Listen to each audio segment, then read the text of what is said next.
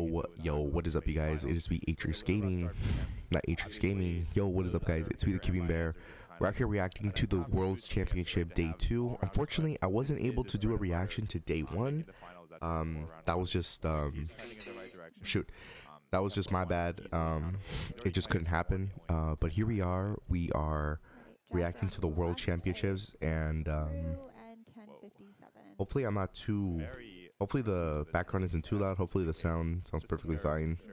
If I'm a little bit too loud, let me know so that I can fix it. But I mean, this is really exciting stuff. We're seeing right now it's currently round 1 of round 2 of 3x3 one-handed. So we're excited for that. And let's see what he puts down here. It's not going to be on pace with the rest of the nines. No, that one, well below. It's getting kind of insane. Not going to count that one most likely. Although, I mean, we're doing 3x3 one-handed. I mean, I could put my fastest. I can go ahead and try. See how fast I am at 3x3 one-handed. Of not turning that bad solve into a disaster. Because you want to be able to, if you're at that really top level, you can still count a bad solve and easily make the final. But it's important to keep bad solve just only bad. Just looking at the list, I think this is too sensitive. Max Park, Nicholas Archer, Patrick Pons, Felix Endick, and Luke Garrett, all former world record holders in this round. I apologize. I don't know about anyone else that I think someone else besides him is gonna get it. I'm not sure who though. An event that's so deep.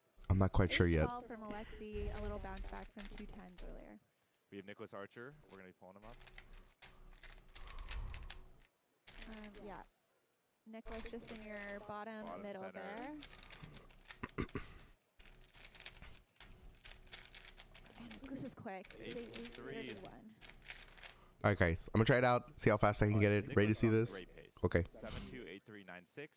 Obviously median 8.3. A lot to be decided in this average, but he can lock up a final spot with a 12. Yeah, there's no way that I'm going. With an 887, 1014. There's no way I'm gonna get a world record or even be considered for worlds in one-handed. It is not my forte, if that makes sense. Okay, obviously not the sub 10s we're looking for, but one more reasonable solve, he's into the final. Yeah. I think after kind of a shaky yesterday.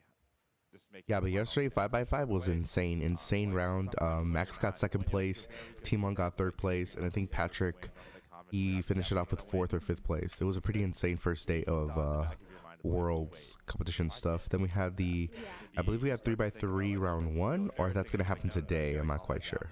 Remember that you're here to place well, not to just I gave up, guys. Halfway through that 1x1 solve, that one-handed solve, I just gave up.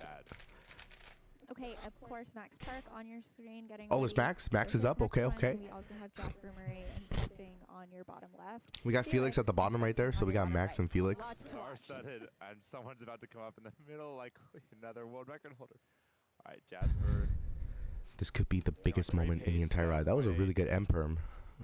Big celebration there for Jasper. I mean, that's a finals clinching average. Obviously in a great spot already with a 9, 10, and 8. But a guaranteed finals placing for Jasper. Congratulations on our first finalist. And our second finalist. 968. 968, one-handed, okay. 1140. I think just... Let's not forget that Felix did used to hold the world record for one-handed. Not a terrible spot, but he's going to need to pick it up if he wants to. Where is he on the list right now? Oh, shoot. Okay, he's counting 3 11s. Felix has 3 11s. Felix has 3 11s and a 9, so he will need to pick it up, but it is definitely possible with another good single that he can make the final. Jasper just so crisp there at the end. 7.8.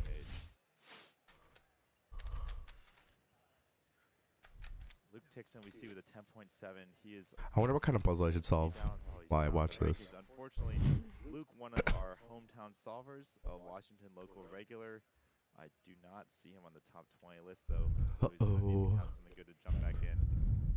Oh my God. Theo getting ready. And Okay, 11.49 is not a bad solve. I think that they are gonna have to step it up Tixon- though. Okay, we had the wrong results page up. Tixon with projected for 10.6. I don't even know what currently is the sitting world 16 record points. average for Pretty close. 3x3 in one-handed. I'm not quite Is sure. now locked in a worst possible of what looks like a But you know, we're high gonna be here for 10. quite a while, so I think I'm just gonna solve a Which big might make queue it- while we watch it's a little worlds. unfortunate once they go off that Maybe I'll do bad a face solve, 'cause cam once later again, that on. bad solve was just See if you guys are okay. into that or not. But I think we're just gonna do But some now you just gotta do one more. 13 by 13 So the solving. pressure's on. That kind of makes Cut right now, sense. cut line projected to be 1089, right on the first round, right on the projected. OH is, for an event with a pretty high variance, extremely consistent amongst the average of the top 20 competitors.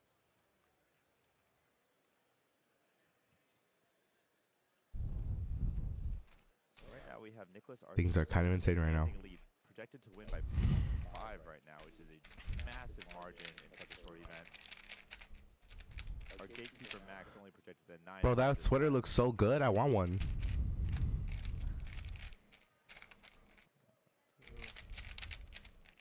Okay, here's Jasper. I'm gonna cut to them on the bottom Yeah. left. Jasper is currently sitting at third, and you know it's window dressing at this point. I can like, there's still best possible average to 859. That still has a chance to win this round. Obviously, they were extremely excited to get that 7, lock up that finals finish, and then this is just, wow. Oh, Execution. Terrible execution. that was on pace for something really Okay, quick. Max is back up on his second solve. We're seeing some great stuff right here. 9.41 was his original solve. Like, they kind of did the lean back, the breathe, the Yeah. physical reaction to a bad solve, and that added a couple tenths. And yes, right now he's still like. Can't believe how fast he final, is. but that's a counting solve. Yeah. Every single tenth matters, whether it's a good solve or a bad solve. Wow, 9.85. That's really, really good. He's really good, guys. Well, is So Luca's gonna lock up a final spot here with Yeah. a reasonable solve. Right. Can he? Oh no, is that okay? okay, 1068. I think Luke can He breathe. should be. He should I be think safe. he can breathe okay. His worst possible looks to be just about 10-3, which would require a huge improvement on the back. think it half would. of, like 10 people to beat, Yeah. but that's the kind of laugh head shake of like, okay, well, I got the job done, but barely got got the D or C. I got the C. C's get degrees. Yeah, totally. Oh, Felix. Oh, Oh, he knows that's the reaction of a man who 23. knows it's gonna be right on the cut. Yeah. Felix. In fact, he's giving us that hand signal right now. Yeah, That it's like, oh, We are we'll see. definitely going to be watching it. Felix would be a great on-field interview from Manu. Hopefully we can get him talking, make his second final of the day. He was nervous about making 5 final. Easily came in that one, but OH is obviously would be a nice pretty bonus, I think, on top. 1050 from Brendan Duggan again here, and You yeah, can see the seeing shrugs. Felix Zemdegs in 2 finals on night 1. Like, I think it'll be like old times. But he's even though we're in America, he's the crowd favorite. Everyone loves him. You saw the autograph line from him yesterday. Oh It my was stretching goodness. through the entire venue. And Nicholas Archer's looking to lock up, and he missed his 6-9. 883 from Nicholas Archer to finish off that average, and Wow, 8 flat. Okay. that'll be a really, really solid 8.1 average. average from Nicholas. So we got the 13 by 13 solve right here. We're going to go ahead and try to attempt to solve this 13 by 13. It is going to be one hell of a assignment. But, you know, we got to do something while we're watching Worlds, right? Certainly take first place. I think it's impossible for anyone. It looks like it's impossible for anyone to beat him at this point. He unfortunately misses 696. It's insane. Sebastian, where is she ranked right now? 891, very solid. Oh, she's never mind. 8914. Julia's quietly having a very impressive average, 891. She's Everybody going to is be sponsored by the locked Cubicle guys. into what looks like a 9.3-second average, which will jump her to second place, depending on current second place. But we are still waiting on a couple more results. Max is a 9.2 BPA, which is faster than Juliet's average. So, Max actually has 2 solves left if we are tracking correctly. So Yeah. we have a few more results to go in. Big name right now is where is Felix Zemdegs? Felix finished with 1098, and there are 4 people in front of him within just a 1098. tenth.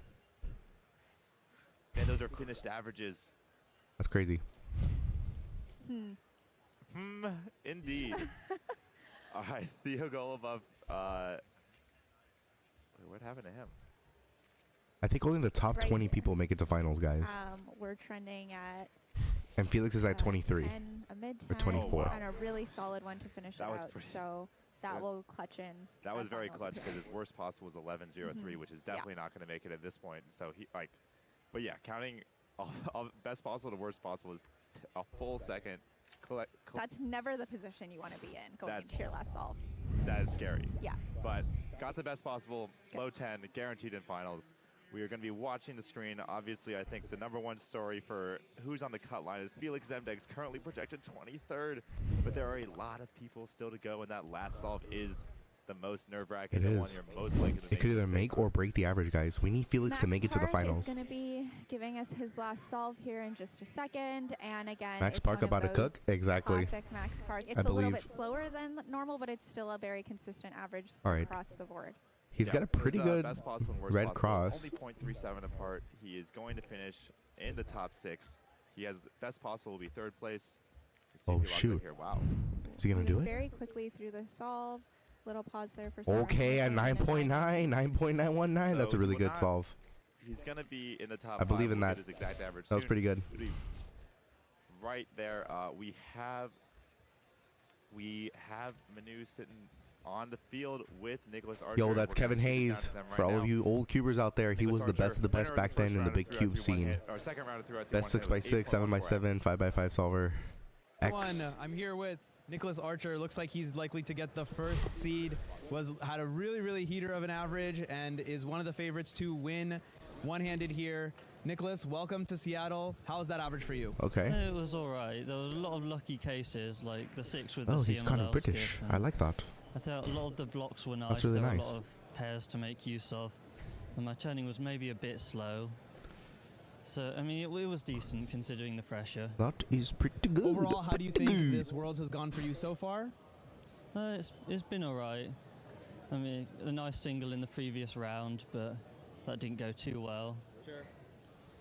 And it looks like you're going to get the first seed going into the finals of OH. That's going to be later today. What are your expectations for finals? Do you think you can make it onto the podium?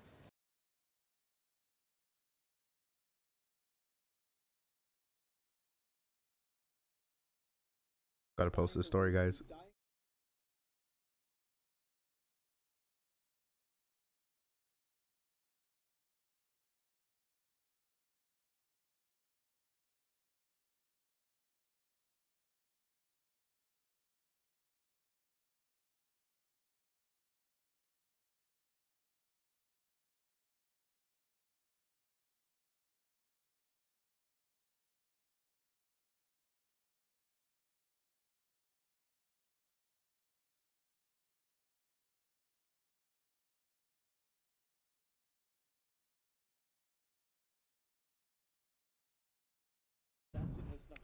Whoops.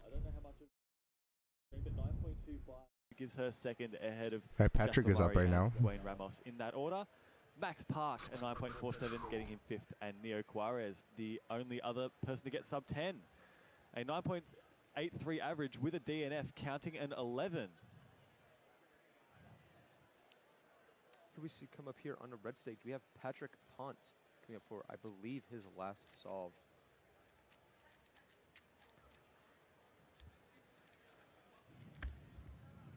$11.23 for Patrick. Doesn't seem to love the time, but it's the last one anyways. We're currently going to be in transition right now. I believe that's the last 08 solve that we're going to see. We're now on the way to Pyraminx semifinals. Michael. Pyraminx semifinals. That's pretty good. I'm super excited about Pyraminx. I have very high expectations for this semifinal. I think it's going to be absolutely electric. In the first round, we saw Michael Nielsen winning the round with a 1.59 average. After missing out on the win at North American Championships last year and having world record average taken off him, he's not going to take it lying down. 1.59 wins the round ahead of Sebastian Lee from Australia, many people's favourite, with a 1.62 Oh shoot, average. I can't see the current world record holder. And in third place, let me see the live chat real quick. I forgot to turn that on. Ezra Shear kind of went silent throughout last year, but 1.72 gives him third place for that round. We are As in I the say, quite midst an of impressive watching showing an again. incredible Ezra series right now, being able to guys. shake off some of the rust from Pyraminx over the last few months. I'm not sure. We'd have to look and see how long it's been since Ezra has last competed, but it's been a minute for sure. That's for sure. I don't believe Ezra has competed in Pyraminx this year outside of the World Championships. I know he competed in Israeli I don't think I own a Championships and Pyraminx won that anymore. very handily. But now No, he's I here don't in the own a World Pyraminx anymore. I can't even Championships, do so it. Still got some of the knack that he left with. I need to get a new Pyraminx though. Should be a very exciting round in prospect. Can't wait to see what comes of it. Yeah, I am extremely stoked to watch Pyraminx and speak of the man himself, Ezra Shear, here on the blue stage coming up here to start off Pyraminx semifinals.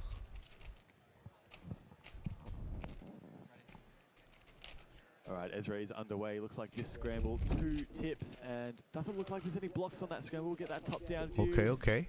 Oh wow, Very nice start, 1.441. 1.44 for Ezra. Incredible start there, average-wise. This is insane. I don't understand what the method is that It's not the these best people we've seen use to so solve far the on that first Pyraminx. scramble. We have seen Peter Olszewski of Poland Wow. with a 1.42 on his first. To say an incredible start there, as he's still shaking up those hand warmers. I believe he may have like just opened them out of the packaging and is still making sure they get warm for this round. Here's Luke Garrett. We Yep, see you know what they say. on the blue stage Hey right now yo, on the UFC screen. Shorts, welcome. Hi, welcome. Hope you guys are Better enjoying view of Luke this 4th of Salt July. here. We're watching the World Championships, Day 2, Pyraminx semifinals. Good to have you on board. Welcome to the chat. Let's see, you Welcome do to the see, Rake Squad. That may be that fake block. of Spamming a the long chat line with of yellow hi. I pieces love it. doesn't actually end up being anything substantial.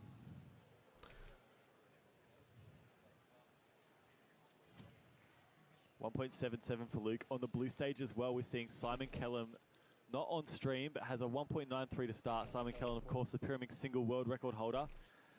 And on blue stage, we've got Sebastian Lee, second in the last round, the current world record holder. Many people. What's your PB? Take home. On Yeah, 3x3 1.19. Am I or saying that on a correctly? different That is an event? incredibly fast single there from Yi Hung on the red stage. We're going to be bouncing back and forth, trying to keep up with everything. Off stream, we see Parker Traeger with a 125 single. Here we go. Sebastian Lee gets to see that scramble now. The world record holder, 1.15 average. Extremely smooth, 1.32. Great start for Sebastian. Yeah, we're talking about just 3x3. My PB is I think it's a 10.98. 10.98 is my PB for 3x3. My average is around 15 to 16 on it. We're also seeing Parker Traeger entered into WCA Live with a 1.25 on that first 3x3 scramble. single on So average. Yeah, obviously it's those something that things. some of these competitors have been able to find. Okay. Down in your bottom right now. At the top of Okay, the okay. screen, Ezra Shear, huge lock up there, 1.193. but still a 193. With a lockup like that, I think that's still impressive. We do also see a 140. It's insane. How these people are able to do something like that is kind of crazy. You can see, I'll try and highlight it here before the solve starts. You can see that fake yellow block getting in the way. A 172 there. As we switch to Luke Garrett.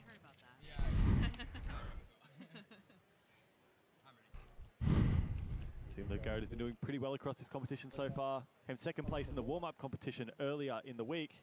There's that big blue-green block right there. Let's see what Luke can do. Uses it to his 136. advantage. 1.36 for Luke. That is a lot better than he got on that first Okay. scramble, or 1.77 he got there. Here goes Sebastian Lee. So seen Darshan and Can we get a Vicky sub with a 1? 1.06 on that first scramble. So seen some really, What really is the nice world times record for early. Pyraminx? Isn't Here it goes like a Sebastian Lee on scramble 0.5 number or 2. 0.3?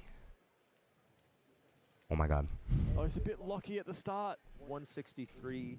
He looks quite upset with that time. Oh my dear Again, god. A lot of these competitors Oh my god. maybe playing it Oh safe. my Their god. goal is to make the final round coming up later on today. You see Carrie Creech here on the red stage. Again, this is the first. We're getting attempt locked in now. for Carrie. See that yellow line there. In the bottom left of your screen, let's see Ezra Shear warming up for his next attempt. Carrie with a 151, stone cold. No reaction to that. Your body language did not indicate that. No reaction. Ezra chatting it up with his judge. See down in the bottom middle of your screen, Okay. you have Orloff with a 2.68. Bottom right, Kyle Mead with a 163. Now Ezra is underway with his inspection now. Looks like he's found a solution. 4 tips on that scramble. Doesn't seem to phase him. 1.77, and that is good. No That- +2 penalty there. That is fully solved there for Ezra Shear. I haven't been doing it, honestly. It's kind of bad, but I feel like for that one it needed. Parker Traeger, who we have been unfortunate not to catch on stream, is on really, really good pace as well. Has a 1.25 and a 1.36 as his only 2 solves so far. We do see on screen right now Stephen Winstringham right here. Starting inspection. Hey, that guy for works at the cubicle. I think his it's Steven, right? first attempt. Let's see Steven the GOAT go in there. Ooh. 208 for Steven. Does not look too happy with that. We just saw. Is that Yi Heng Elias Wang? competing, and here we see Yi Heng Wang. Oh my God. 177. We just witnessed greatness right now. Looks quite happy with that time. 1.77. 1.19 on the first. This is looking like a really nice average, possibly brewing for Yi Heng Wang. Here is Yi Heng Sebastian is Lee. definitely about to cook right now, guys. A little bit of a letdown on the second solve by his standards. 1.68 he was not very happy with at all. In the bottom right of your screen, we just saw Dylan Chan, a cube drop, or a tetrahedron drop into a 315 single. That is unfortunate. He looks quite upset with that. All right, Sebastian Lee in inspection now. Looks like 4 tips again. Like it's nothing. 1.62, yeah, 1.62. I feel like that's pretty good by his standards. Maybe the turning slightly not up to par. All right, here we go, red stage. Oh, it looked like a lot of moves for that solution. 3.94, that might possibly be a counting time, but it's not very good. You got to wonder at that point, maybe our nerves getting to this competitor of maybe forgetting the one-looking solution and then panicking when it comes time to do the correct solution. Okay, no, Ezra but seriously, back what we again. really want to see here, guys, is the finals for he's not 3x3, washed with this average so 4x4, far. This is gonna be 5x5, his 4th 6x6. Let me see if I can find that real quick, because I mean I'm pretty curious myself. Let me see. 193 and counting Worlds. 1.77. WCA So this full schedule. solve I lays know we're another behind 4 tip schedule scramble and with things may black. change, but 2.00 I gotta see what the cube schedule drop, looks and like. how's the penalty? It looks good from It here. looks really close. And in fact, the judge signaling all is well. It That is- looks it good is on the all top good. down. You could see about that halfway point marking in there. Like sometimes the displays don't show 8 and 0s. There's a 2 flat there for Ezra. 2.40. I believe that's Darshan. See, we do see currently Okay. leading the pack Clement Tucker with a 128 and a So, 117. this really doesn't tell me That the schedule, 128 though. Is counting. like events. I need to know the events. We do also see Parker Traeger, who we mentioned earlier, now Oh. has a 167. Events? So counting times for Parker are 1.36. Oh shoot. And Okay. back up here, Sebastian Lee. In your bottom left, we have Carrie Creech. Whenever you're ready. We have top solvers Oh, everywhere. okay. Here it is. So today's Friday, July 4th. It's at 12:49 p.m. We Here we go, missed the Sebastian 7x7 Lee first and round. Carey in inspection now. Sebastian, We very quick missed inspection. 2x2 round Underway. 1. Right Great now solve, we're on 101. No, it's a Pyramix. +2 penalty. Where? It is a +2 penalty there. Is a by penalty the going yellow on? marking. That tip is not solved. We see in the bottom left, Carrie Creech with a 129. Sebastian looks insanely upset with that. That 129. is now a Okay. 3-second time. So 3-second after time Pyramix, instead of a which is right 1-second now, time. we're gonna have That would have been the fastest solve a that we've lunch seen in break the until semifinals so far. Look at 1:45, those tips so and quick. then after Looks like that a we'll have the quick few 4x4 minutes to a first full round, Mega Just Minx round couldn't 1, quite get that tip and then done. 5x5 final round for 5x5. We've So only we have to stay seen- tuned for that, guys. That's gonna be an insane thing. And we also have the one-handed final and Pyramix final today. Tomorrow.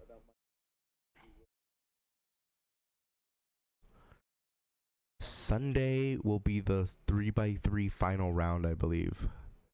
Yeah, we're ending with 3x3 finals tomorrow at 4:15 p.m. on Saturday. I will not miss that, folks. We will be ready for that. Do not worry. Do not haste.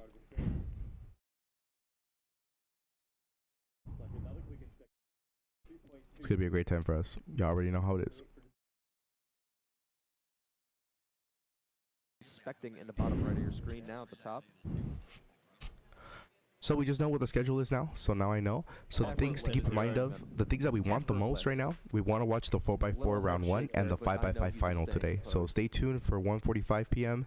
And stay tuned for Clement Tucker 5:25 p.m. was on a hot start earlier with 128 and 117. Now has a 201 single. Clement's got to watch out to make sure that that time doesn't count. Also see Luke Garrett has 4 solves completed. 177, 136, 204, 150. Potential great pace there. We are seeing a best possible average for Luke of 154. This is Owen Yipeng's son in the top of your screen. In the bottom right, we also see Dylan Chan inspecting.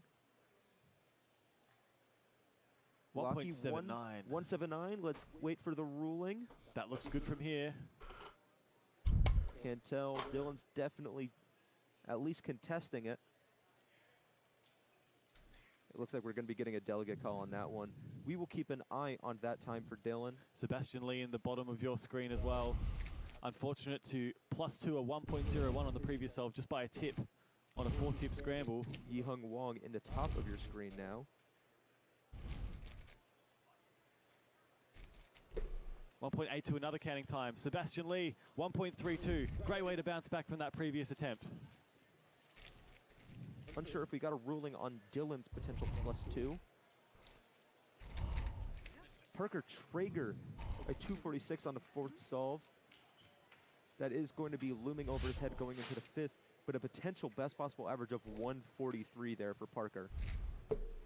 Yeah, here's a replay of that solve there from Lee's Sebastian. 1.32. That gets him his best possible average, so he is going to finish with a 1.52. In the bottom left of your screen, you see the man, Michael Nielsen. First place in first round at this competition. Former North American champion, former U.S. national champion. Are you seeing the way that man is turning that pyramid? That's He is insane. yet to be able to conquer the world stage.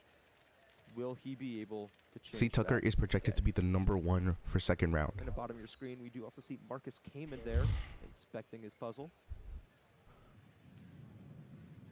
Oh God.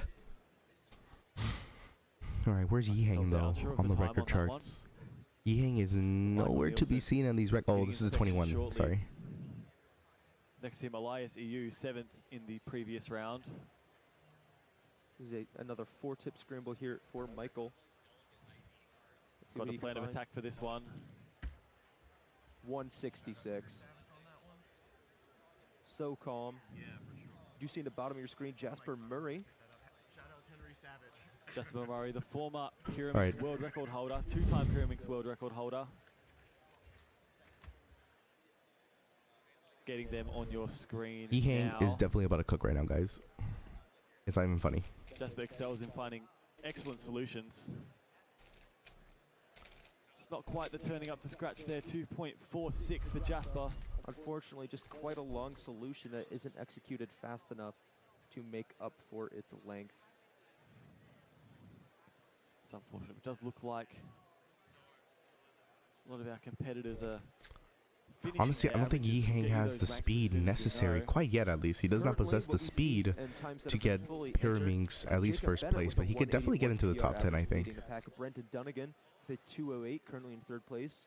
The fastest His real goal event is so 3 by far 3, for and that's for Sebastian Lee with tomorrow, that or 1.52 Sunday, best I possible believe. average, which he did achieve, tying his single that he set on the first solve of that average. So Luke Garrett with a 173 PR average, being able to lock that in. Currently in 1st. Yuki Nagai with a 179 PR average, currently There's in Yihang. 3rd. He's going up. He's doing I his can only thing. imagine He's how about to happy lock he is in. with that. Are we about to see some Back greatness? stream Let's here. find We have out. Yihang Wong. 178. For Yihang. He is ecstatic about that. I've seen him happier this entire Pyraminx round than I saw him for a single one of his 2x2 solves. He is super proud of his turning. It's going to lock him in and around a 1.8 average. Looks like a massive jump in PR as well. Seeing a ton of great results all around the pack here in this Pyraminx finals.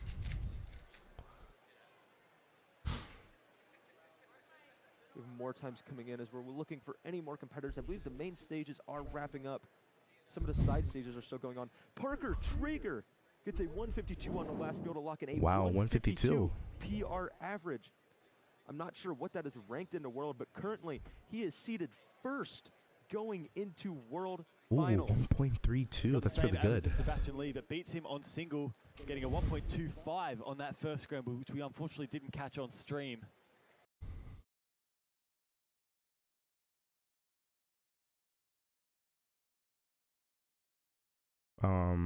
maybe like 30th place or something. Oh, wow. Talk to him later. I can only imagine. 7th in the thrilled he is world. with a result like that. And not only that, but a fantastic confidence booster for Pyramix Finals. Hey, coming what's up up, at the end of today. SpeedCuber? John AJ SpeedCuber. Good to see you. Welcome to the chat. We're out here reacting to day 2 of World Seattle. So happy you could stop by. Quite lucky. 261. It is solved, at least. It is not a +2. 261. I don't think that's even going to make it to the top 10. Ezra Shear with a 190 average. Simon Kilm also with a 190 with a slower single than Ezra. Xavier Yee with a 198 PR average and 134 PR single, currently seated 9th. Wow, so only Stay tuned, 7 folks, competitors because we getting just sub-2 looked at in the first Seattle. round. And already, without all of our competitors being entered, We looked at the we've already schedule, got 12 and we have sub-2 the averages this round. 5x5 final round starting at 5:25 today. So we will be able to see some massive competition between Max Park and Timon going head-to-head in 5x5 finals. That will be exciting for us to watch. We do have 4x4 round 1 also happening at 1:45. We're about to go into lunch after Pyramix, so we are behind schedule a little bit, but you know, it doesn't really matter. Elias coming up to solve here on the red stage. I believe that is Elias, correct? That is Elias EU of New Zealand. Has played second fiddle to Jasper Murray in the New Zealand rankings for so long, but has so much to prove on the world stage. He's the current Oceanic champion for Pyramix. 4 tips on this scramble. Straight away doesn't phase him. 2.01. Cool, calm, collected as you like. You want to talk about cool, calm, and collected. Look here at Kerry Creech, zoned in. Coming up for what I believe is his 5th and final solve.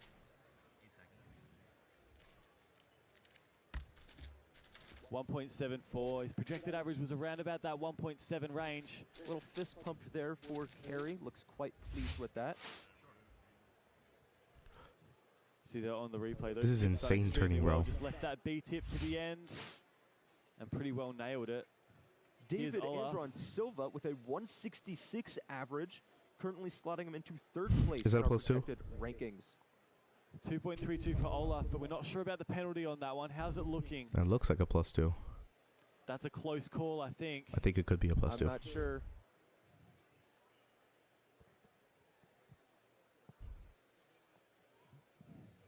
$174. Small little thumbs up. Maybe looking out into the crowd for some approval if that's good or not. Pretty good. Okay, so Ying is like in 11th, 12th place right now, so I don't think he'd make it to the top 10. We do know that Michael Nielsen is one of these solvers that does like to take their time, but we haven't seen since solve 3 what he's been able to achieve, if anything. Might still be out there waiting. They said we do still see some solvers floating around here, but it seems we've lost a couple of them. Taking a look back, making sure nothing is updated. Keon Wilson with a 176 PR average, putting him 6th right now. Kyle Mead with a 177 average in 7th. Yi Hung Wong, 179 PR average, currently in 8th place. Now tell me this isn't real. 17 solvers in this round going sub-2. Wow. And we've still got so many solves left to enter. Is there a chance that sub-2 doesn't even make Worlds Finals this year? We will have to see. Sub-2 not making it to Worlds Finals? That's kind of insane. With a sub-2 average. On stream right now, we see Dylan Cosson. Never mind. We did see Dylan Cosson. Both competitors on red stage. Dylan in inspection now. It's about to get insane. 1.87 to finish the average there. It's crazy how sub-2 doesn't even make it. Oh my god, 1.19. Ecstatic from Dylan. Dylan is crazy. Insanely happy with that result. Let's see what that ends up showing for Dylan. A lot of people are happy with a sub-2.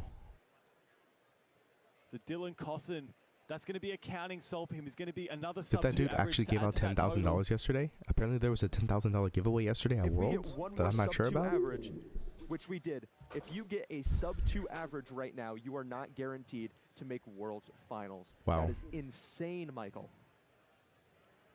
People are here to Not only compete. that, but some of our People top are seeds really here to still out compete. there waiting to complete their average. Stephen Wintringham going up here again. Okay, we got Steven going up. 189 for Steven. not thrilled. Again, looking out into the crowd. On our roaming camera here, we see Michael Nielsen getting ready. I believe this is Michael's 4th attempt of the average. Michael quite famous for using up all of his never mind.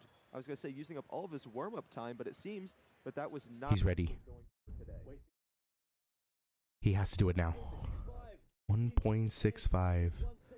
For Michael Nielsen. That was pretty good. He is thrilled for that. This is the most electrifying round that we have seen yet today. Michael, fist pump. Yes, yes, he is shouting. And it's not done yet. 1.52, still the leading average by Parker Traeger and Sebastian Lee, both tied. But Michael Nielsen is well on track to get around there, if not better. It's insane. Let's see. Now we are keeping an eye out for any other competitors that we can. But times are coming in right now. We see a ton of tied Yo, we got to give a massive shout out to the guys who are doing all these statistics behind the scenes and projecting it onto the live stream. I could tell you this is the most basic setup I have right here. All I have is this Worlds Day 2 thing, and this was already hard to update. So shout out to those guys out there who are updating it like really quickly. 198, and just as we mentioned, we're actually going to transfer off. Manu is on field right now with Michael Nielsen. Michael, I assume, is done with his average. You must have not caught that. Sending it off to Michael and Manu. Hello everyone, here with Michael Nielsen, just finished up his average. He's looking good to make the finals here for Pyramids. Michael, walk us through it. I mean, all the scrambles were How's he feeling? Juiced. It was a very light work. It was light work, no reaction. One of the easier scramble sets I think I've ever gotten, but then it was in one of the hardest situations I've been in, so it all balanced out to be like kind of okay. What was it like competing here at the world stage? Everyone's going at the same time. You knew the scrambles were good. Everyone else is also getting juicer times. What was that all like? Yeah, I mean, on the first solve, I kind of messed up, and then I got back to the waiting area and just tried to calm myself down. And then solve 2 was much better. I didn't make any mistakes or any like big mistakes on it, so I felt a lot better after that. And then it was more or less smooth sailing after that. Looking into finals, who are you most scared of? Myself. Yo. Good answer. I was able to get in my own way last time at Worlds, so I don't want to do that again. Awesome. And what do you think you need to do in order to win it all, win gold? We gotta lock in, bro. We need to Michael lock Nielsen, in. everybody.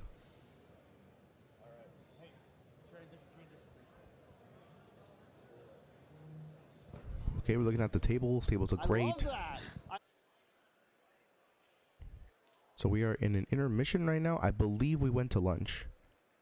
If Pyraminx isn't over yet, they're doing a little bit more solves in Pyraminx, but I believe they're going to lunch right now, since it's on the schedule.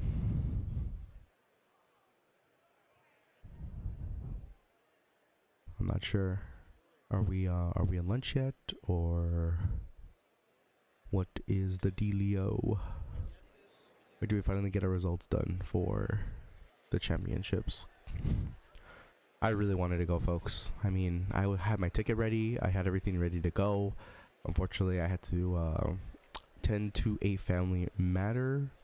So unfortunately, I wasn't able to go. But, I mean, here we are doing the live reaction, right? At least I can do that. But, yeah, that kind of sucks. I was really going with I was planning on going with my cinema cameras and everything and doing a little reel, doing a cinematic highlight reel, doing full coverage of all the events and uploading them on YouTube. Would have been an incredible thing. I think the stream just froze. I'm cubing while watching too. Let's go. That's what we're doing.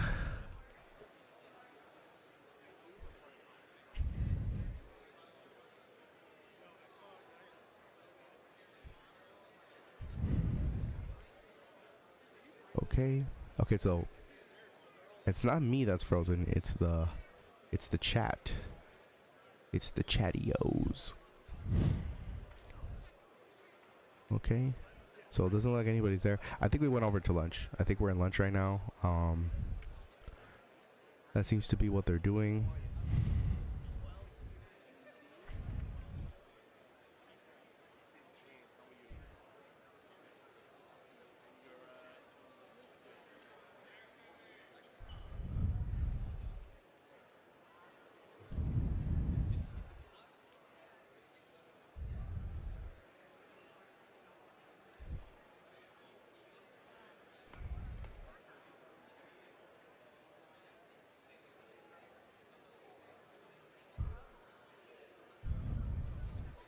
All right.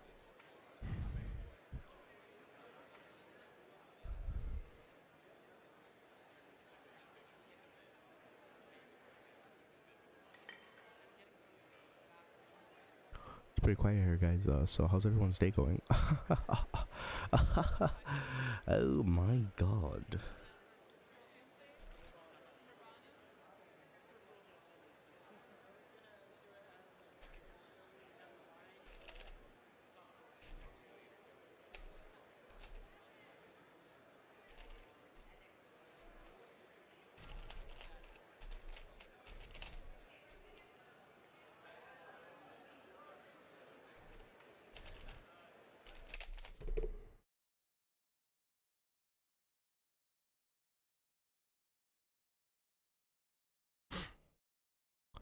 Things are going really insane today, folks. We have insane things happening to insane people at insane times. Shout out to whoever's watching. Welcome to the Rank Squad. Welcome to the chat. Welcome to the club. Hopefully you guys are enjoying the live stream and, you know, just enjoying yourselves out there. We are reacting to the world premiere series.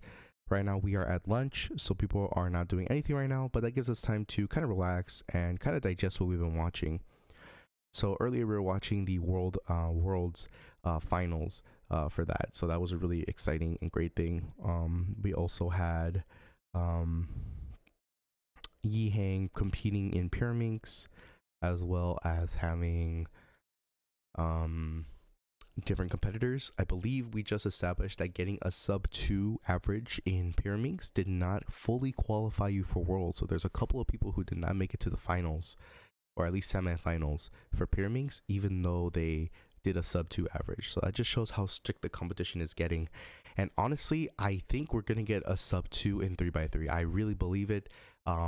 If we do get it live, you know, we are gonna be here reacting to it. There's Soup Timmy, I believe, from SpeedCube Shop.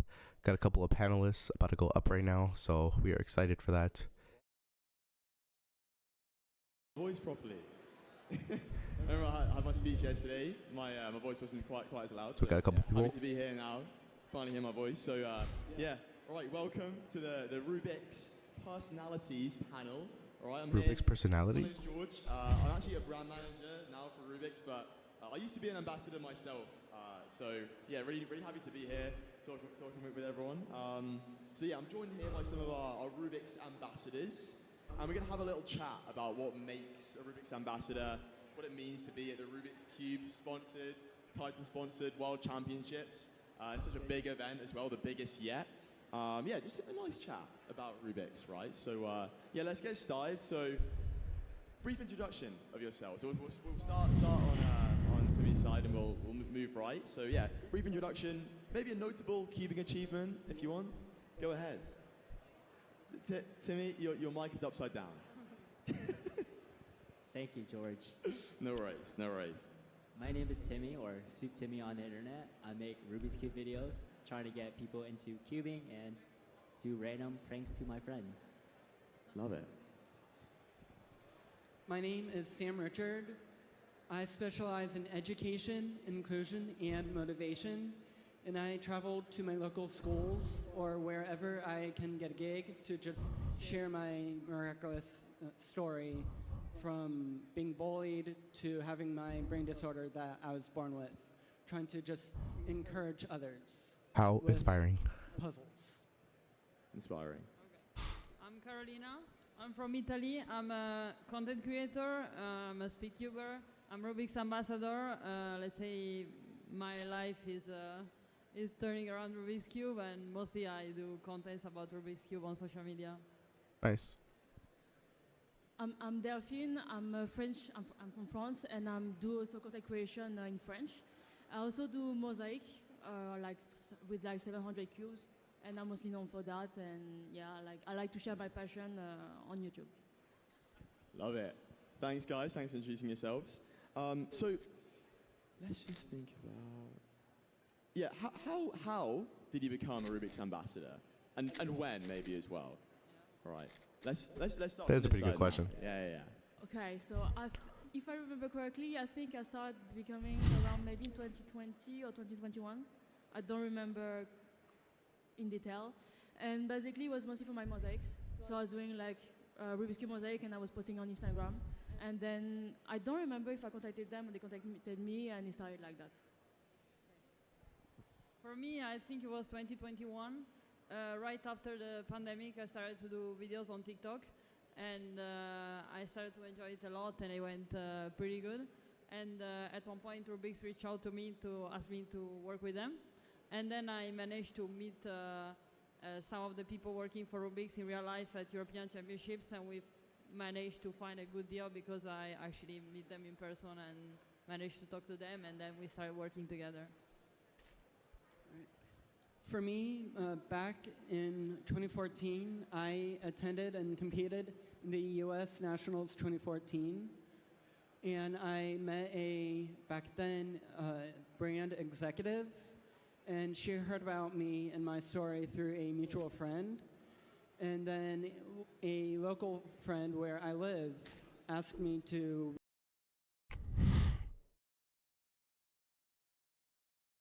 other friends wanted me to do that. After building of speak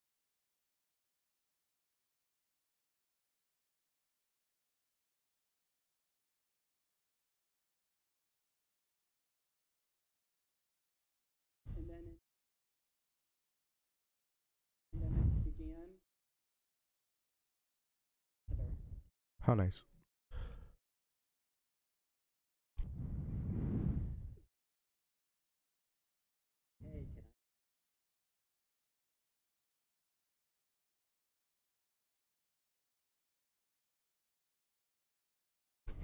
Nice. No,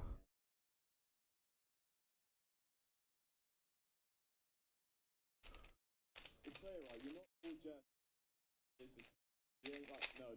right.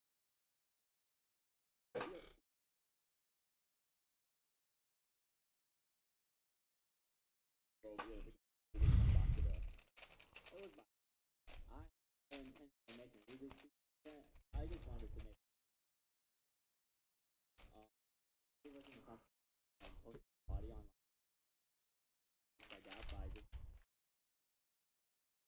just my hands showing a Rubik's Cube because that was a hobby I did.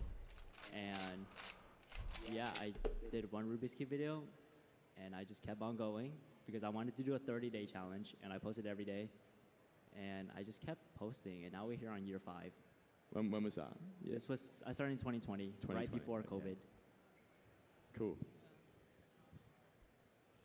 Growing up, having a brain disorder that I was born with, the Rubik's Cube became therapy for me, and I wanted to have a platform to show what I have overcome and all the challenges in life. And I started to post videos more as part of being an ambassador, and it's just a dream to be able to share my story, not just locally, but for the world. I started to do videos when I was in high school because I started to do SpeedCubing. I was really obsessed with cubing videos. I was watching videos every day to learn new techniques, to improve my Rubik's Cube times. And at one point I noticed that there wasn't much Italian videos, and so I decided to start making Italian videos about SpeedCubing. But let's say when I started to do it seriously, I was in university, and I discovered TikTok, and I realized that on TikTok you could communicate to way more general audience. And so let's say I switched my communication to try to communicate with everyone that doesn't know how to solve a cube. And from there it started my real work on social media. For me, initially, actually, I started with Rubik's Cube Mosaic on social media. Then, basically, I met her. And then I started seeing what she was doing, and I was like, I also want to start doing similar stuff. And I started really becoming a bit more serious on YouTube and TikTok, and now I'm doing it, let's say, full time. Love it, love it. And then this is just a quick one, but like, everyone really kind of enjoys content creation now. Everyone like really wants to kind of get into it. We spend so much time, you know, indulging in content ourselves. Like, what would you say is your biggest tip, just in terms of like, what do you think helped you grow in the content creation space? Like, what's your number one tip for anyone that maybe wants to get into it or wants to grow themselves? We'll start from that side again. We'll just keep zigzagging. I mean, I would say from one tip is like to really, I would say work hard, like do a lot of research as well for me, like for example for YouTube. Together we research a lot on YouTube. We watch a lot of, for example, me editing. I really love editing, and I really like watching videos and really studying every single part of the video to do good videos, let's say.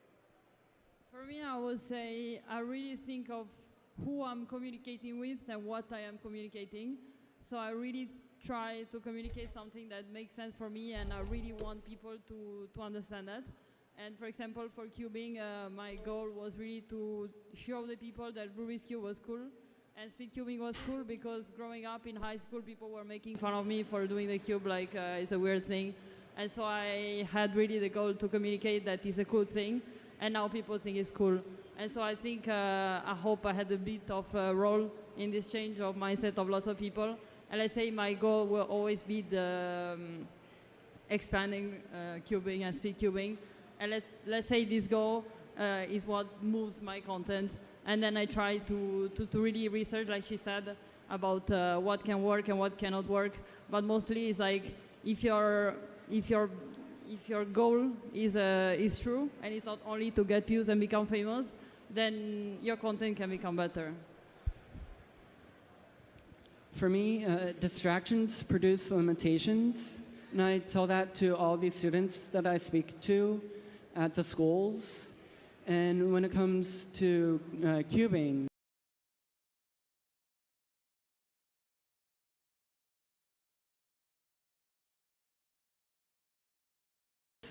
and put all your distractions aside, and you'll be able to get faster.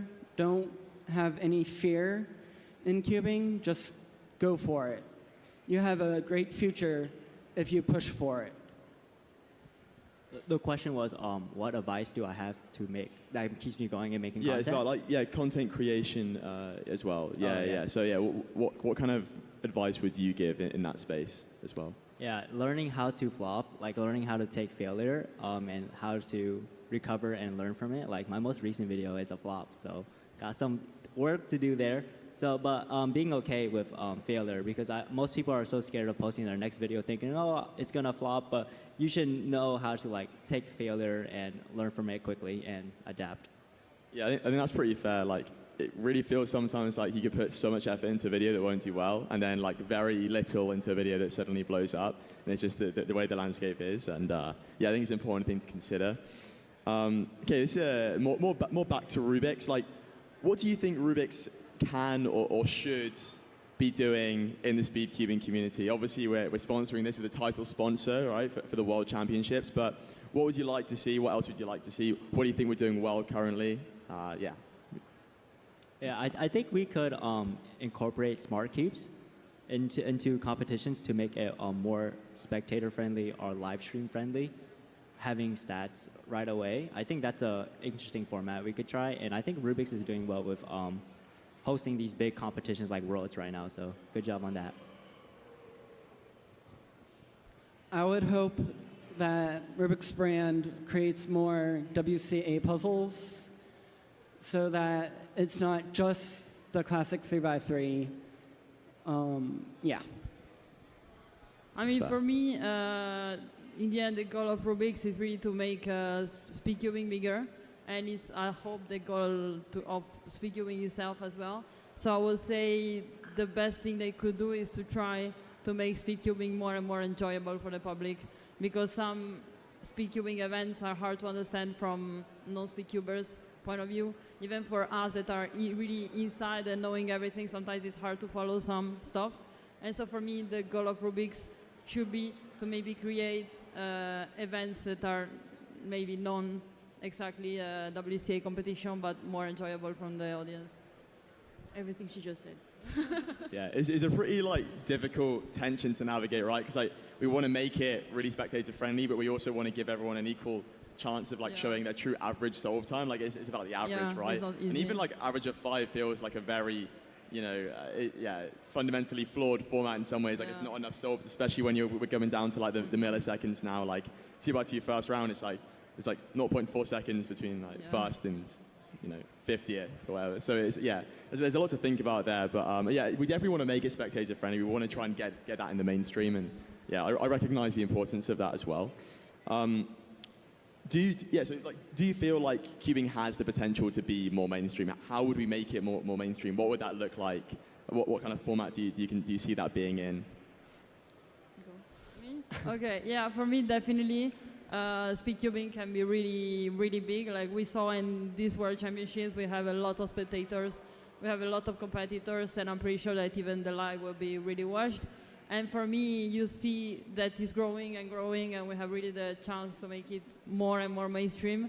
But as I said, we should find a way to make it more spectator friendly, even for the people that, let's say, are interested and come willing to watch, but then maybe they can't manage to fully understand.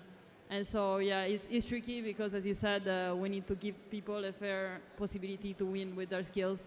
And we can't really rely on luck of 1 versus 1 match, but it will be, improving the spectator-friendly experience, and then for sure it can grow a lot.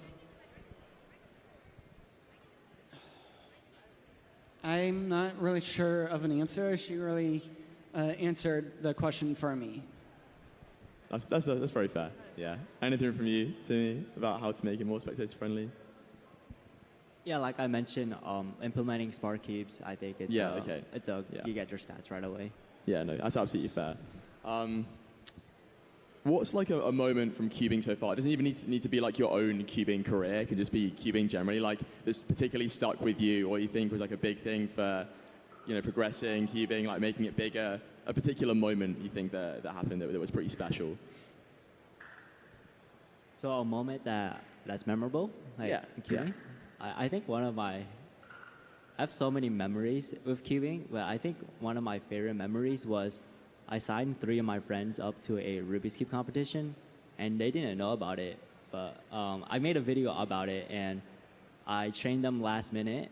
They were all so close. One of them did solve the cube, got an average of 5. All the other 2, they were just 1 hour getting them off. But what's cool about this is they all still cube today because they really enjoyed it.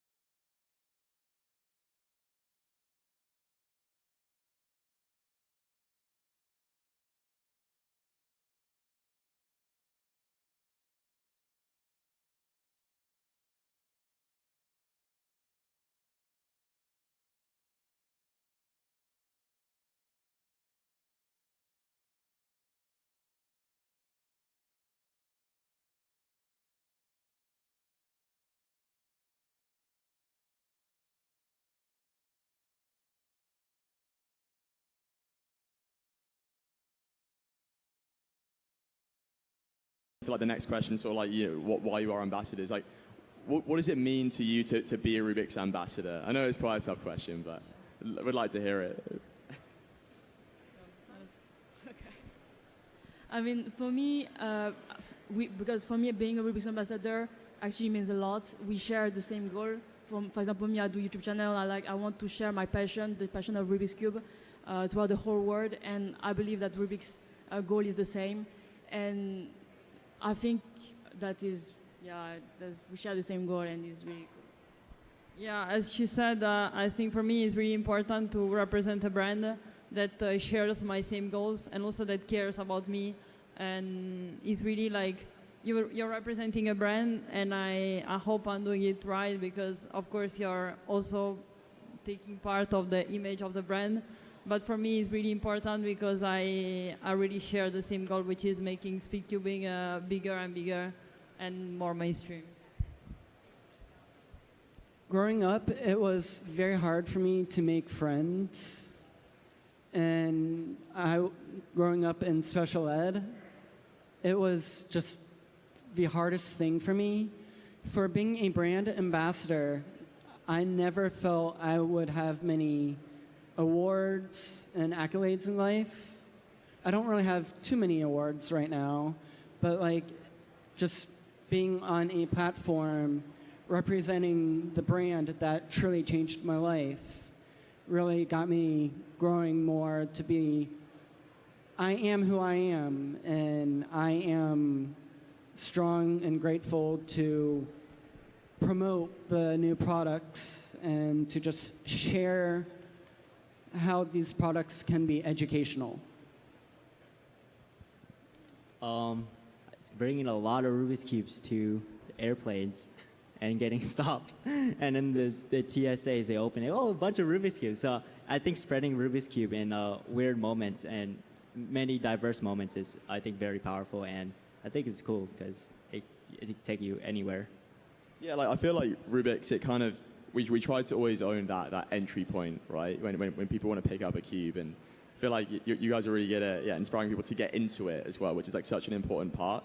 So yeah, like you say that you're like, for example, Timmy, you say that your channel, like, what percentage would you say is like cubers, for example? It's pretty low. Oh, right? yeah, like 20, less than Yeah, 20. right. So it's about getting people into it, like getting people inspired, and I think that's great.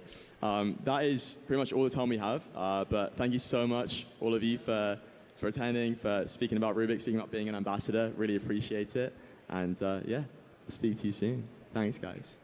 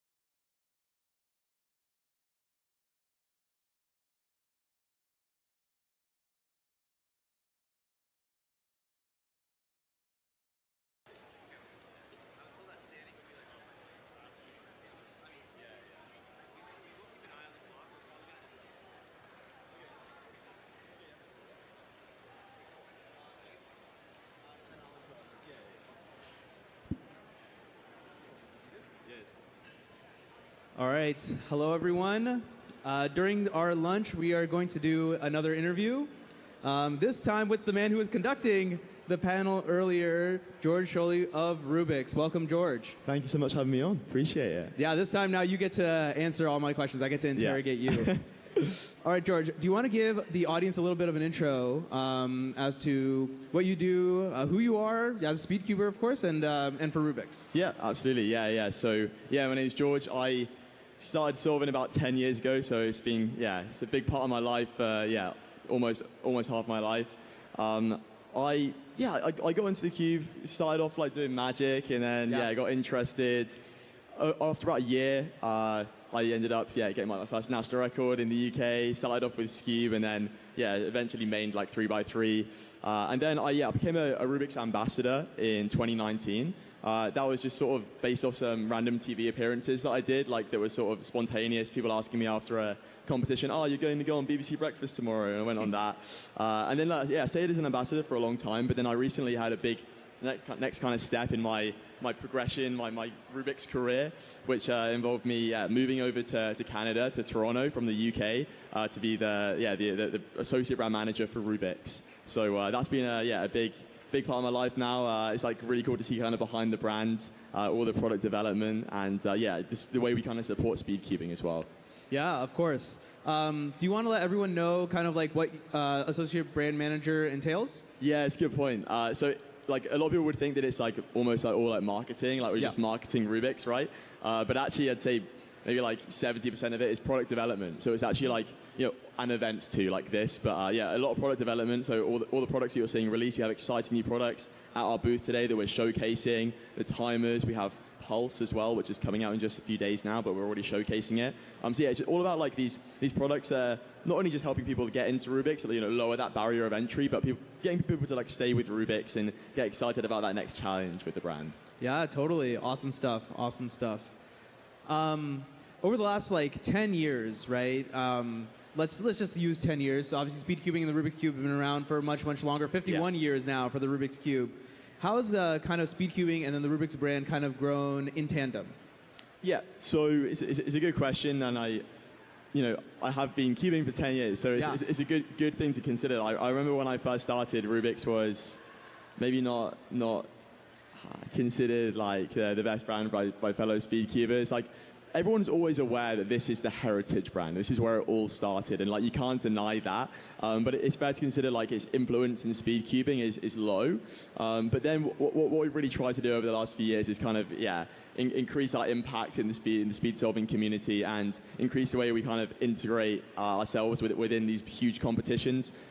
Being a title sponsor for the World Championships this year and previously has just been, I think, a great step. And now we have our own SpeedCubing line. We want people to grow as well, like with Rubik's, because ultimately not everyone's going to immediately solve a cube then want to get faster, but for those that do, we want to help facilitate that. And we recognize now that this is a huge segment that we want to really help grow. All right. So yeah. I'd like to think that the Rubik's kind of involvement within SpeedCubing has definitely increased over the last few years. Yeah, definitely. And another big place, you mentioned it as well, the title sponsorship for the World Championship, as well as the Continental Championships. That was something that's kind of been more recent. 2022 is when those first started. I guess why is Rubik's even involved in SpeedCubing / what is Rubik's looking to kind of not necessarily get out of it, but support within the community? Yeah, look, because in terms of what we get out of it, it's not like, you'll notice that in cubing, everyone's pretty actually brand agnostic. Like they'll move from brand to brand. So it's not like we're trying to have the best cube on the market that everyone will use. I mean, that'd be great, and we'll try our best. But ultimately, what we want is just to show that we're supporting the SpeedCubing community always. So yeah, but by being look, we're the Kleenex of cubing, right? Like you call it the brand, all right? So we're not there to try and take over. We're there to just always be ever present. Yeah, definitely. And I can tell you, as someone who's involved in some of these things, is that those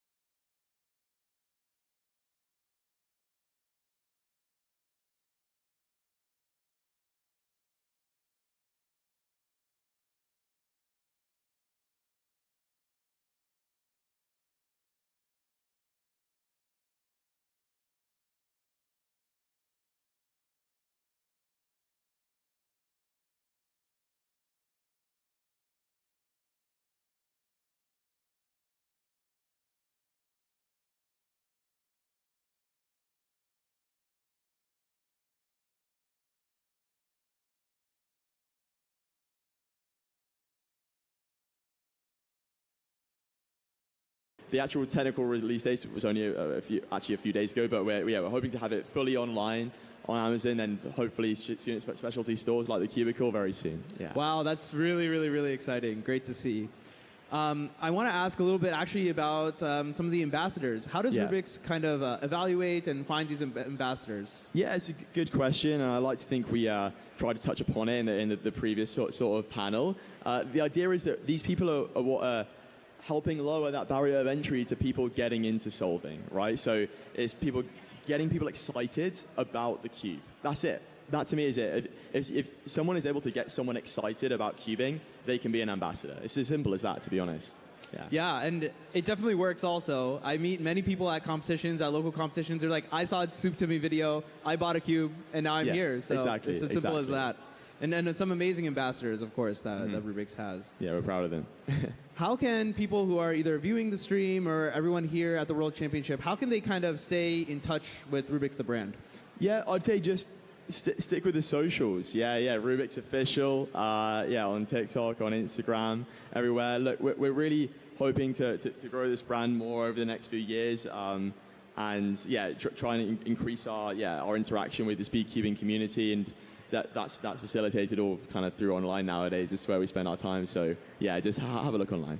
Yeah, there were. I think there was also a really fun video that was released. I can't remember. I think it was sometime last year. It was Soup to Me in Livia. So there's some great stuff on the YouTube as well. On the actual YouTube. That was a fun one. That was pretty cool. Yeah. What is the future of SpeedCubing look like, I guess, from the Rubik's Spin Master perspective? Yeah, I guess I kind of spoiled it a bit. But yeah, we want to grow, right? We want to grow. And look, like, Rubik's isn't just there for SpeedCubing, so you got to recognize, look, like we want to get people into it. So even as a standard core cube, we really want to just continue to grow that segment and ensure that people are always getting started with a Rubik's branded cube.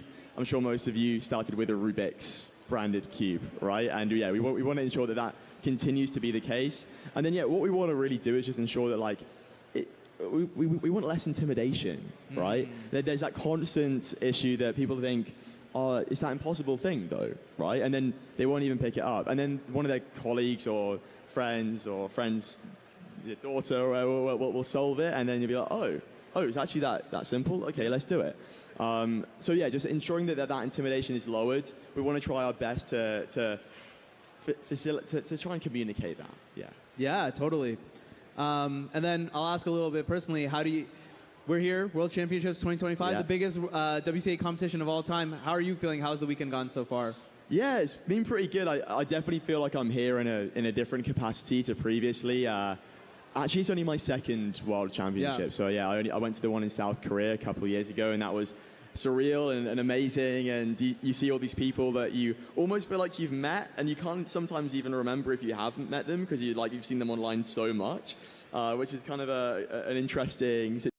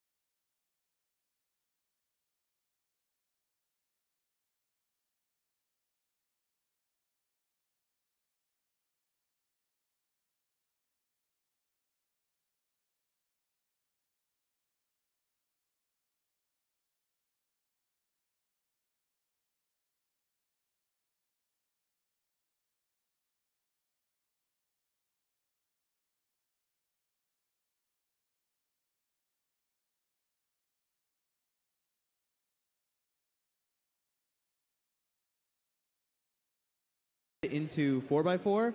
Want to thank George for being here. Thank you. Thank you to Rubik's, of course, for sponsoring the World Championship. And we'll catch you just shortly after this break with more SpeedCubing action. Thank you.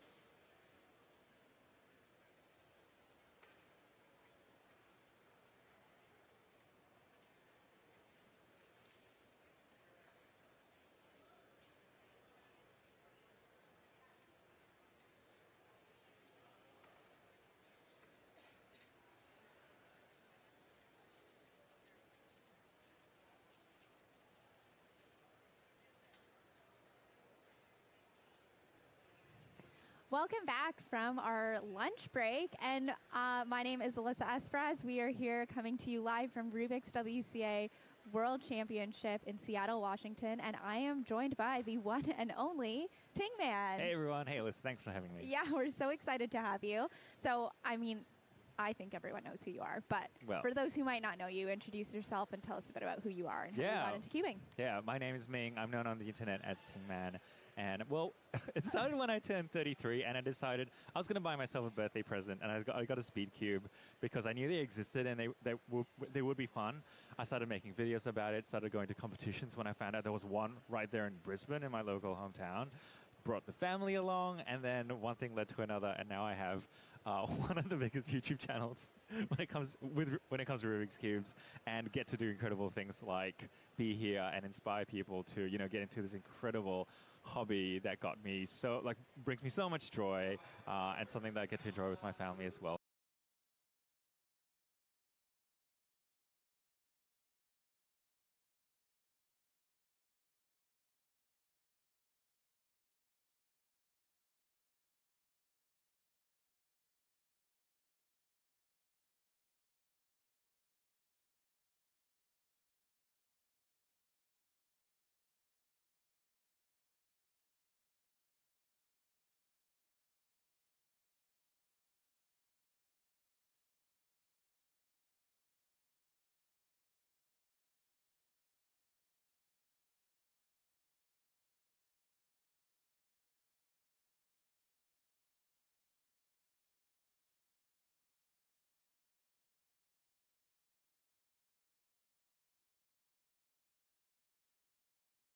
That I release within like 12 hours of the day. And so my day one vlog, a 20-minute summary of yesterday, just went up like within the last hour. And I just need to do that 3 more times. And then I can sleep for the next like 6 months. All good. Yo, like, yo, yeah, yo. well, hey, no what's going on to Gordon? Okay, on Gordon Rissels, Yo King, what's up? What the heck? Sexy Roman says hi, Dad. Talk to me about I don't know about that, but welcome to the chat. Welcome to the squad. We're out here reacting to the World Series. We're on 4x4 round 1 right now. I think it's important in every single area. For cubing specifically, I mean, this is a sport, a hobby that involves so many kids. And so because kids are watching, because this is stuff that I want my kids to be able to watch as well, I want it to be positive. I want it to be wholesome. I think it also comes just as an expression of my Christian faith. I think just wanting to be positive and wanting to make this world a better place, leave it in a better place than when it was when I first came in. But also, there's just so much stuff going on in the world that if I can just make someone smile and laugh, like why not? If I can give people reasons to be kind It'd be that way. to someone else and to try and just Is the Cubing there goat? Yo, who's that? Beefy Castle, welcome to the chat. Is the Cubing Bear goat? He is the goat. Of course he is. That cliche thing. We're here reacting to the world 4x4. Guy's solving 4x4 right now. And so, yeah, if I want the world to be a better place, then I'm going to be part of that. Yeah, and you do, because I know you did a big charity cubing live stream where you raised... Oh my god, 24 seconds is crazy. I can't even get that.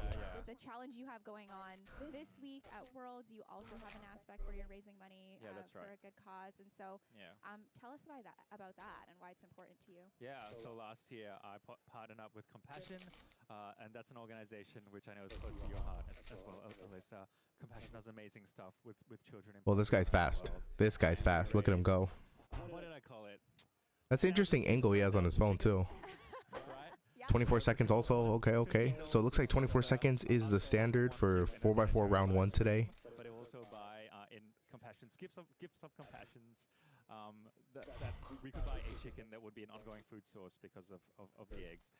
And so but can GAN sponsor us though? Can we get a GAN sponsorship? More than 1,000 chickens, which is incredible. I actually would love to do something like that again because, fun fact, I don't know if everyone knows this, but our family recently got chickens, which is a lot of fun. And so I feel like if we do it again, we could have live chickens in the stream. I mean, there'll be a bit of, like, during the live stream, but it's on brand. So anyway, we did that last year, and then this year, well, right now, I'm trying to. My goal was to get enough support to be able to buy 1,000 Rubik's Cubes to give to children in need. There's so many charities that will accept toys and stuff like that. We actually kind of hit that goal yesterday already within one day. And so my daughter challenged me to double that goal. And so we're now making it 2,000 cubes that we're going to try and get throughout these 4 days. So if you're watching, my videos are, they're on the channel. The donation link is on my channel as well, and would really love your support. That's so exciting. Yeah. You're hitting the goal on the first day. Like It's pretty crazy. Yeah. No, I bet you. 49th in the world. Huh. Hit their goals on the first day of World Championship. Yes. So you've got that on them already. Yep. Okay, if you're just joining us, we're back from our lunch break here at Rubik's WCA World Championship here in Seattle, Washington. We are getting our first 4x4 solves of the weekend going, and as you 4x4. I'm joined by Team Man, and we're chatting all things cubing, all things YouTube. And one thing that I wanted to ask about is that you recently, not too recently, about a year ago, started partnering with the Cubicle. Yeah. And so I'd love to know what have been your favorite things that have come out of that partnership. The Cubicle has meant, I think, a much more international reach. It's meant me being able to come over to the US. That's my second time here, second competition here. And I think that North America has, for quite a while, been the center of gravity for when it comes to cubing. And so that's pretty cool. I mean, it's great being an Australian cuber as well, because Australia has also, I think, punched well above their weight in terms of cubing. And yeah, I think it's just connected me to the more global audience, and also just being able to say hi to so many people who have the number of families who have come up to me in this comm who have said,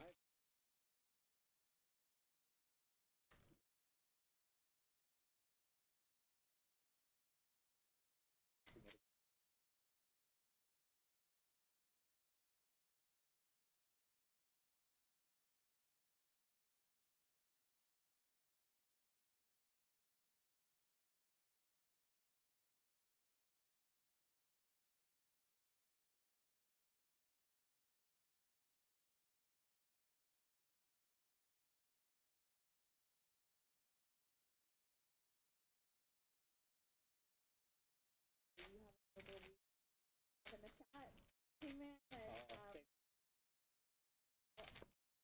all over the world. I know you are passionate about the place of like cubing and families and communities, and how cubing just has been a big part of building community, building relationships. Your family is a big part of your channel and your cubing journey. So tell me more about that. What that's been like in your life. I am really lucky that I get to cube with my kids. Yeah. And in my case, it was maybe the parents doing it first and the kids following. It often is This man is the GOAT. It's usually the kids and then the parents. Either way, though, it's such a great family activity because speed's important, but speed's not that important. Like doing it side by side is what's fun. There are ways that you can still race, because if you're slower than your kid, you do a 2x2 and they do a 3x3, right? Like there's so many ways you can still have fun with it. And I've heard so many stories of how it's brought families closer together. I just want to put it out there that if your kid or if your parent cubes, get in there as well. Just having a shared hobby just like brings you guys closer together. And cubing is perfect for that. I love the fact that when you cube, I don't know, there's something that's taking your attention, and so you're both looking down at your hands and you're doing it, but just that being side by side, other things come out. I guess it's the same with playing cards, playing board games in the family. Like, you're there for something else, but then while you do that, you just get to know each other better. You just get to bond. The relationships grow. It's such a natural way of spending time together. So I'm all for cubing and for families cubing together. Yeah, absolutely. I think all of us can have experiences like that, right? Exactly. I think we should all be cubing, guys. Cubing all the way. Cubing because of my brother, and I'm here this weekend. He's also here this weekend. Yeah. As delegating a competition, and so it's just like such a fun part of it. Championships. Listen, we're at the World Championships. Yeah, I know. Can you believe it? We're at the World Championships. It's crazy.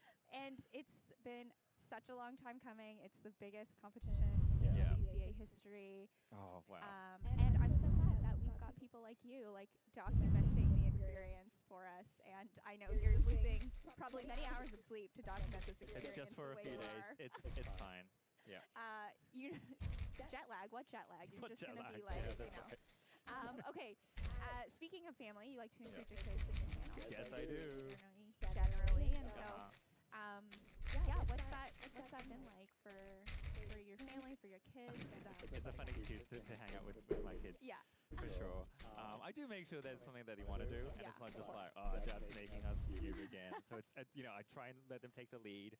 I let them, you know, come up with ideas themselves. So it's not just like, okay, this is what we're doing. Read these lines. It's like, where we can, we'll try and collaborate together, and I'll try to take their suggestions on, or their concepts and ideas from the videos. 34 seconds? Oh, I don't know about that one, man. You know, kids in different generations. But it's okay. Because I'm Gen Y, right? Like I'm a millennial, and I have my sense of humor and things which I like, and it's very useful having a kid who's in Gen Z and who's like kind of alpha, who can tell me what's cool. That you're not funny. No, who give me language like Yeah. skibbity riz, and you know, just to be cool and relevant with the kids. With the kids, yeah. Cue air horn sound effect. Woo! Oh man.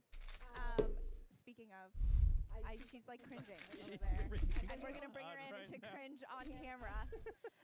We are gonna welcome Olor to join us on the stream. Olor, come on over. That should have been me, guys. I'm being honest. That should have been me. What could I say? I would have been a great person to interview. Would have been like, yo, what up, guys? Here she is In real life. in real life. Okay. I am like really not embarrassed or ashamed at all to say that Olor is like my most anticipated interview of my weekend, to be honest. I'm such a big Olor fan. So, Olor, thanks for joining us. And I would love to know from you, like when did you start cubing, and what is your favorite thing about cubing? I think technically I only started like a month after you, but then I don't know, it's taken me a while to get faster than him, but I'm finally like a lot faster than him. She's a lot faster than me. Just gonna keep the mic close to you. We gotta get that closer. Okay, and you're such a big part of your dad's YouTube channel. Wow.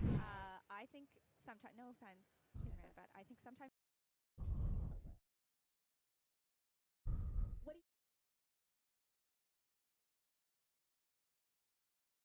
Well, because it's like given us a lot of opportunities we had otherwise. We're here right now, like people from everywhere. Yeah, totally. I mean, yeah, look around. I think that question for sure that I'm asking everyone is like, the answer is like, we're here. That's right. Well, this guy's going fast. Okay, and Olor, This guy's locked in. about the Olor cube. And actually, tell us, okay, let's start with you, Tingman. Tell us about the whole idea of like the Tingman, Olor, and Tingboy cube. Yeah. How did that start, and then what went into it and all that stuff? Well, it was a way. The two things really. People wanted to support us, and people wanted to get behind something. And so we wanted to produce something for people that would not only be really good, but also, I guess, tie them into us and feel like they've got some connection with us. We also just really wanted to make cubes that we liked. Yeah. And so it was a bit of a process. But yeah, really happy to have landed on something that that really resonated with us. And that even after like, I think a year now, like we're still using as our main.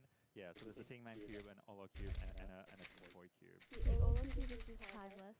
Yeah, I mean, I guess. The Tingman cube is the most superior one. But you just have to make two others just to satisfy the plebs. Just to, I mean, just to satisfy the fans.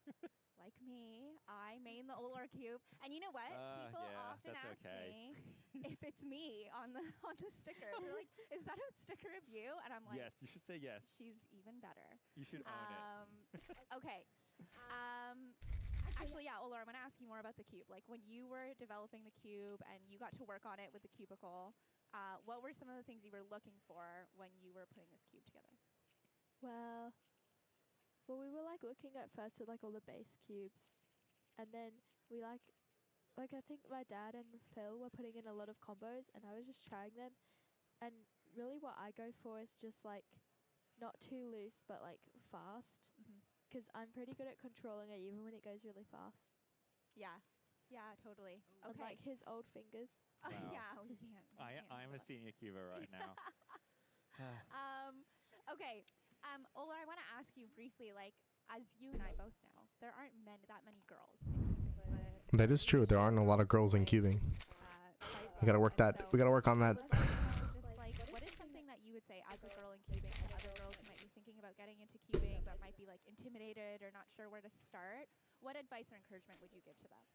Well, I think just go for it. Like, Yeah, it is kind of intimidating to just be at the comp and just everywhere it's just boys. Because it's like there aren't really many girls in the community, but like all the girls who are in the cubing community are really cool. Also, it means that you default get higher on the female rankings. Yeah. Yes, fair. I love it. It's so true. Okay, I'm actually curious because everyone knows you both as cubers, but what's like one thing each of you are doing outside of cubing that you really enjoy? Because you're more than just cubers. Of course. We love music. Yep. Big fan of music. We're really involved in church. Yeah. I do music in church as well and helping out in a bunch of different things. 14 seconds already. I'm a big book They make 4x4 look so easy, but I don't know, man. I'm super slow at 4x4. That was an unfair question. And our chickens. They've been taking up a bit But now I have this GAN to make me faster. Their Kingman channel debut at this point. I also like writing. Yeah, that's right. Yeah. Like I write books as well sometimes. What's that? Oh, that's so cool. No, we do have animals. Lots of birds in the house. Ting Boy likes his pigs, and I like my elephants. Well, we can't get pet elephants. This is so exciting. We've got our chickens though. Our chickens Yeah, are we do great. have our chickens. Lots of noises in the Ting They're Man very household. whiny. The chickens are very whiny. They're very whiny. Man. Okay, well that debut is going to be wild. Okay. Yeah. Last question. Thanks so much for joining us today. My last question is if you get just like one prediction or like someone you're rooting for like a world champion or something like that, one each, who are you gunning for? Yi Hang. Go first, Laura. Ben Majin. Ben Majin. Ben Majin for which world champion? All of them. Ben Majin is his little stuffed toy that Phil sells at the cubicle. I didn't even realize he was competing, but sure. Ben Majin just for everything for world champ, yeah. I mean, I would love Yi Hang to take the championship. That would be great. But really, in my heart of hearts, what would make me just the most happiest person ever is seeing Felix get like a 3 seconds off or something like that. That's for You're not the only one. The longest time has just been like, it would just make my life to see that happen. It would make a lot of people's lives. Oh, captain, my captain. If I see him do, he's Felix. Yeah. He is the reason why probably like half of everyone. It's really old is right on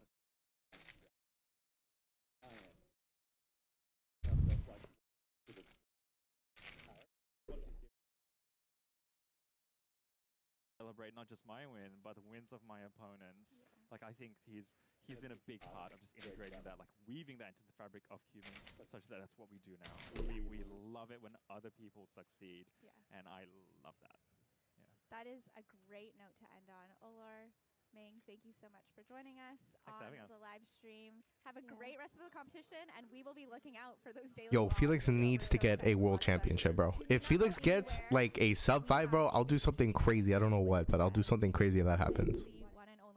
He has to win. We'll go to a quick break, and we will see you soon. Okay, so we just finished the first round of 4x4, I believe. I think everybody went up. I haven't seen Max or Timon or Yi Hang, any of the big players. I haven't seen the big three go up yet, which means not all 4x4 has been done yet, probably. We're taking a look at the behind the scenes. This is where people do the interviews. I thought it was somewhere else, but it looks that to be the case. Although we got some more people. Is that Yi Hang? Yo, is that Yi Hang Wang? No freaking way are we getting Yi Hang live on the interview stage. This is going to be insane, man. Oh my god. Okay, guys, so for those of you that don't know, for those of you that do not know who Yi Hang Wang is, he is the current guy. He's the youngest, pretty much the youngest person who's doing really, really well in 3x3. He is taking a lot of world records, and he's set to be the man to win 3x3 for world championships. So it's really exciting. We get to see an interview right now. I saw him setting up, so that's going to be lit. I have to type that in the chat, in the world's chat. Is that the GOAT, Yi Hang? All right, cool. My glaze is done. But that's really cool. Yeah, Yi Hang is super, super, super fast. And I already made a video reconstructing some of the solves on my YouTube channel. So if you guys haven't seen that, check that out. But yeah, he's super, super good. And he's just a little kid. That's the insane part.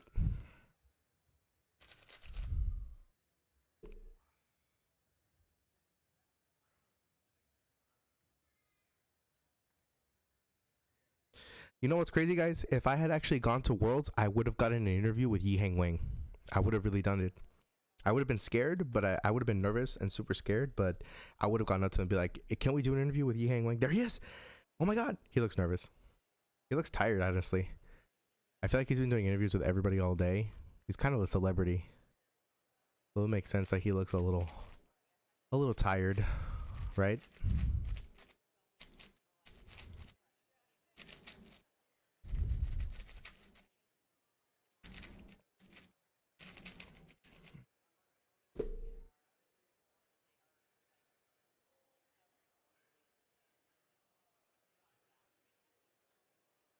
Are we about to get Yi Hang at Worlds, bro?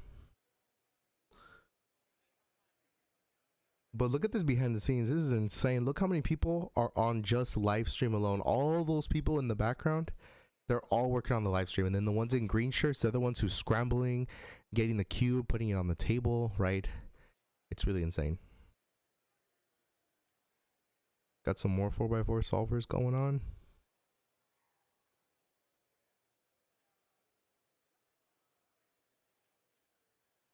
It's pretty insane, guys. Pretty insane.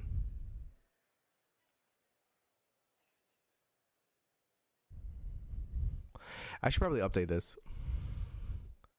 I'm going to attempt to update this right now. Hold on. Event.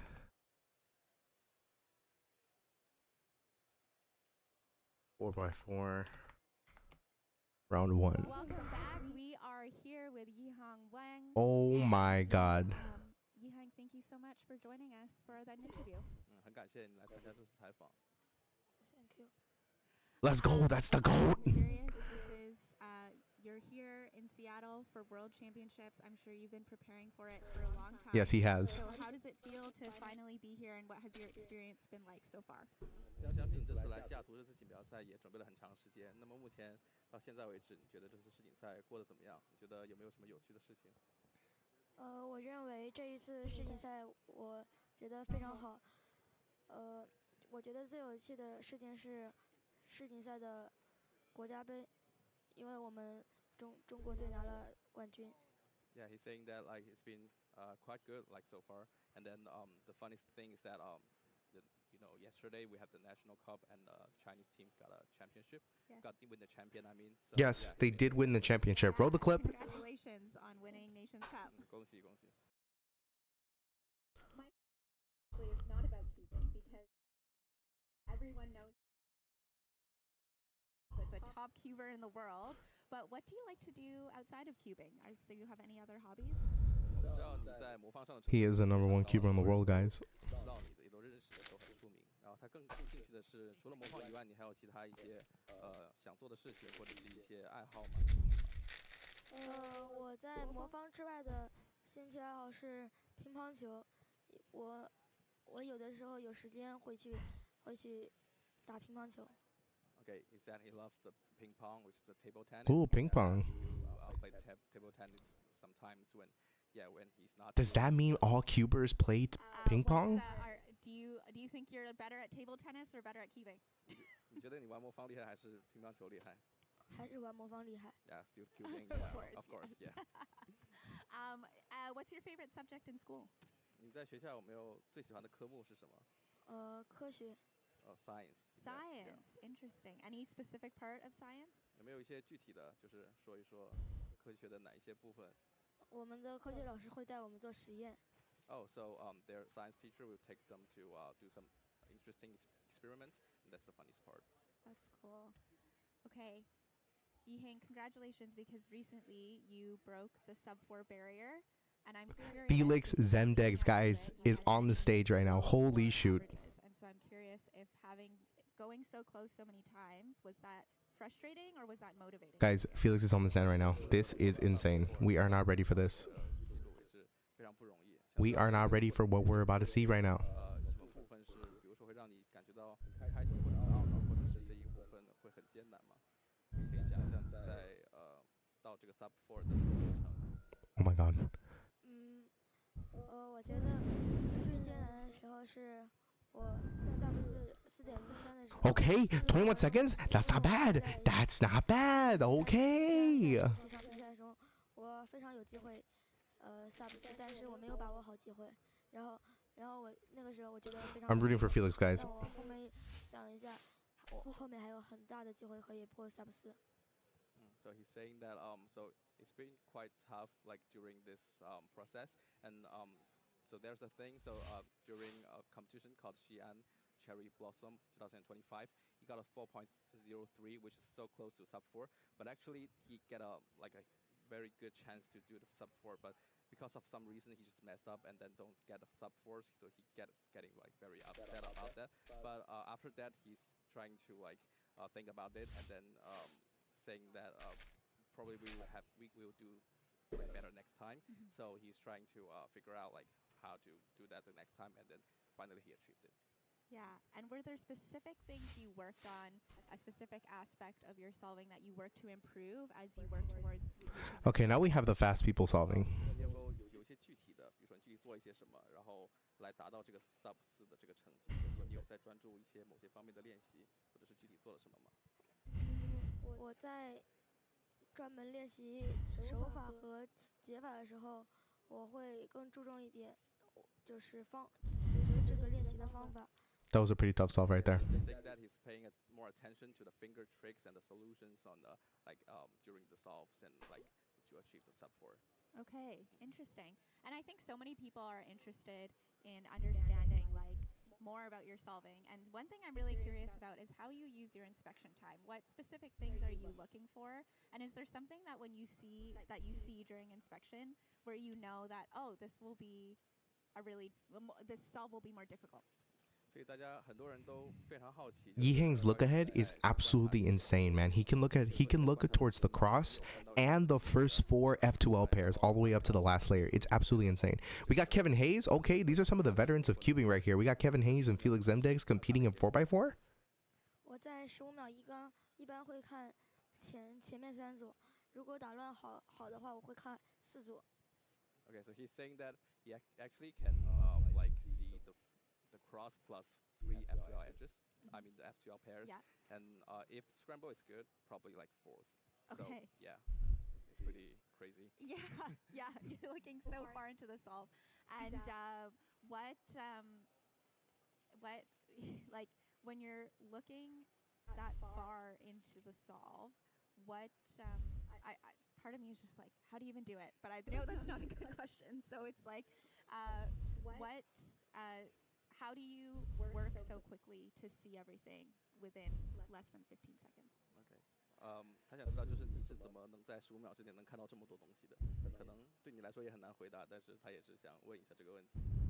我主要用的方法是预控，就是在看就是不是在直接做 C 然后往后看3组，我是先一边看 F123和就是 F123，还有一边看 cross。So he's saying we can know like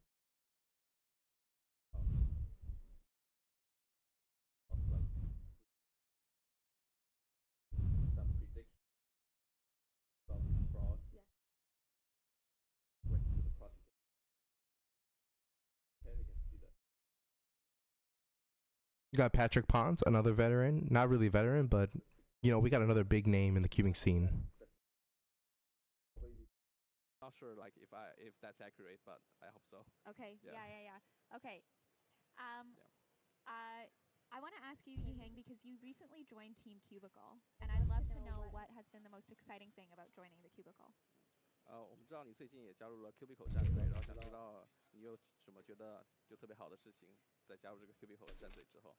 我认为加入 CubingLivestream 之后，我会有很多的好用的魔方。Okay, he's saying that he got a lot of good cubes from the cubicle, like the premium cubes. Yeah. Yeah. And I know that you've been to the US for some events and things like that, and that has been probably a new experience for you. So what has been exciting about those trips? 他知道你之前也来过一次美国，然后也有在美国参加一些不同的活动啊，比如说魔方比赛和一些其他活动。想问一下有没有什么特别就是觉得好的地方，有没有很激动的一些部分，好玩的一些事情？就是比较激动的一些事情。我认为就就是上一次对 T 梦那一场比赛，就是那个活动，我觉得我拿了这个，就是拿了获胜者，我觉得非常的激动。Yeah, he's saying that I think it's like this year earlier. There's a event between Yiheng and Timon in New York. It's called Cubing Clash, and then he won that event. He feels like very excited about that. Yeah. Awesome. Okay, 2023 Worlds. I want to ask you about that because that was your first World Championship, and I want to know what you learned from that experience and how it's impacted your preparation for this World Championship. 就是在2023年的韩国世锦赛上，应该是你的第一次魔方世锦赛。然后想知道你在那次世锦赛之后有没有学到一些什么，或者是获得什么一些新的经验，然后有没有用在这一次的比赛上？我认为上一次的国家杯，就是现在比过的国家杯，是那个经验的话，等一下。就是起表和拍表的话，我可以更好的运用在这场的国家杯上面。I think that during the National Cup 2023 in Korea, he's finding that like the time of stopping the timer and start the timer will have some like problems. So he's now like correcting that and hope doing well in this time. 因为这个拍表不像是正常的 WCA 比赛，不是直接开始，是要等15秒，然后他说开始才能开始。Okay, so he's saying that like it's a kind of difference between the National Cup and the WCA, like the normal 3x3. So usually we just start the timer whenever we want, but like in this National Cup, we just have to start the timer while he's saying that 15 seconds and 3, 2, 1 start. So he's trying to learn like how to start the timer in the correct time. Yeah. And so when you think about 3x3 finals that will be on Sunday in a couple of days from now, what lessons did you learn from your? That is literally going to be the most exciting thing. 3x3 finals on Sunday is about to go boom. We're about to bring the boom that day, guys. On Sunday. 就是再过2天，星期天的时候就是我们的3届决赛了然后在上次3届决赛上，你有没有一些事情，比如说学到的经验，或者是有没有什么做好一些什么准备然后来应对你后2天的3届决赛？我觉得我后面的比赛不能太慌张，因为我觉得慌张的话，我可能会做的失误加2或者 DNF， 然后我觉得那个世锦赛决赛的话，我觉得我也是要稳着做。He's saying that he's trying to be calm and not too nervous during the finals because if he's getting nervous, probably would get +2 or DNF like during the softs. So he's trying to be calm and like doing well in the Sunday's event, the final, yeah. Yeah, absolutely. Okay, my last question is kind of It's more pretty of a fast. This guy right here. Fun question, so you don't have to take it too seriously. Okay. But I would love to know who you think DJ are the Climax top is 5 in the chat. all-time Yo, we best got a 3x3 DJ who likes solvers. You can cubing? include Question yourself mark? if you want, but if you had to pick the top 5. Okay, 所以最后一个问题就只是一个比较有趣的问题就是想问一 We 下 got Yiheng Wang right here. This guy is the world record solver. We already know he's the GOAT. Look at him go. 魔方选手是谁？你也可以包括你自己。飞神 Felix. And yes, and Max. Max Park. Felix and Max. 我自己也可以。And himself. Yeah. Okay. 还有2个。And Not Timon? Nam. Nam Xianghao. Okay, that's a From good Korea. one. Yeah. Of course. Okay. Big 5 3x3. 18-second solve. That's not bad.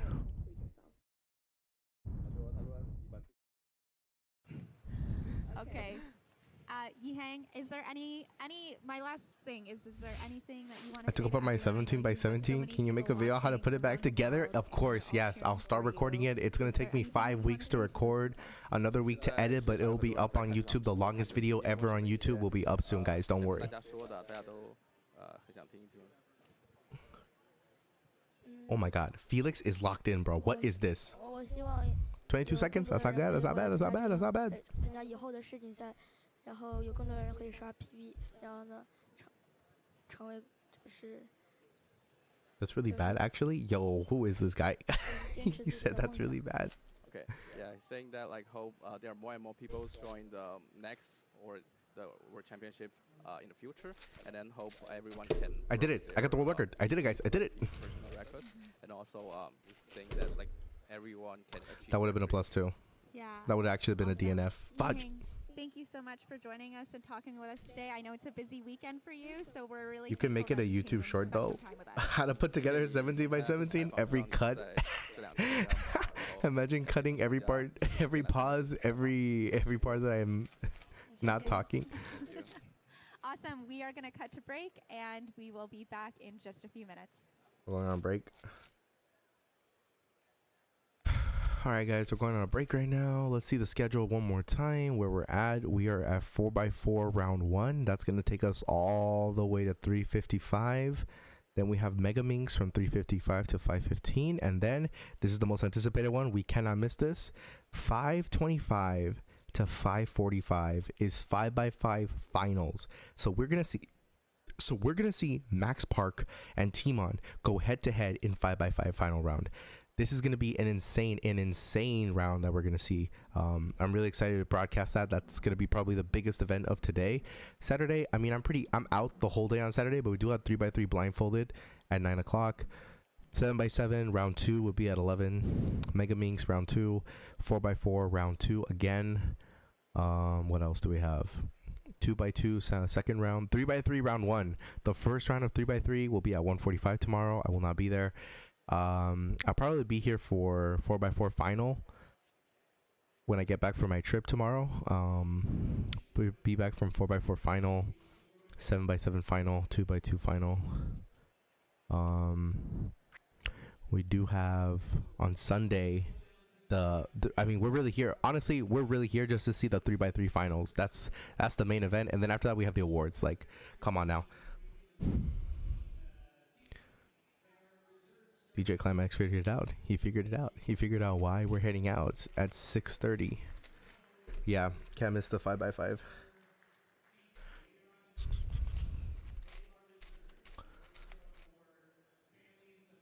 I'm kind of glad that the thing I'm going to tomorrow is on Saturday, because nothing really big is happening that day. It's on Sunday where everything is happening. So yeah, we'll be very excited for that.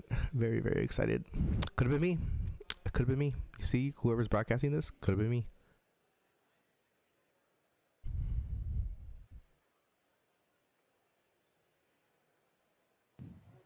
We are back here at Rubik's WCA World Championship 2025. We gotta miss all this, actually. And we are currently looking at the We have to miss it. 4x4 cube. My name is Alyssa Esperez. I'm joined by Michael Tripodi. Hello, hello. Michael, what are we? Michael Tripodi is here, guys. Hype it up. Well, we've been looking at Felix Zemdegs and Patrick Ponce just in this group gone.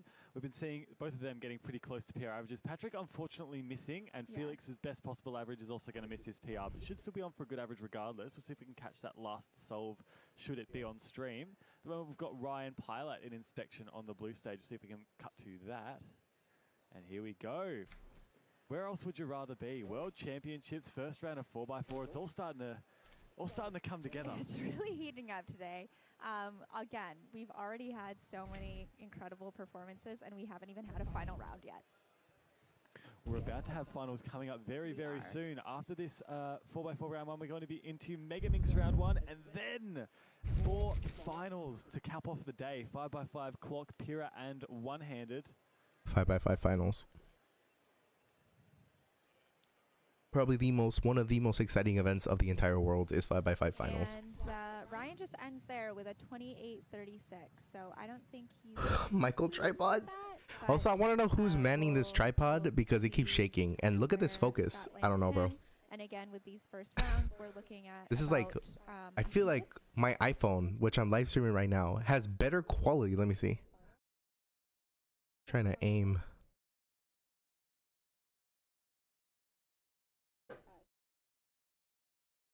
I feel like this has better quality than what I'm seeing right here. Guys. Probably bored of us at home. Well, you know what? I think it's because I have like 50 million different cameras, so maybe I can cut him some slack. And so, you know, we've seen some fast times from Felix. And I think, you know, I was just here talking to Ting Man, and he was like, Felix is the reason that so many people are like even here at this World Championship. That's true. In so many ways. And so, man, like it's so Okay, cool to see this him guy's, perform he's really here to well. play. This is Manny Hiroto Inaba on our screen. Manny right now. Hiroto, Manny holy is someone shoot. who is looking Centers are for done at 8 some seconds. Really good performances. He's edge in a pairing. number of events, particularly Oh my god. No, no, no, no, no. That's probably the biggest fumble I've seen this entire competition. What was that? Oh no. Gonna put down a 21. What was that, bro? He dropped the cube. Last week in warm-up Seattle, he did win the competition ahead of fan favorite Timofey Tarasenko, winning with a new personal record average of 21.17. So we're going to see if he's in form and he can carry that through to this first round. We'll have to wait and see. I can't believe that. I cannot believe that he just... that's so sad. That is so sad. He just slipped the cube. Oh, imagine it fell down. Oh my god. Interesting replay of that fumble. Fumbled the cube, and when it came back into his hands, it was not in the same position, so he had to like rotate as well. Yes, you're right. We are indeed seeing Christopher Sun, aka Chris. He is seed 20 for this competition with a PR average of 24.13. Sitting around that 24, 25 second mark will be pretty good for Chris. 4x4 by its nature, however, is a very volatile event. Each of the steps kind of add their own variance to it, so could be seeing times well below or well above. Okay, this guy's pretty good. He might get a 20-second solve. Chris on OLL is going to be getting a 22.8. Very nice solve from Christopher. Well under that. Well done, Christopher. Christopher Loudon. Good job. Good, jolly good show, Christopher. I don't know what the heck I was doing there, guys. The first solve we've seen so far. He's gone insane. I'm unsure whether he invite me to the stream. So I believe. I'm not sure how to invite people to the stream. He'll be in the next group.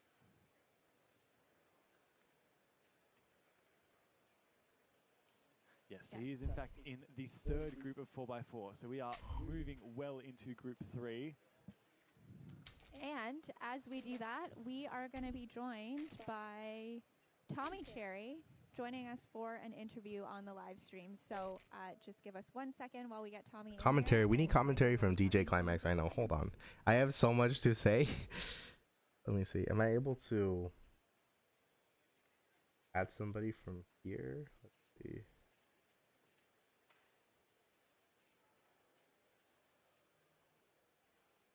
Let's see.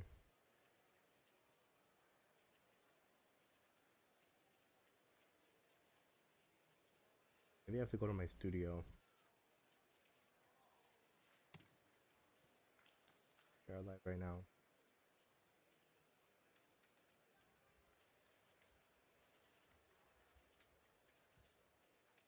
We're spiking, bro. We are spiking.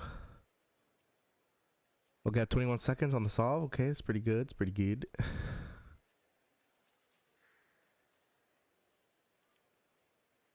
All right, we are back. As Alyssa mentioned before, I'm on with the one, the only 3-blind world record holder. This is Tommy Cherry. Hello, Tommy. How you doing? The 3x3 blind world record holder? Look, by the way.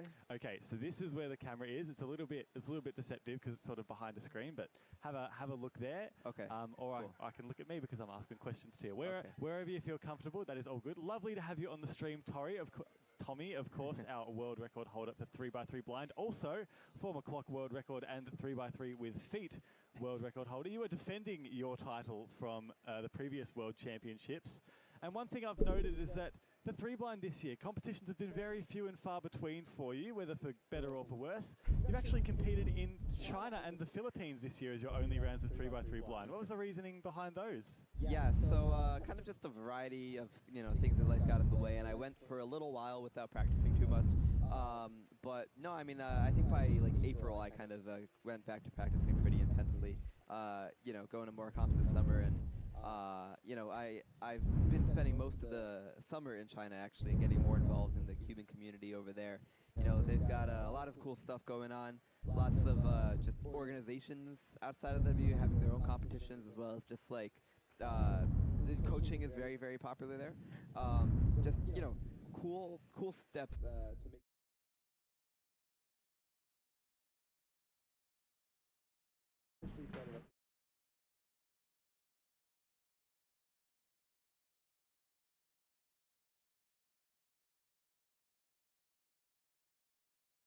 Yeah, I guess you can't do that, unfortunately. Oh well. Oh wait, I can put him on the Discord. I think we can hear Climax on the Discord though. Let's see if I can do that.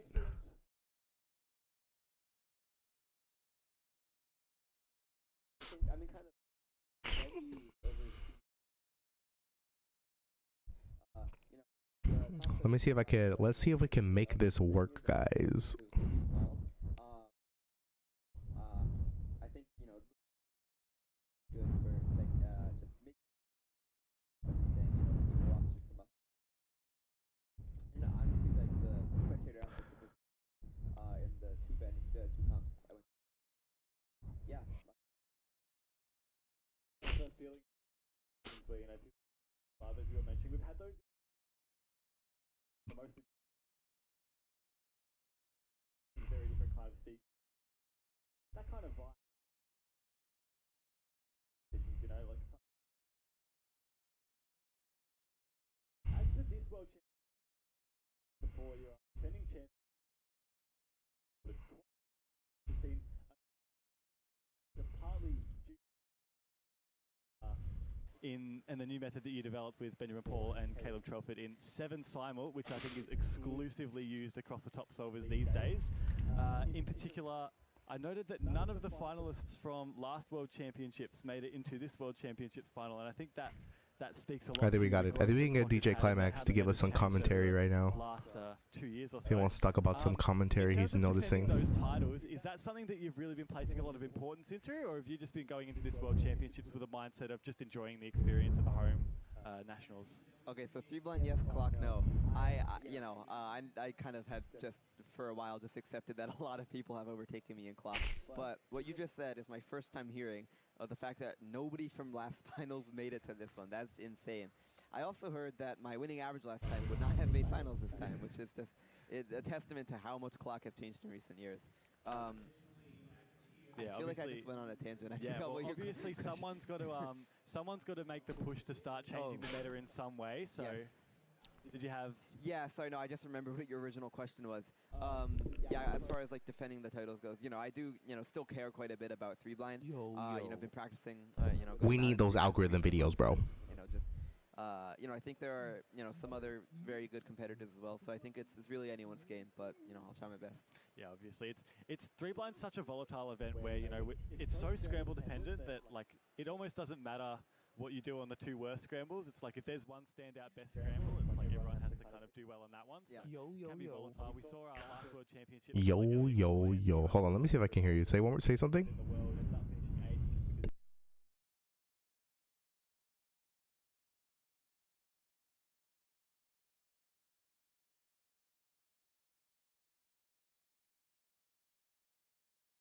Hold on, say something so that let's see if my thing can hear you.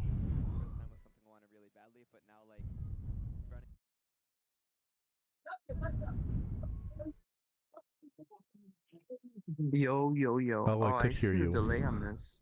Because I can hear you through the video or through the stream. Because obviously all rounders, I find that a lot of them are also particularly good at the blind events, in particular yourself and Stanley Chappell finding a niche in there. What made blind stand out to you initially? Was it just something that was like an easy PR and then you found the improvement really nice? Or what made it stand out to you? The Cubing Bears when live I stream. was Exactly. Tell us a little bit more about what kind of thoughts you were thinking of as you were watching this 4x4 round 1. In my very early stages of 3 blind, I was really struggling to improve past like. Hold on, I have to introduce you. Okay, guys. So right now I have my good friend from the Netherlands. He's a super local DJ in that area. He's flown out all the way from the Netherlands to come here and tell us a little bit more about the SpeedCubing scene that he's seen over there and comparing it to the World Championships. Up here we have the one and only DJ Climax. Major jumps in improvement that just kind of unexpectedly happened for me in 3 blind over time. That it's just kind of Climax. That's your cue too to see something. My best set of events. Bro, I just had to say, I was in the comment sections typing this. Seeing Matty Hiroto Inaba there with a 21.04. You mentioned before that he had a PR in the warm-up competition and actually won 4x4 at the warm-up competition, Warm-Up Seattle 2025. With an average close to that, looks like he's on pace for potentially another PR here, knocking on the door of sub 21. So let's have a look look and see what he can do in that final. Thank you for that amazing introduction, Team Bear. Yeah, I just have to go ahead and say that Michael Tripod dropping the cube mid solve is insane. How did that make you feel when you saw that? Where else do you feel like you can give a bit more to the event, if any? You know, in terms of speed, I think a big part is just capitalizing on the ergonomics. You know, Here we go. Now we have climax right there. Depending on how much I continue to practice throughout the next few months and years, I think what's more than likely going to happen. Hold on, I think we're delayed. You can hear me, right? Be learning anything too new, but rather just implementing like some various tricks that are kind of like small extensions of 3-style.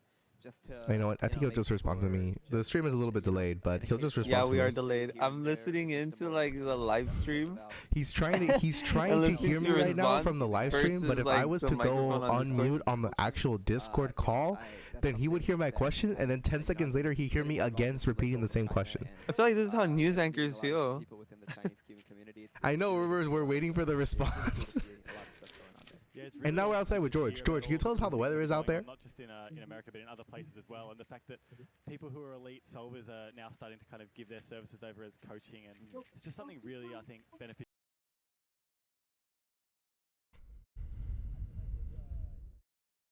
Will lead to just a much bigger talent pool able to fully manifest their skills.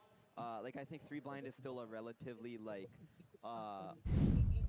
Alright, we have DJ Climax right now with us, guys, and he is about to give us...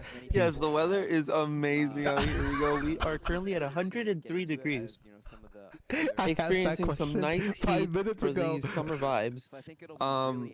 You know, everybody has a chance to go into their swimming pool that they haven't cleaned out in years because, it has been, raining every single day.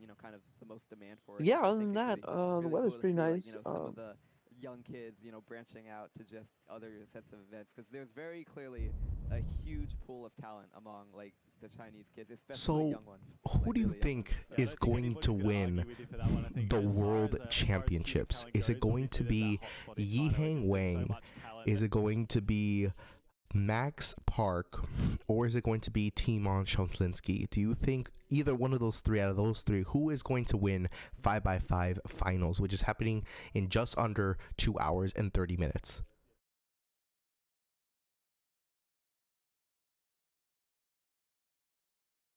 Oh my god, an 18-second solve. That is incredible. Holy shoot. I need DJ Climax's entire input on that solve. That was insane.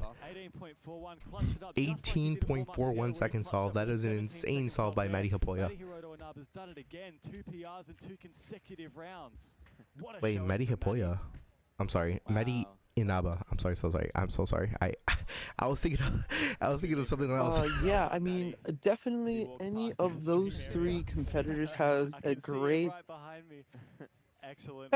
chance to win this competition, but definitely not Michael Tripod with dropping that cube. I've never seen anything like it. Maybe he's nervous. Maybe he's thinking of something else. Did you have any last words you want to say? I mean, hope everyone has fun watching this stream, even from home. It's, a huge, amazing event. Yeah, just kind of slightly branching off from what we were just talking about before. I'm really looking forward to the future of 3-blind. Okay, just pull up here. I'm gonna send you the link to the live stream I'm watching, so we can react to it at the same time, so there's not an 8-minute delay. We'll see how that goes. No, I can hear you through here. I can hear you through the Discord. Through the what? For letting us have you on the stream, Tommy. I can hear you through the Discord. I know, but I had it on mute the whole time. Just demolished another PR in 4x4. You can't unmute it? I asked you that question 10 minutes ago. I know, I'm laughing at how delayed it is. 77, I think? Yeah, something like that. Wait. First of all, you're talking to the mic. Can't. Wait, that means the stream is delayed. Yes, yeah, I'm very happy about that. Thank you. Unless. Wait That's a minute. so funny, bro. Unless. Big PR. I mean, I don't even know where this moves you up in WR. I go over there. Yeah, hold on. good. I don't know about my WR standing, but it feels good. I actually got like. This is gonna be crazy, bro. My computer is about to go crazy. So that's a pretty crazy stat right there. Okay, I think this works, right? Oh my god. Completely pacing going into you have the M5, bro. I think you should be good. Right. You know what's crazy though? This is really dumb. You see this? Yeah, I mean. I have to keep it like this. Ask me why. So even if it doesn't go well. Why? Because every 5, 6, 8 minutes, right? It just freezes, and I had to click on this and reset the capture. That's kind of stupid. Oh yeah. That's so weird. Yeah, I hate remember you. that. You have that on Mac too? I think I could get out of the YouTube stream then, right? Yeah, because you're on this one. Kevin Hayes, and we are Okay, perfect. Because now you're watching it how I'm watching it right now live. Back once again. Yeah, I'm watching it live. Good to chat with ya. So I'm here with Climax, and Climax, you told us earlier that all three people have a chance of winning, except for Maddie Hapoya. I mean, Maddie and Abba. So tell me,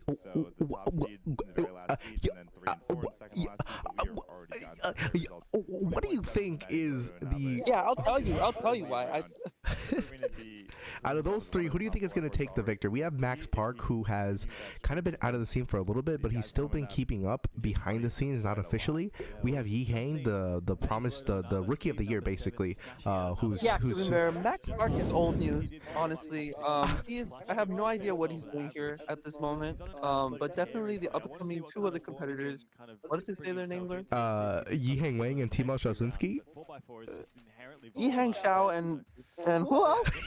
Lost in the story of Last Worlds was Maddie almost won. I mean, I remember Timo Shaslinsky and Key Warrior 3 have the most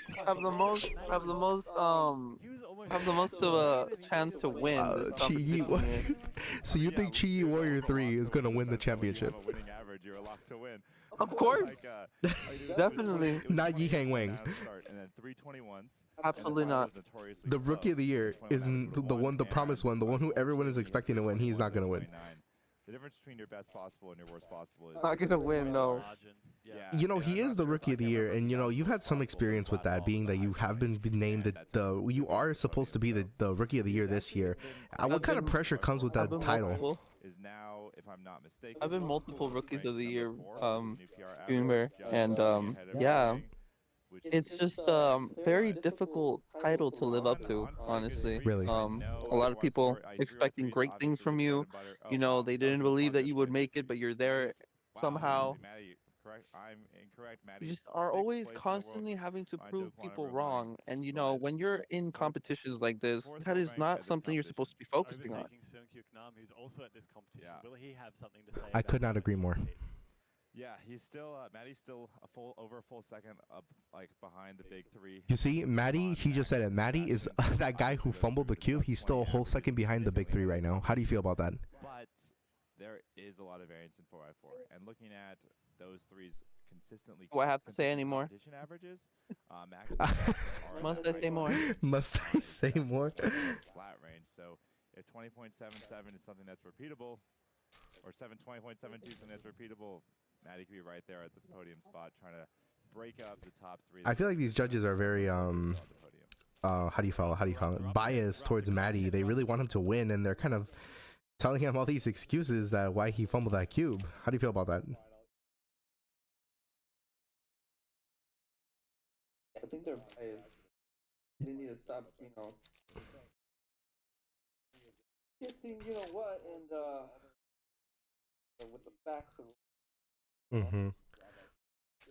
How would you have you know, covered this event if we had gone to this event? I mean, that's so, you know, when we go see other DJs play, you know, we sit at the very front, and where they're just critiquing, you know, every bad transition that we hear. Yes. You know, every mistake, you know, whispering to each other, like, what the hell are they doing, you know? This trouble's insane. I think it's a good idea.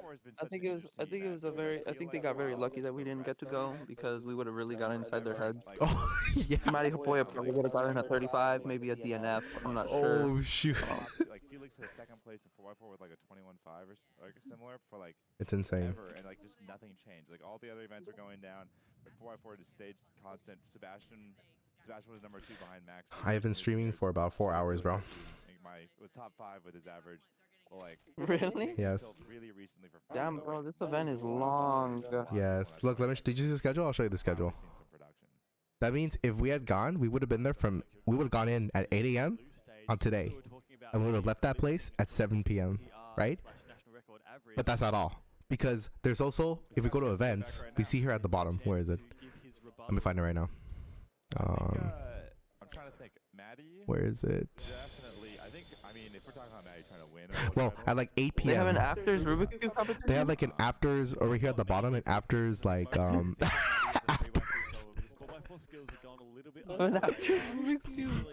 they have an afters at Rubik's Cube rave. You know, I was gonna sign you up. No, but they have like a fireworks show over the lake, because this convention center is next to a lake. Oh, They would yeah. have had a fireworks show after that. After 3x3 one-handed, everybody just would have walked there. of like a high 4 average. Dang. Damn, bro, how do you? Lock up a slot in the podium. Yo, they keep glazing Maddie, bro. They're grooming for Maddie. Grooming. I can see it happening. They're grooming Maddie. By the nature, just every step has so much volatility to it. It's just sometimes, This is insane. Sometimes can fall the way of one particular solver two over the groomers other over for whatever here. reason that may be. We see Shane Grogan here with a Oh my God. 30.06 PR average. Hey, that solve doesn't look that bad. How does the 37 solve? Okay, you know, 37 seconds. It's not really gonna make it to the top 10, but you know, it's a pretty decent solve. How do you feel about this, George? One of the people to thank.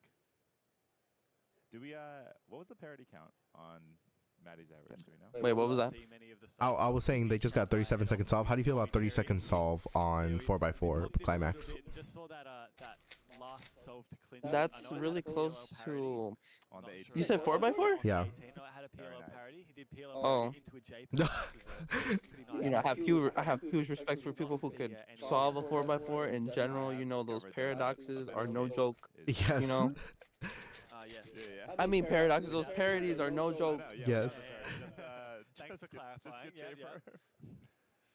Imagine getting a parody, more than one parody in one solve. Nah, they really do. Like if you get like an That'd be crazy, bro. There's 3 different types of parodies you can get. You can get edge pairing parody, you can get OLL parody, and you can get PLO parody. 10, 20.7. You're like, okay, maybe this is repeatable. It's all about that PLO parody, bro. On the good side. You say it's all about the PLO parody? Yeah. As our top. Is this Dongsu? Paige? Paige? Yeah. Paige is in the competition? World rank 20. I don't know, man. 12 seconds to solve the centers. Doesn't really put him that close into the final bracket. But hey, you know, his edge pairing is pretty good. Seeded 15th on the Okay, he's on 3x3 stage. his last 12 averages. Oh, he did get parody. Or this one is not going too well. Even with the parodies. Oh, 27 seconds. Even with parody, OLL parody at 23 into a 2 GLL, which is actually the standard OLL. So You know what's crazy? The big 3 haven't even entered the chat. They have not even everyone would have gotten that skip. they haven't even solved yet. We're still waiting for Max Park and Timon Chalzinski to enter and go into the 4x4 stage. It's gonna be insane. That Maddie has said. We will be excited to see next. No as freaking the way. next heat is Like we might just see a world record get broken live right now. That's how fast these people are, and they haven't gone up yet.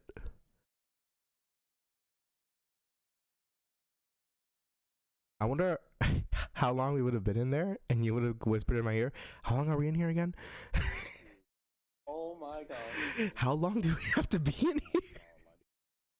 You're about to tell me, like, okay, this and this, and they don't do this and this happens, okay? Because just so that I know, just so that I understand.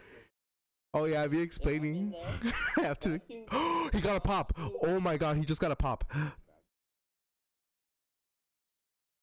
Oh my god, he popped the cube. Hey, Rigo, turn on the stream. Oh, I have to do that thing. No way it happened. No way it happened as it was freezing. The world record holder for average. Yeah, someone just got a pop. Wait, I think they'll replay it right now. That was insane. Just they're both pretty experienced solvers, I think.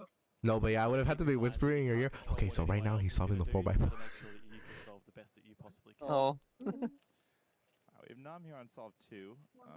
It's looking okay, but Actually, no, we would not have just stand there. We would have gone to go interview some people, and you would have seen me getting scared to go up to someone and be like, "Hey." No way. where they don't act like the most. We would have had to pregame. We would have to be like, "Rico, get in there, you push free. Get in there, bro." They perfectly hold the cube directly over the timer, to where we cannot follow. We can't follow. Who is this little kid, bro? What's happened with Theodore? Theodore Zajer.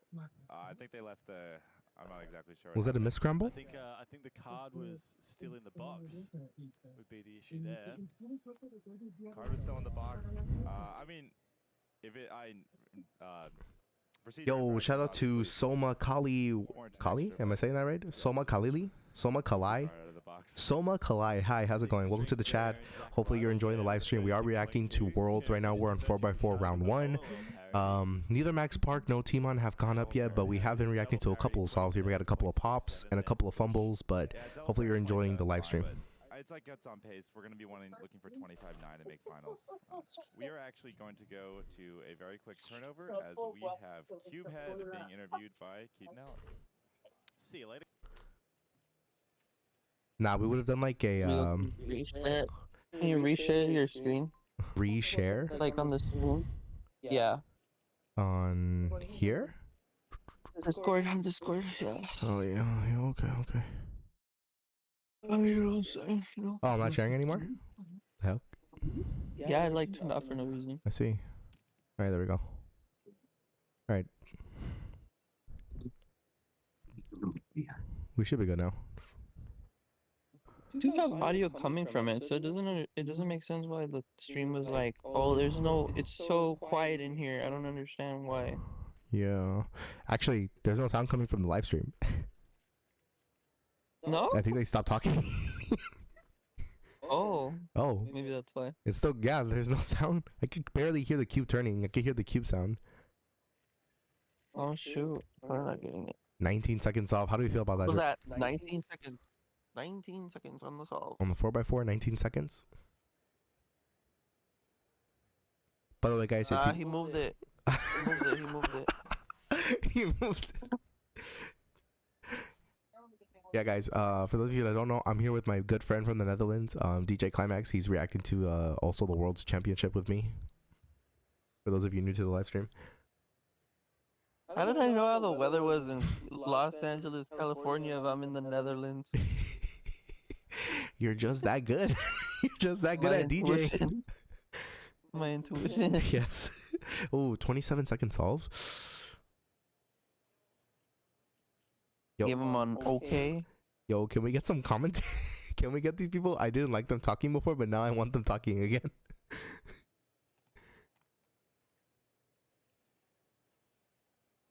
So as I'm gonna start going funny mode. So as they're solving this 4x4, DJ Climax, can you give us your input on what you're seeing as they're turning? Do you feel like you would get to this stage with enough practice, or have you already gone way above beyond that? Well, first of all, I do want to point out their attire. It is It's completely ridiculous, utterly ridiculous. Because who the hell is wearing all white in this kind of event? Okay. Did I just get interrupted? We're here with Millen Sturfruit. What? Millen? Yo. He's that guy. Yeah, nice to be here. Hello, everyone. Yo. He's here. Netherlands. So for those of us that are watching the stream that don't know you, Exactly. could you introduce yourself and tell us a little bit about who you are? And Who is that guy? He has 1 million subscribers on YouTube. From Belgium. I've been running this YouTube channel for like 5 years now, I think. Cubehead. I think most people in the cubing scene probably know by now. Yes. Yeah, it's been going pretty well. I actually have his cube. Yeah. Where is it? That's who I am. So I have his cube right here, guys. about how you ended up Why is my getting camera working? into YouTube. And then one additional thing, you also got sponsored very early on.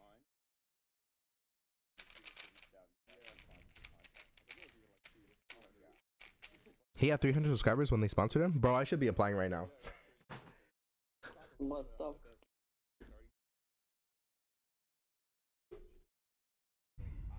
For like a long time, like long before Stream is still good, right? So I started. I don't know, it just stops working randomly. Did it work now? Yeah, I was actually. Oh, every time I have to restart, it makes me do that. Okay, now I know. I started my YouTube channel when I was 20.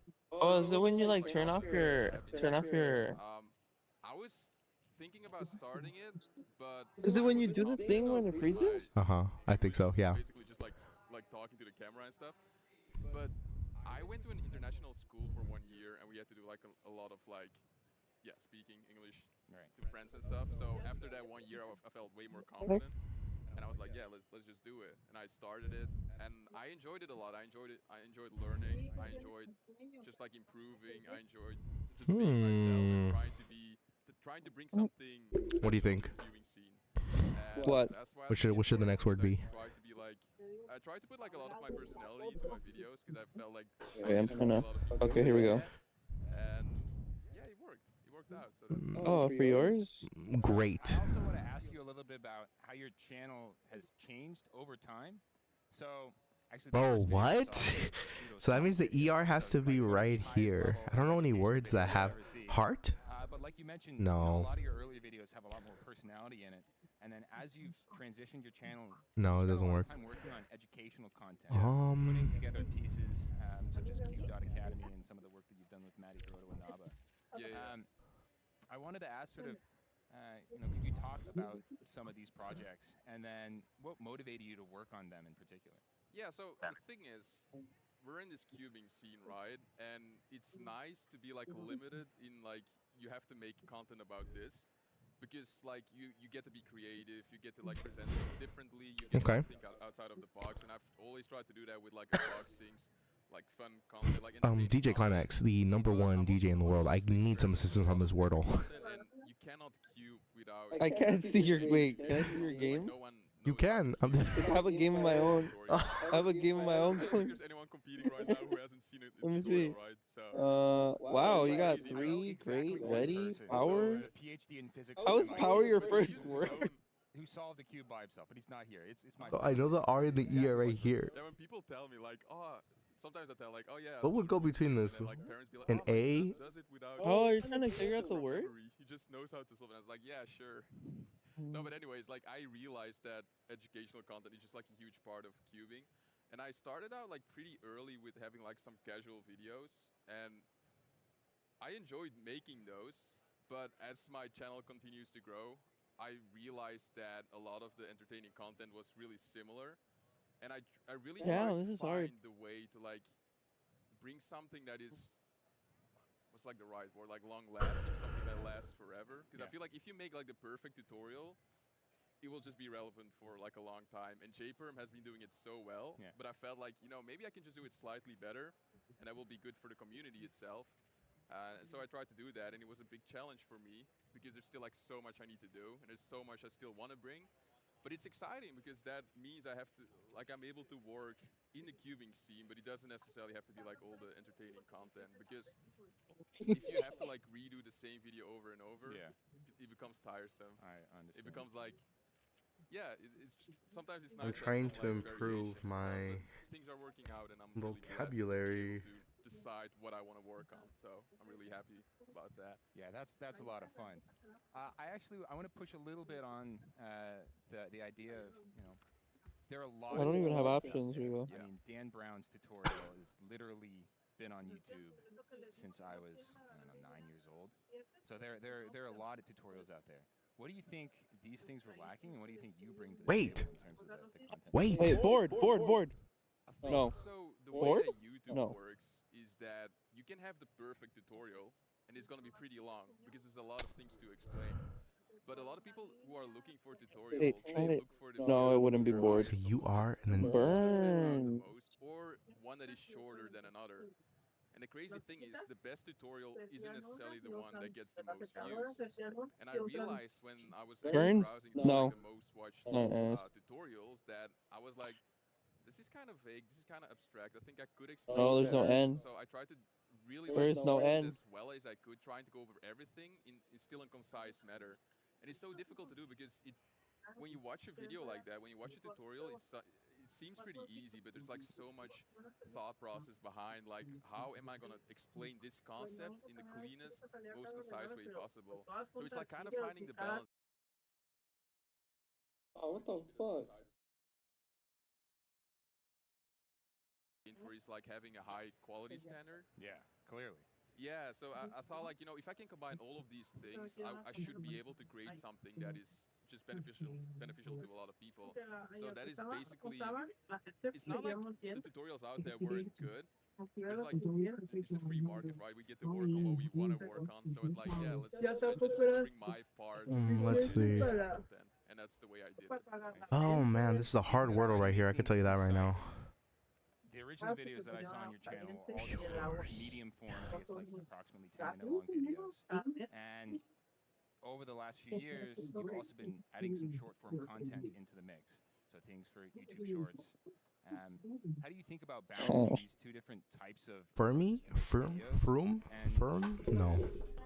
It doesn't make sense. What do you think the main differences are between them? Do you mean like purely educational or just like content overall? Like, content overall. I mean, And it doesn't give you the answer? Oh wait, oh you haven't done it. 15, Okay. 20 seconds. Yeah, that's what I'm saying. I think like most people when they look up a tutorial, they're not gonna look at Burns, shorts. So I feel like worms, if you're gonna do educational content, it terms. makes more sense to do it long form. Although I see some people like showing some algorithms and Bro. stuff in a short, and I think it works. But overall, just like entertaining, I think like shorts is definitely an entirely different thing than long content. At least No. when I started my channel, it didn't exist yet. Right. So I feel like there's like the same principles, but it's like everything is so fast paced right now. You have to be hooked from the start. And I feel like shorts started that. Like when shorts first got released, everything happened so fast because you got to expect like this shorter time limit. But I feel What like does the R mean? content has like kind of shifted Firm, firm, stimulate people firm. just do it for a longer period of time. Every second matters. Yeah. So I feel like right now shorts are fun because you get to be super creative in a short period of time. Like the constraints are so big that you just have to think curls. outside of Wait, the no, box. but there's And no I remember, S. like, for the shorts that I made, especially like At this point, it's just trying to find a word that is existent. making them because people don't understand it for a lot of videos. So many hours editing. What does the yellow R mean though? And it's It means that it's in the word. For a short, you get to be super creative for 1 day straight, What is the- and you have a like- short at the end of the day. Completely done. Yeah, and that's nice because it's not so much fun. So to there's know an that E in the so word, much, right? And you have you know just like mentally know like it's gonna take like 20 hours to edit. But for a short, it's different because you record, you edit, you script everything in the same day, and it's done, and you can start over. So I really enjoyed actually making those videos. And like a fun fact, every short that I ever created was done within 1 day. 24 hours. No, it's like just a working day. Like I started working and I just stopped when I was done. I think like some of my really successful shorts, because I have a few of them like over 10 million views. A few of them I just made in like They didn't say I couldn't use the same word twice. like 30 seconds, and it works for And they them. get 10 million views. Yeah, but it's like for me, I really want to bring something polished, so it takes some thinking, takes some editing, but still like 3 hours for a short that gets a lot of views. It's not that much work. Change to an S. So yeah, it's Right there. totally different, but I actually appreciate both types of. Wait, Rico, change that to an S. Curse. S-E. But S is in on the thing. To switch topics a little bit and ask you It's not? about No. Another thing that you've been working on, which is you're one of a very few number of cubers who has had a pretty serious impact in designing SpeedCube, the Pharaoh core. Can you tell us a little bit about that process? In particular, was there anything that surprised you during the development of it? So the thing is, we've been doing like these custom setups for a long time, the like Yo the cubes. Yo cubes, and it was a lot of fun because I got to like give hardware a personal touch, right? Like whenever someone tried it, it was like part of my preference that they get the experience, and we had to like kind of develop like the vibe. Because knowing me, I wanted to make sure that everything was done right. But once again, you have like these constraints because you can only provide a setup, and some people were like, yeah, they're really nice, but like after doing 1,000 souls, obviously it's gone. Yeah, a big part of it is gone. So the Pharaoh core was something entirely different. It has always been like a dream of mine to actually like really develop a cube, because like even when people ask me, I got like, it. oh yeah, you sell your own I got cubes," it. and I'm like, yeah, it's a setup. What And is like, it? wait, what? People pay for that? But now it's like, yeah, now it's Oh my gosh. cool. And basically the way that it happened was that Nice. Phil What about you? I can't see yours, huh? on the cubicle, they were experimenting with that. No, I setup, gave up. And they sent Oh. it to me, and I was like, bro, we have to I gave up. get this developed. So we started like I got no like, clues. different magnet strengths, different tensions, springs, and all of that. And the end result was actually like The guy has a beard. yeah, I cannot pronounce that word. A different cube. How do you feel that a cuber has a beard, Climax? Like, yeah, let's release it, and it turns out pretty well because The V9 core and the V10 pieces. Yeah, basically that was the main concept, but they had to like custom develop the core, so it ended up being Alright, like bro. slightly I'm gonna go eat something. basically. Okay. It was fun doing commentary. It was so great having you here, Climax. Go back to your Netherlands meal. What do people eat in the Netherlands, DJ Climax?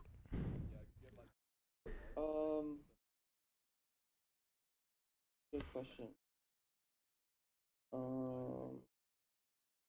Those magnets as well, and also like just the springs you use can also be like a big difference. So basically, I have to look it up because I'm not from the Netherlands, you know. What? Ladies and gentlemen, this just in. because like even right now at the Cube, We eat a lot of fish. It's always really scary because you can like fries But then you put it out in the and world pancakes and other people to like it as well. and stroopwafel I see.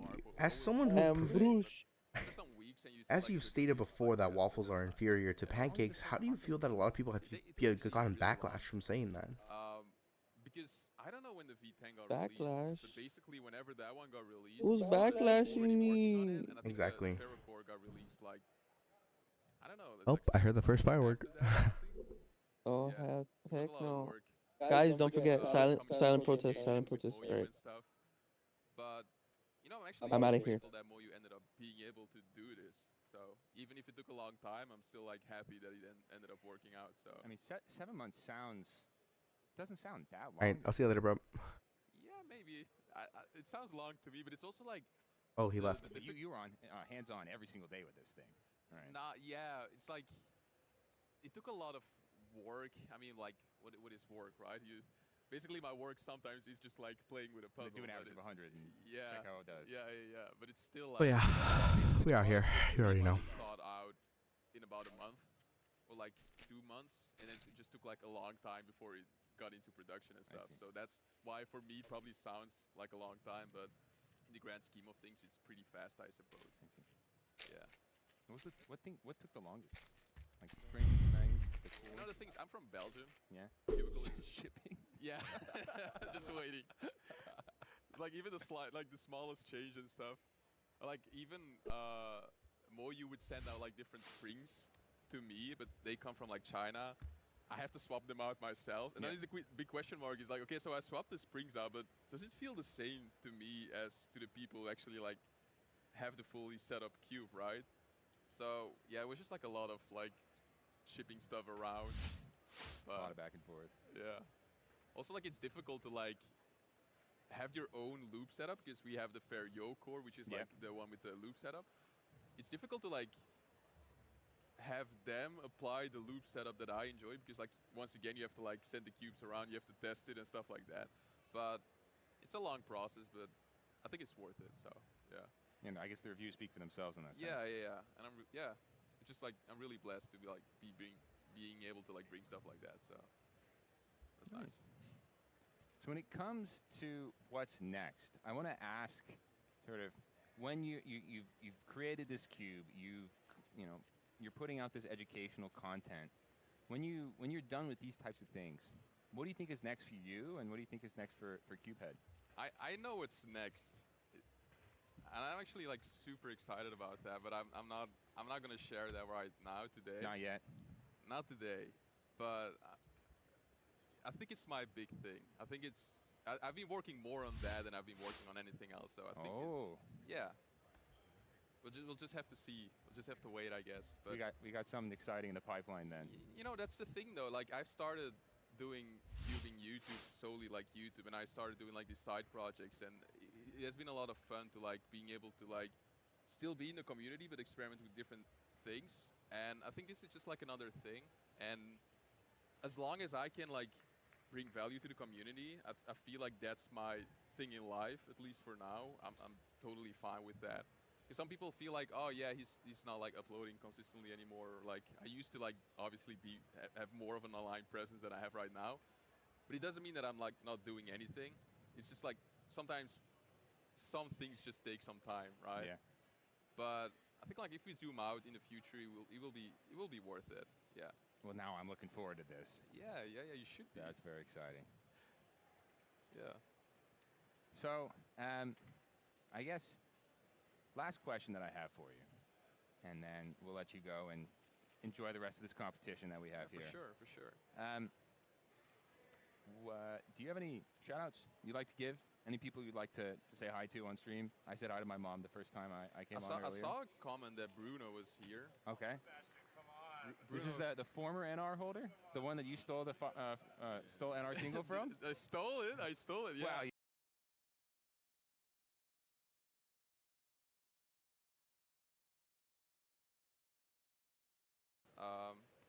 I don't know. I think like just shouting out anyone who is here. It's like it's so cool to just like whenever I get to like compete in like these international competitions to just like see with my own eyes what the community is, because if you're working behind the scenes for so long, you kind of forget that you're actually creating stuff for people. Yeah.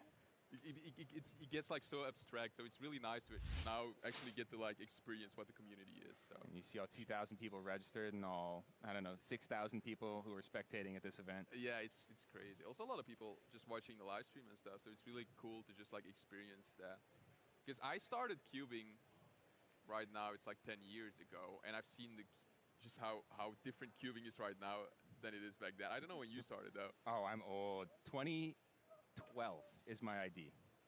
That's, yeah, you saw like even a bigger change. So yeah, it's like, Yihong wasn't even born when I started. No, that's crazy. That's crazy though. No, it's been a while.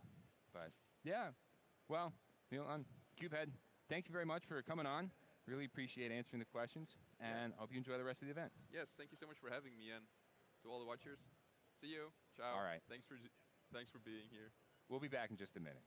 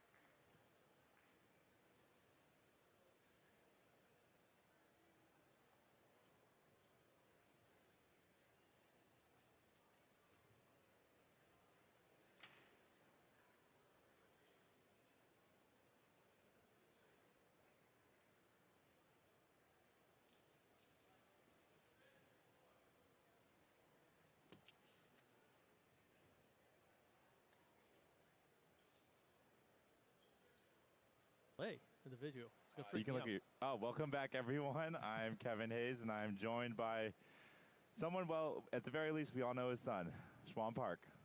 Yes.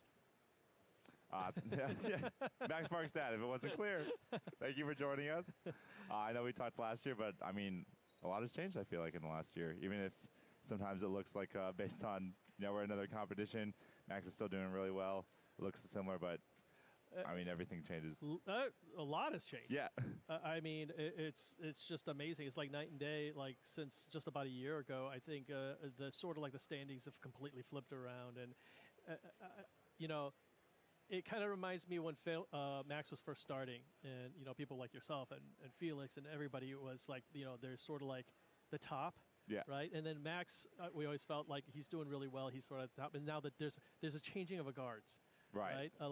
And physically, you could see the difference. Like yesterday at the Nations Cup, like the winning teams were like all like a foot and a half shorter than the old guys. The average height of the Chinese team was, I think the average height age of the Chinese team was a lot smaller than the American team. Okay, Sebastian's not on. He's on fine pace, but yeah. 2 A-perms with PLO parity in a row. 23. He's better than that. Yeah. But, I mean, you're saying change of the guard, but maybe in 3R3, 9 Max 1, OH round 1, he's been doing pretty well. Like, still second, like, solidly, like, obviously Tamam beat him in 5x5, but just barely, and they're well clear of third place. Also, still first place in 7, favorite to win 6. say he's still pretty doing pretty well. It's certainly exciting, right? I mean, it's sometimes it's not fun when somebody's so far ahead, and certainly for Max, that's not the case anymore. Yeah. Maybe with the cup like 7. He's pretty strong. Most of the other events, I think Max is definitely looking over his shoulder. There's a lot more these days. I mean, these guys are getting fast, and we're both. We talked to Max and we're like, he's got the same attitude. Like, when did these people get so fast? What's going on? Like, it's surprising. People have been practicing. Obviously, and they're practicing correctly. We always get these questions from people. They're like, what does Max do, like, to get faster and all that? And I'm like, I don't know. You're asking the wrong people. You should ask some of those other guys. Like Timon, like he's been sprouting too. Like he's just getting all these crazy times, and he's just. Because I remember for the longest time, in the beginning, all he was doing is pyramids, right? And then he started doing 3x3 and stuff like that. Next thing you know, he's like just winning at like 7, 6, like all the big cubes. So. Yeah, I guess like the old school days, especially like in my generation, and then even when Max was practicing, it's just like you just do a ton of solves, you kind of see what works, you see what doesn't, but you kind of figure it out on your own. Maybe with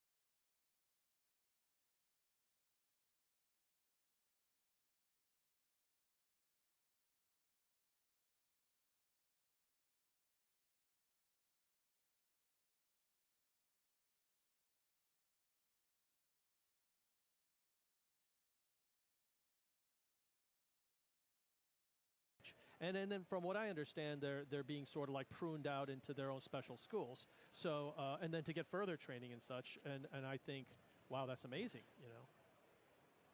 21-4 from Special. Sorry, Sebastian was on a pretty good pace. But would you say like, I mean, Maddie was talking about this, and you're agreeing, obviously, and like, I think it seems like foreign to a lot of people. Like, it's just so standard for cubing, like you just kind of figure it out on your own. But like, if you think about related to other sports, like, you don't just jump in the pool and start swimming and see what works and what doesn't. That'd be a wild concept. Like, there's a coaches for everything. Like, every single good person, like all professionals in all sports have been coached from usually a very young age. Right. And there's a lot of obviously like natural talent in figuring it out, but it's like the people with that talent and the coaching and the hard work. Right, and they're doing it the right way. I know we talk about this a lot in cubing. And one of the things that we do at Cube Camp with Felix and Max's Cube Camp is, one of the things that we actually focus on is like, in a way, undoing bad habits is like one of the things that you learn, okay? And if you ever watch kids solve, they do this really fun thing that they're solving, and then they sort of start to just go crazy. Oh, and I call it the YouTube solving. Like, because they see that on YouTube, right? Yeah. They see the kids just go, fa, fa, fa, fa, and then it's done, and they're like, well, I want to look like that. So they mimic that. In the meantime, they got like 18 lockups on 3 turns, right? So it's, but they think that that's going faster, but in reality, that's doing more harm than good. And so like at Cube Camp, Felix was teaching a lot of kids, and Max was exemplifying, try going half the speed that you think you are. Right. And a lot of the kids came to the realization that if they're 15 seconds and they're doing half speed of what they think that they were going to do, the logical assumption is you're going to get 30 seconds, and they would get either 15 seconds or lower. Yeah. And it kind of got them to thinking, it's like, wait a second, what's going on? And so, what Felix's approach with that was that they wanted the kids to realize that speed comes from a certain place, not necessarily just going fast. Being fast and getting a fast time is like the result of doing everything correct, right? And so, like, absolutely, like that TPS is earned. Right, and like when you watch YouTube, you just want to pretend like you have TPS. Yeah. So there's a difference between looking good and being good. Right. No, I say even some of these like very top solvers, like I think Timofey is a good example where he turns so fast, and on Mega Minx, he has earned that speed of TPS. Like, he is efficient, he turns well, he turns cleanly, and he gets good results. But then he turns the same speed on some of the end by end puzzles, and he's just not quite at that level. And it's like I think it does a little bit of harm because it's just like, oh, I just do this turning It's the speed. same thing. While on this one event, he's earned it, but otherwise maybe not. Yeah. No, I think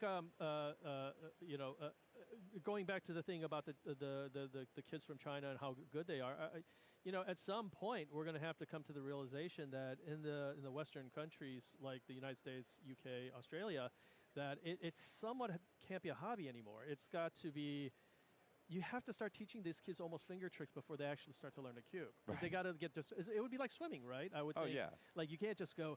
See how fast you can get across the pool, right? You can't start timing yourself right away. You got to start working on fundamentals, and you could clearly see with these Chinese cubers that they are completing all their turns really quickly. Yeah. And I think that one of the things I was actually talking to an earlier cuber about, there's such great benefits to them really doing just single color, right? White and yellow, because they spend all their time analyzing their solves instead of spending the first couple of seconds, what am I going to do? Right. And so they look like they're just on track. They have coaches that are just phenomenal at just researching and observing them. The thing that I really admire about their coaches is that they seem to understand their kid that they're coaching, and they play to their strengths, and they don't seem to tell them the same information across for every cuber. Right.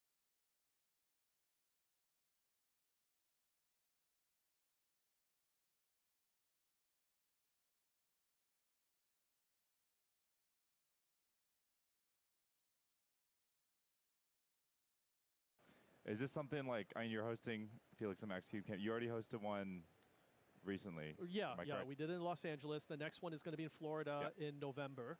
And we had a really high demand the last time. Last time the tickets sold out so quick, and everybody was really excited. So this time, when we do it in Florida, Felix and Max is going to be there because a lot of people are asking that. It's like, I know it's a Felix and Max camp, but are they going to be there? Yes, they're going to be there. And Felix is coming all the way from Australia. Pretty important distinction. Especially because he's teaching, It's a long trip for Felix. It will be in November, and you can go to the felixandmax.com website to look at the information for tickets and such. So, what's kind of the goal? What's the main? What do you say the main goal is for hosting? Max is just too goated, bro. Well, with Felix and Max camp, we sort of take on sort of the spirit of what Felix and Max, their story has started with friendship, integrity. We'd like to say that there's a prioritization of why we got into cubing and finding good friends and people to grow and become friends with, future friends. I mean, even yourself, you're still friends with many of these guys, right? I mean, it's like old friends every time you get together here. We're watching Sebastian on stream right now. I got dinner with Felix and Sebastian on Tuesday, and it was just like it's been like 15 years. It's amazing. And isn't it weird? Like cubers, they seem to, when they get back together and these they haven't seen each other a couple of years, but you guys seem to. Wait 1 second. This is really good. 14. No pair. Wow, Sebastian. Nice. He's really good. He's so good. Also, we've actually seen 3 of the PLLs. He was telling me that he has learned like variation of PLL plus PLL parity for every single case. So if you do PLL parity, because you need to swap 2 edges at some point, but depending on your PLL alg, during the middle of it, those 2 edges might actually end up being swapped on the opposite sides naturally, and so he has that one was the first 2 he had A perm with PLL parity, but he did the parity in the middle, and same with that one as well. I think that one actually was a fancier alg where he had an O parity, an O perm, which is a U perm parity case, and you can do it all in one with some actual tricks, versus some of the other ones are just a different spot to put the PLL parity. I think Sebastian really amazes me because about his age is when a lot of the older cubers start to kind of plateau out, and then they sort of stick with their old plans. But apparently he's sort of still learning and still developing his game. He looked really good there. And I'm like, I know that there's something to be said about 4x4 being dependent on a lot of luck during the course of your scramble, but or your solving. But he looks really good. And once again, we're looking at lockups and things like that. So he looked really smooth. He looked really comfortable. He seems comfortable. Yeah, he looks like he's having a good time. That's one thing that I always look at a lot of these cubers. When I see him on stream, sometimes I actually think it's a real negative when they look too serious. Yeah. You know, because you know, if they're that serious, they might be a little stiff. They might be a little like just overshoot. You know, just be a little too much adrenaline. Yeah. So. Oh, I know the feeling. Well, didn't you used to like try to pump yourself up? And I always thought to myself, like, well, you have already a lot of adrenaline probably going with you, and you were like doing like push-ups and trying to. That Australia, I felt my hands felt cold, so I was doing push-ups to get the blood flowing. I never need to get my brain more pumped up. In fact, it's definitely the opposite. The Australia push-ups was definitely. I mean, like mental focus is always like it's like the hardest thing for sure. And I've tried different things over the years. Well, I'll let you know. I'll let you know when I find out something that. What works. has worked for you?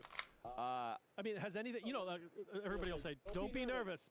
Yeah, okay, that'll work. Yeah. Good point. I'll try that. You know, like what works? Have you ever? Do you have anything that you can probably share to a lot of cubers that want to know, like, what do you? They want to know how to control nerves, and how do you also control the second solve after you have a great solve? You know, because you know how usually you get a great PB. Next one is like you know.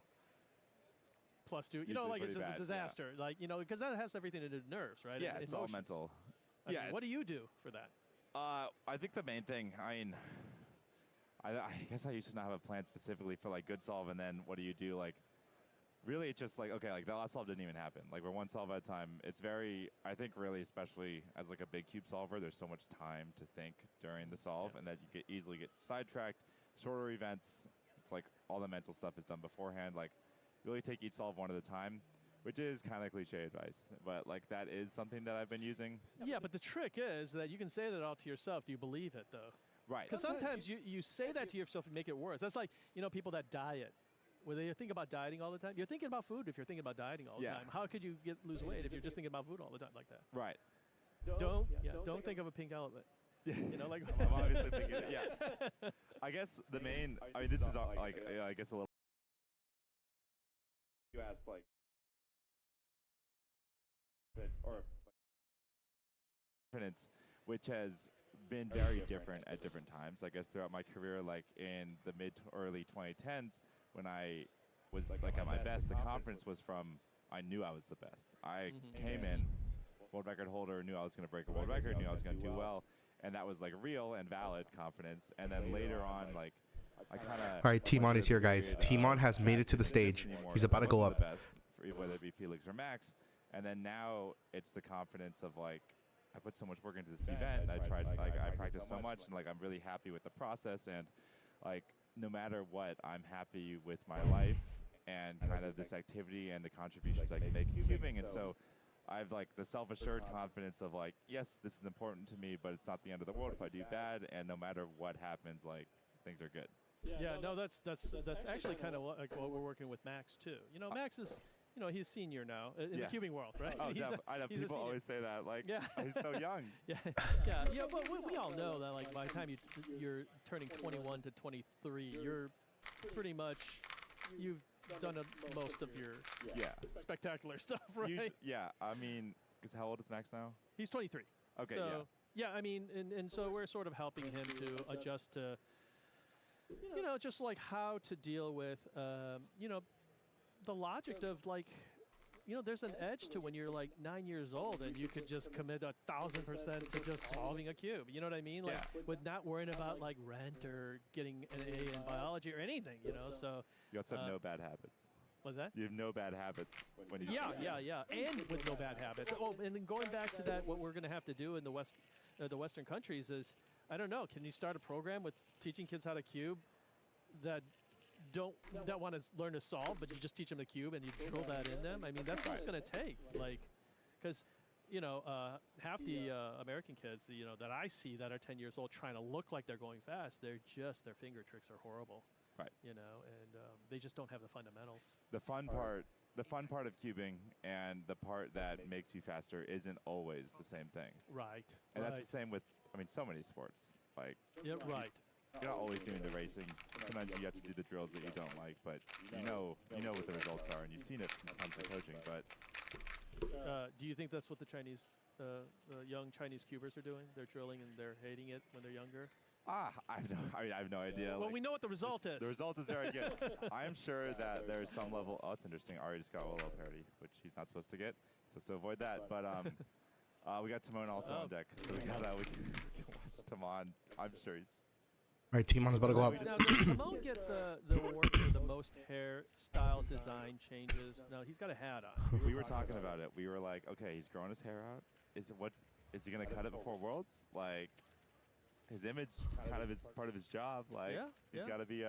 Well, what does it look, say on his hat? He sent this picture to me recently. I specifically messaged him to ask for a good picture, and he sent that. And so he knew different hair on the stream and different hair. Okay, here we go. This is it right here. Timon is about to go up. Intimidating his opponents. I mean, everyone's intimidated when he walks in the room, so I don't know if he needs. Oh, we got Max going at the same time. Oh, I'm sorry. You don't usually like to watch. I don't. So this is really bad. I might have to sue you guys for this. I don't think that was in the deal. Well, yeah. I don't know. A lot. Probably people are wondering what we're talking about. I don't watch Max solve. A lot of people are really surprised, but now nobody's watching him solve. Uh-oh. Are we? Oh, just a monitor glitch. Okay. 20.5 from Timon. Yeah. I guess because we talked about this last year, but like, what's the kind of root of that? I just don't watch him solve. Yeah. You know, I'm a little bit superstitious. I think that if I watch him, he's going to do terrible. So I guess now we're going to see live on air if that's really the case. I was going to say, what happens if he breaks world record right now? Well, I'll still probably believe it and still not watch, but because it's a fluke or whatever. But okay, for half a second, I thought he finished Redux at 10. I was like, oh no, oh my.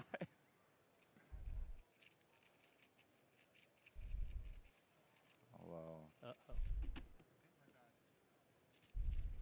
All right, a little slow start from Max, but I wouldn't be too worried about him. He's going to be just fine making a top 5 average. We're actually tracking as well. We have Maddie if you saw, you got a PR average 20.7. I saw that. Yeah, so he's leading the way right now. This is insane. I saw Sebastian walk by, obviously done. We missed his last Later, one, Max so is going to do 5x5. We see it live soon, but he may or may not have beaten Maddie because he was on pace with a 21 and a 19 counting. You know, with 4x4, I know, there's a lot of development in different solving styles and techniques that are sort of like being shared around. 4x4, I know that there's some talk a while. Yeah. Is that still a thing, or is that because I think it is. Or the solver's still depending on hoping for a good case? Ari Randers person definitely does it. Although we just saw him get OLL parity, so he made a mistake on that one. He's the only top level 4x4 solver who does this. I think he's top 10 in the world. He's gotten 3 PR averages recently. Sebastian, I talked to him. He has experimented with it, but I think it is a little unintuitive for someone, especially if you've never done like blind solving, because there's a lot of piece tracing and inspection. And he said he was just marginally slower with it due to the fact that it took so long for him to trace and count his solves, count his moves. Timon with a 19-second solve right off the bat. Consistency for him. I think it'd take a really Max could get the world record. He could do it. He could get a sub 15. I believe it. You may not have more of these, like how many more of these, and like you committing to something that will take multiple years to pay off is very tricky to do when you're on the tail end of your career. But we can see Ari do it now. And is that a solved green center? It is. Well, if Kieran's in this group, he will certainly like that. All the other Yao solvers are rolling their eyes that it couldn't be on white or yellow. But yeah, Ari's going to start white or yellow. So, like, obviously, Max, very strong results in Korea. Obviously, unfortunately, we missed 2021 Worlds, which I think was especially disappointing for Max because he would have, at the time, projected to absolutely dominate. Such a strong 2019. 2023 still, 2019 absolutely crushed 1-4-3-7.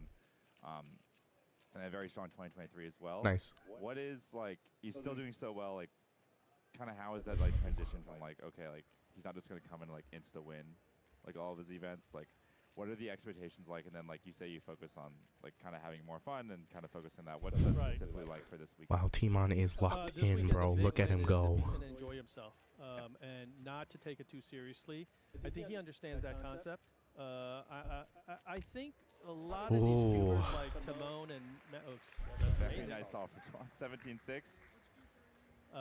Yeah, a lot of these cubers, their mechanics are just right there. A lot of the top solvers, right? Like the top guys.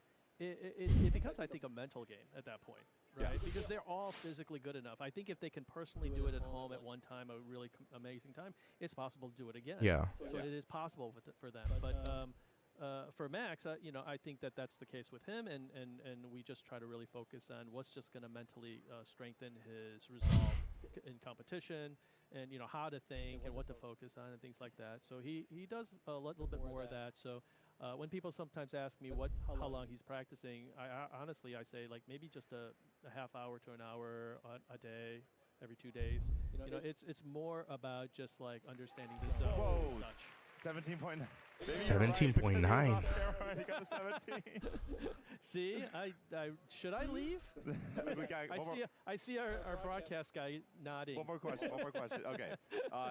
Max is also signed up for Nationals in the fall, which, if you're not aware, Nationals, due to the fact that Cubing USA is hosting a 2,000-person competition, not too feasible to host 2 of those in 1 year. We're switching to an all-stars format for U.S. Nationals. You guys are signed up. What's your opinion on events like that, and kind of the difference in like an event like this, which is catered more to like obviously a huge audience, versus Nationals, which is a very focused on a spectator event? Well, I think anything. I love, first of all, everything everybody's doing. The new formats. Everybody's really trying good. a lot of things. I think anything to help make try new things to see what works, what sticks on the wall. What's exciting. Everything is all good. The one thing I would probably focus on is trying to make it more entertaining in the eyes of somebody who doesn't know, what's going on. Like I watch Olympic curling. I have no idea what the rules are. Throwing that rock, down. Get it close to the center. Yeah, I understand that, and sometimes I'm not even sure about that. It's about knocking somebody out. Well, anyway, so stopping them from being close. Yeah, why? I try to think about why do I watch that? And then you kind of try to bring that into cubing, and I think that the obvious answer is you do have to put it head to head to some degree, because then you just know one wins, one loses, and you can. Everyone can understand a race. Yeah. Yeah, it's hard. It is a little hard to conceptualize. Okay, this person got this time, but then they're not counting that one. They are counting this one, and then this person's. Oh, forget trying to explain them the best and the worst, and then most people that don't know cubing, they look at it, anything under 2 minutes is amazing. So it's not like you can get anything across to them. Right. I was just actually in a conversation with some parent, and another cuber was starting to talk cuber jargon, and I was like, I felt really kind of bad, because I'm like, you understand that everything you as a cuber telling him, he doesn't understand anything. He's just politely nodding. Right. And this is a dad that just was like that. And it's like that's how most people are. They have no idea what you're talking about. Yeah, so you have to break it down. All right, team on's up. Solve number 3, I believe. Do it with one hand. Yeah, his third solve. And if you can do it blindfolded, you're some sort of a magical freak. Yeah. So it's you gotta cater to that enjoyment level for the average people, and then just do that. That's why I think you should bring multi-blind and. I know you. On feet. Yeah, but that's the one way you're gonna get somebody to be interested in a Rubik's Cube. Like this guy can do it with his feet. This guy can do it blindfolded. Yeah, that's amazing. It's on. Okay, Twan's looking at just over 20. Okay, 21-second solve. I mean, I agree with you in the sense that like these competitions, especially, we're trying for semifinals and finals to be much more digestible. But hopefully we'll see some of these smaller, more spectator-focused events. We can move towards that to gather more of a general audience. It's not just cubers, for sure. Yeah, I think that's the trick. I really do. I think somehow you got to create a narrative where. This is kind of counterintuitive to what a lot of people think, but I actually think you have to make the game exciting beyond the fast people. Like sometimes when we watch golf or tennis, we don't have to watch Tiger Woods, or we don't have to watch, Federer. You can sometimes watch tennis and you enjoy it, and maybe those are the people that understand the game. But the thing is that with cubing, I think that there's so much drama and enjoyment that can be gotten. That's very interesting. Even when you watch two guys that are just going for their PBs and they're like 15 seconds, and I would love to watch two guys if I knew their backstory, and I was watching two guys at 15 seconds, and we know how hard they worked, and how much blood and sweat and tears are on. I think it'd be exciting. I think that has a lot to do with it, like creating narratives. I think all sports do that, right? Oh, even like the bad MLB teams, you have to create a narrative so people will watch it. Yeah, you need a star, or you don't need a star. You need someone to focus on and know their story and follow and relate to. And sometimes the star is the team, but yeah. Okay, here we go. Am I going to do Max injustice right Okay, here? yeah, I'll give you. Well, do you have anything else you want to talk about? Or we can well, watch it's too late. I already started watching, okay, so we'll I already jinxed it now. We'll watch one more Max to solve. We'll prove or disprove whether or not Schwan should watch his son, and then I'll let you go. All right, so Taman's on pace for 21.68 right now. Obviously, a lot left with a 17 and a 20. Oh, sorry, he's on pace for 20.5, but we'll see. Max will give us a counting solve after this. Oh, blue-green, he went for, was that the solve at the fully solved center? That makes sense. All right, no parity, 20.2.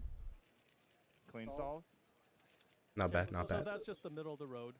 Yeah, he's dead even with Taman right now. I didn't jinx him or help him, I guess. All right, the experiment was inconsequential. We learned nothing. Right, so maybe I should jump out now. Okay, yeah, thank you.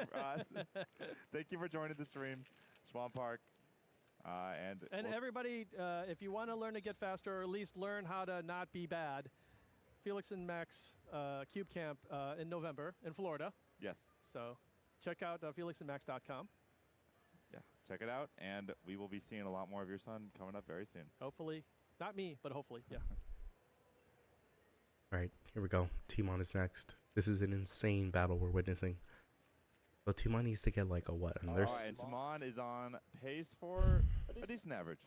20.5, obviously anything under 21 is better than his competition global, basically what we're going to call it. Actually in a great shape.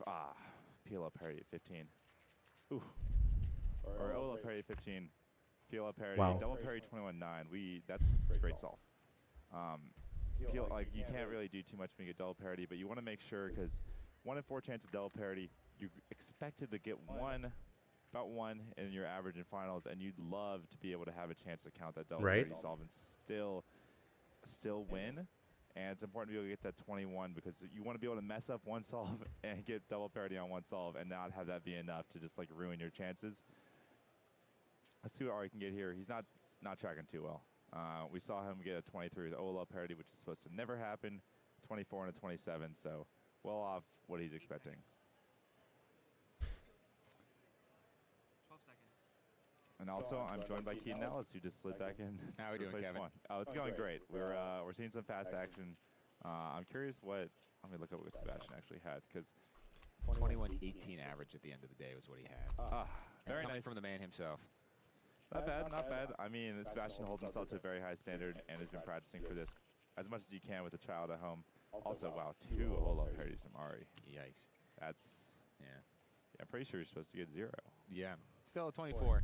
Yeah, that'll make the next round. Yeah, not too bad, but I think when you get bad solves on bad luck or just like really bad cases, it's like, okay, well, I executed well, I'll do better next round. When you get OLO parity, when Get excited, guys. 5x5 finals is coming around the corner. Mistake. Yeah, it's a lot to clean up. It like really kind of starts shaking your confidence. Looking at the results right now, and who's sitting close to the top of the leaderboard? Felix Zemdex. Not too bad. 21 average. Very consistent solving there. Yeah, he's got that 4x4 in him. He knows that. Felix is someone who just knows that like anything can happen to 4x4. He just, in terms of like getting a good average in 4x4 is very. Get lucky. It's you execute. Knows that and is ready for it. Here we go. Yeah, is it likely that he's going to get top 3 tomorrow night? No, but out of someone that can like get lucky and execute well, I think Felix. Let's see this. We've seen this happen before at World Championships. Bill Wang. I mean, if Max gets another 17, he could. He's got it in the bag. He's got it in the bag at that point. Yeah, essentially 0 out of 10, which is, I mean, that's it's pretty low. Yeah, it's pretty lucky.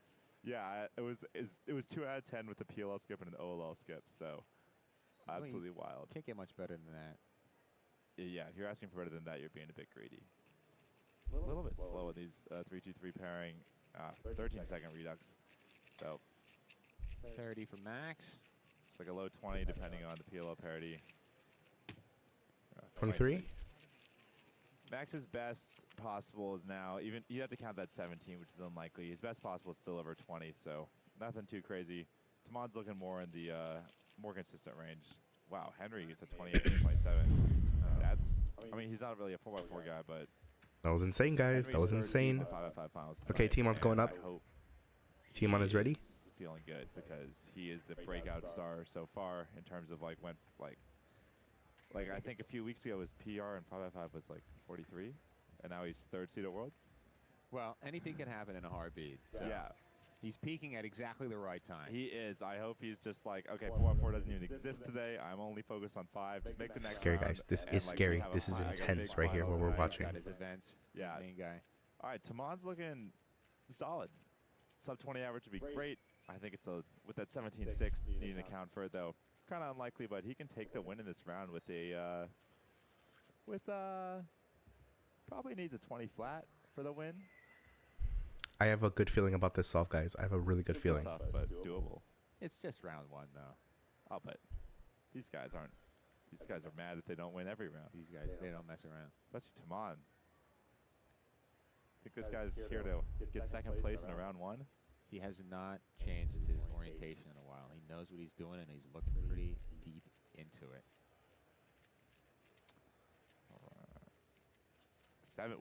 Sub 8 flip. Rotation is very nice. This is pretty clean. No oil. Wow, 16. Insane. You see, I had a good feeling. 5 single to boot as well. That was Very good. Clean, Wow. Very nice last layer. That was right insane. there. It does help to get that no parity, but wow. Holy great start, shoot. And then just completely clean all the way through.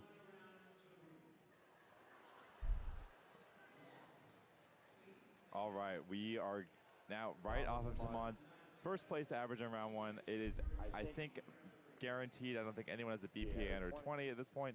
We are going to send it down to Manu for, never mind, we're not quite going to get an interview with Tamon. He is off. But wow, BPA of 19.95 and needing to count a 17.6, and he does it.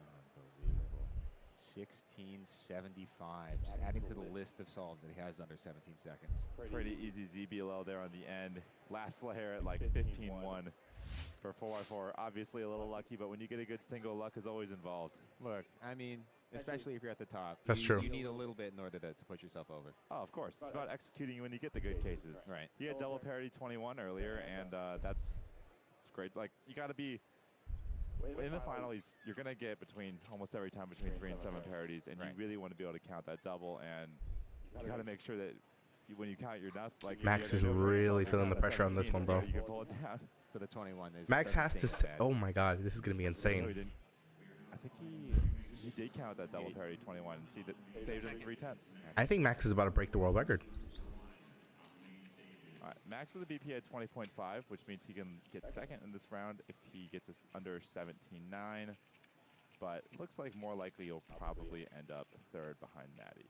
Although he could jump over Sebastian. It's pretty tight. He has the range from 2nd to 4th. Might get 4th. Good. Yeah. So Max Park with a 21.76 average actually is going to finish off at the podium in round 1. It is going to be Maddie Hirota, or it's going to be Tamon Golazinski with a 19.95 average in 1st place. Maddie Hirota and Namba with a 20.72 in 2nd. Sebastian Vire 21.18, and then Max Park with 21.5 is what I think I just saw on screen. Very nice. Overall, quite a few good results. One thing I want to note also, Sebastian Vire with that 17 that he got in the 1st round, he came over to the caster's table and was chatting with us a little bit. He's extremely upset with that performance on the solve. Oh yeah. He's like, I had a 2.5 second pause looking at 3 edges, and I couldn't figure it out if it was a 3-edge case or a 2-edge case. He's like, should have been a 13. So you said it should have been a 13. These guys hold themselves to really, really high standards. That's such a Sebastian line. Should have been a 13. Yeah, okay. But, like, let's be a little realistic. Say at least it should have been a 14. Yeah. He had parity too.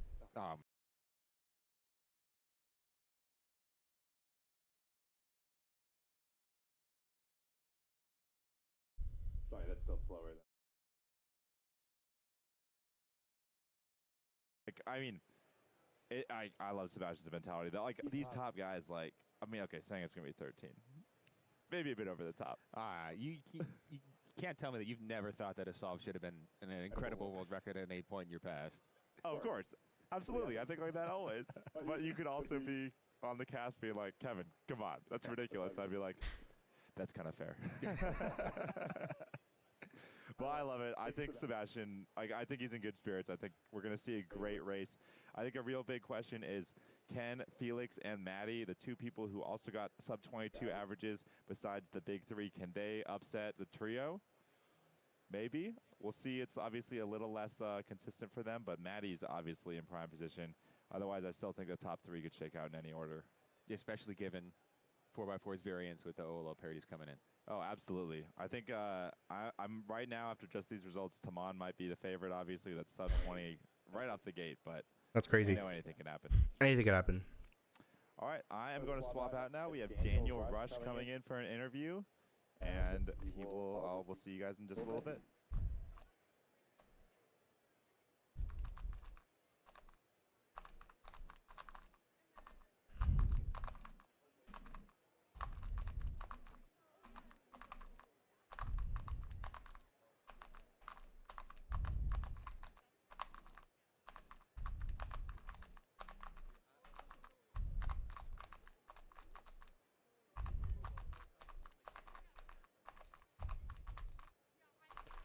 We're seeing insane things happening today, folks. For those of you who are just tuning into the stream, we just finished, I believe we just finished 4x4 round 1, and we're heading into Mega Minx round 1, if I'm not mistaken. I think I'm going to change it to that right now. I think it's okay if I change it. Mega Minx round 1. I think it's okay if I change it a little bit to that.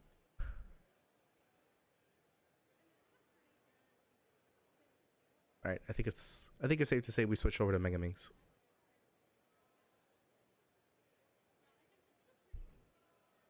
But yeah, what an insane 4x4 turn that was. I mean, I was getting the chills right there. I'm super excited for 5x5 finals. It's gonna be insane, which should be up in about an hour. In about an hour, we will be seeing 5x5 go through 5x5 finals, the most anticipated event. It's gonna be insane, guys. Stay tuned. I might do face reaction for that. You guys want me to do face reactions? I need you to put a K in the chat. K in the chat if you want me to do a face reaction to the 5x5 finals.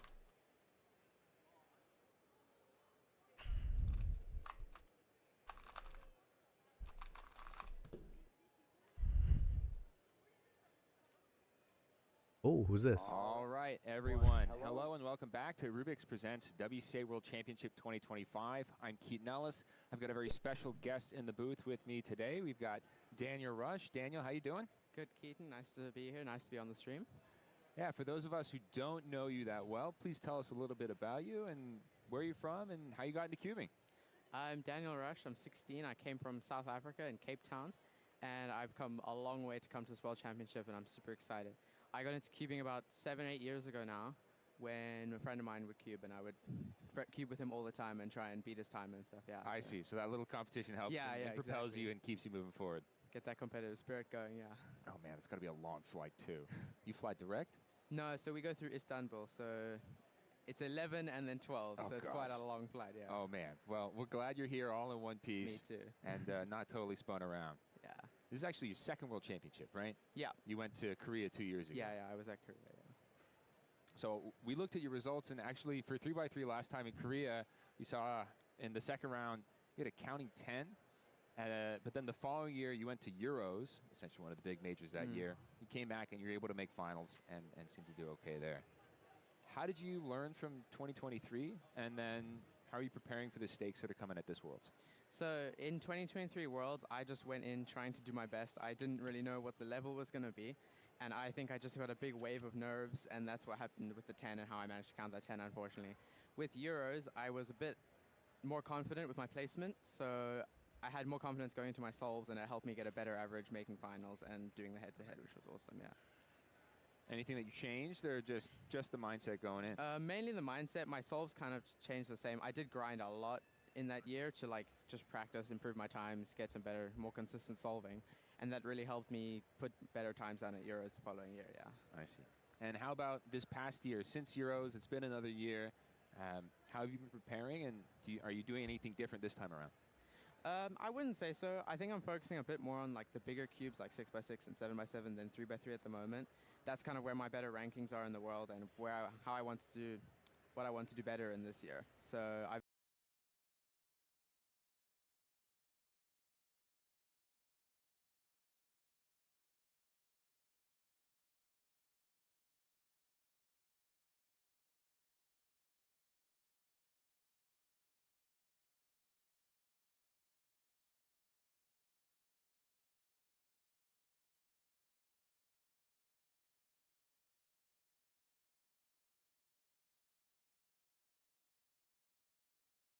as opposed to any of the other puzzles that are out there? I think I just looked up to some cubers from a while back, like Felix, Kevin Hayes, Max Park, and they really inspired me with how their turning style and their solutions and all their solving, just getting these insane times on big cubes, and it really inspired me to take up those cubes. Yeah. I see.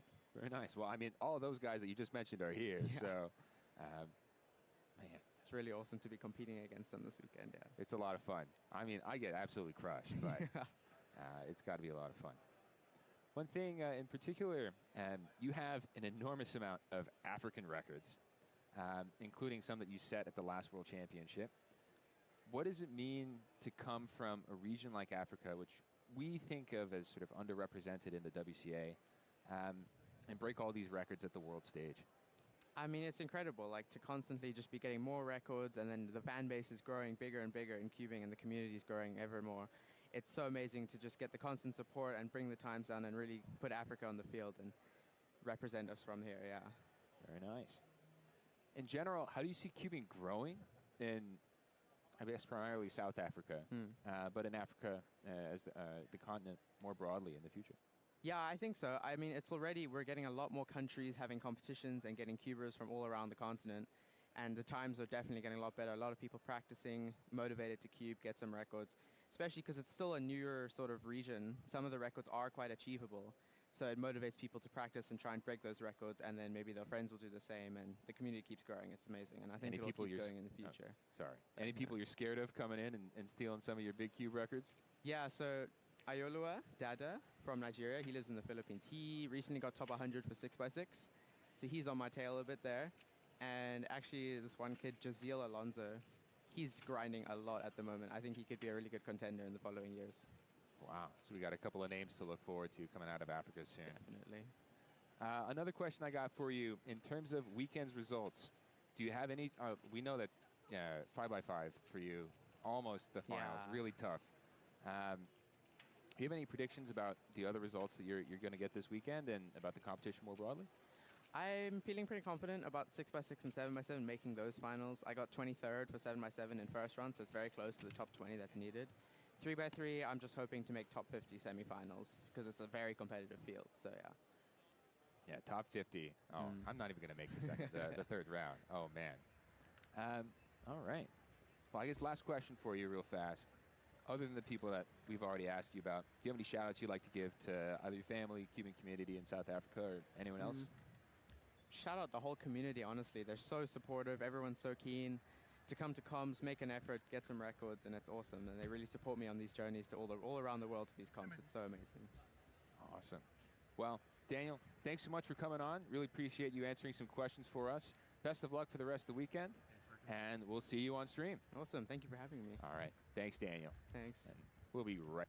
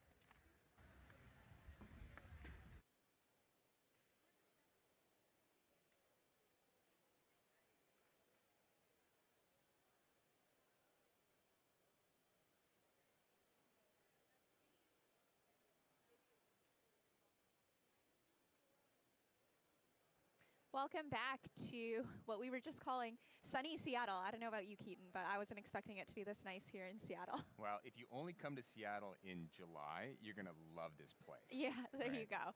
So we are here looking at Megaminx round 1.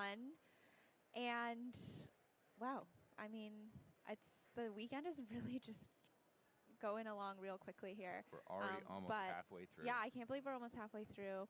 But if you are tuned into the live stream right now, there is no reason for you to go anywhere. In fact, you should send the link to all your friends and tell them that we've got a wild set of finals coming up. Like, you can't miss this next set of finals that we have up this evening. 5x5, clock, Pyraminx, and one-handed in that order this evening. We've got 4 World Championship titles on the line already here on Friday. Yeah. So much different schedule than some of the past World Championships. We're spreading things out, and actually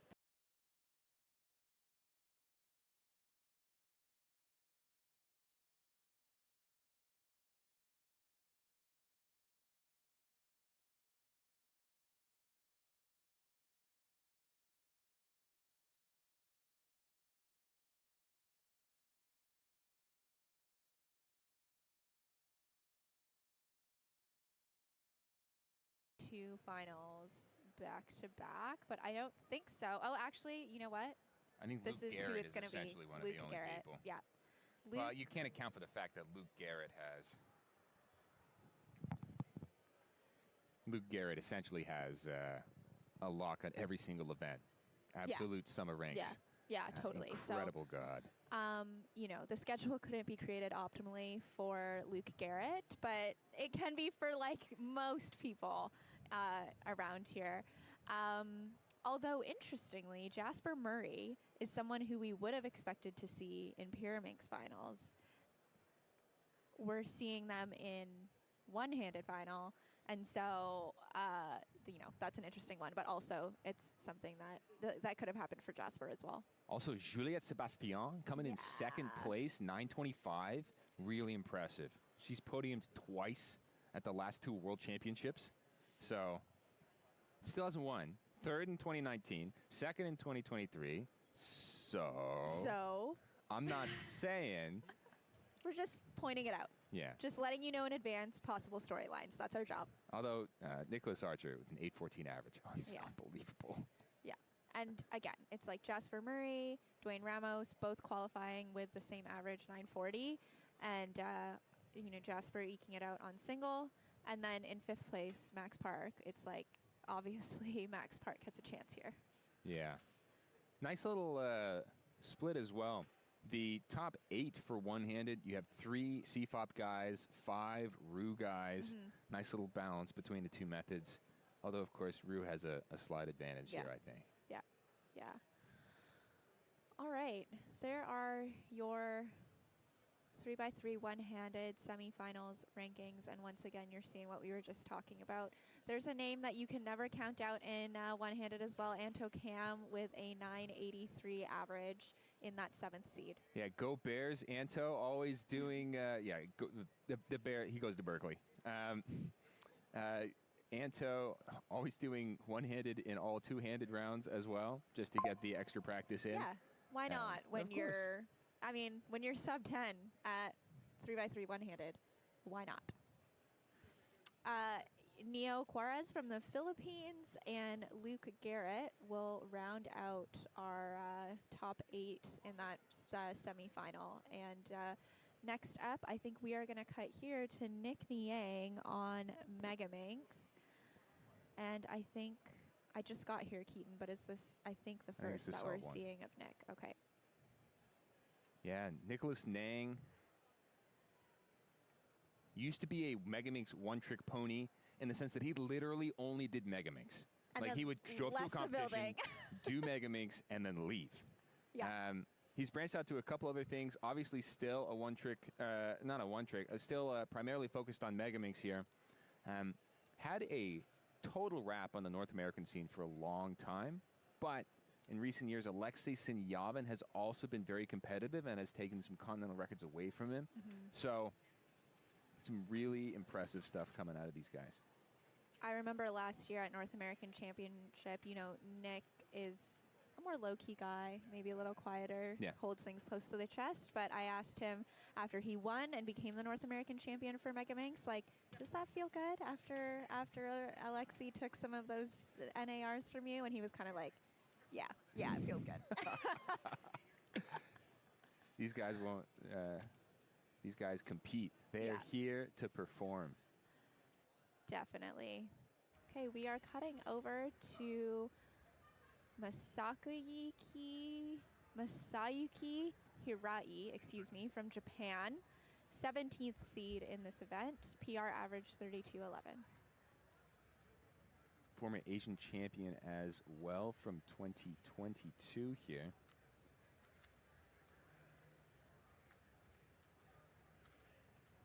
Megaminx is an event unlike 3x3, for example, where you have an enormous amount of freedom and then an enormous amount of space that you have to cover. So unlike 3x3, pieces can literally be on the opposite side of the cube, and you're going to need to turn 3 or 4 faces in order to get that thing over to where you want it. So being able to handle that, being able to find pieces quickly is a skill that these guys have to have. I noticed Masayuki there just forcing himself to recognize that case at the end, even though it took quite a few U moves to finally get there. Yeah, there are an enormous amount of Megaminx PLLs and OLLs. At the top guys will know full or at least most of PLL and OLL. Some of the ALGs do sound or feel like your standard 3x3 case, but when you have all those extra pieces, there are a lot of extra things that will show up. We're looking at Luke Garrett. Again, Luke Garrett is one of those people who just in almost every event is putting down some really high-level times, and it's an interesting approach for Luke coming into this weekend. What events does he want to be focused on? Of course, he would like to be doing well in everything, but I think the reality is with 17 events, you are going to need to make some choices.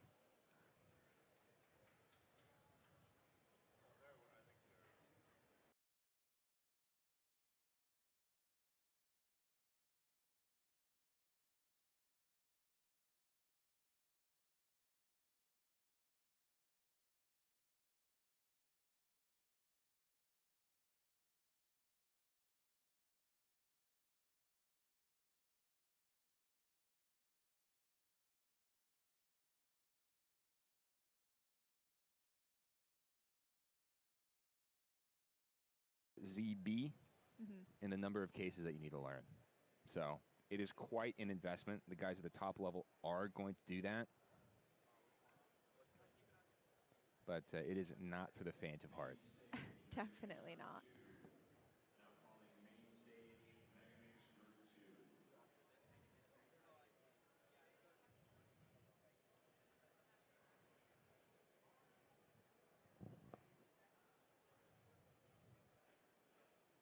Nicholas Nang taking a decent amount of time here to prepare.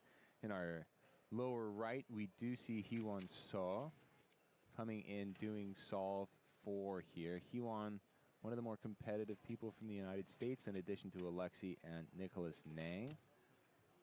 31-12 there from Hee-won, and a good solve.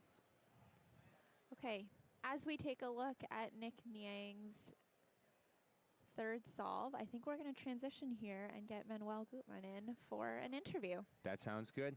We'll be right back.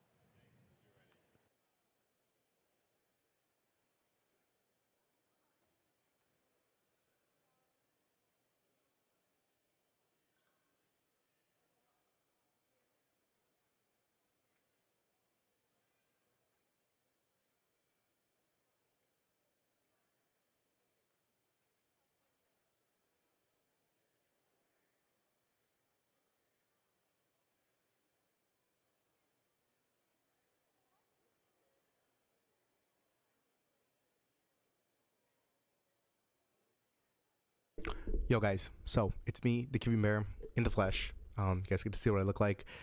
Haven't really gotten perfectly good to game. My hair is a mess. I look crazy. I'm not that great, but we're here and we're here to react to what is going to be one of, if not the most anticipated event of day 2 of Worlds, and that is the 5x5 finals.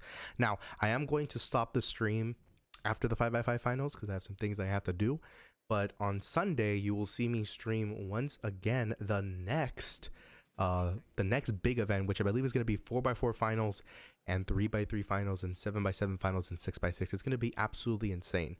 Right now we're on Mega Minx round 1. I'll be updating my little words. We are here and we have some kind of interview happening.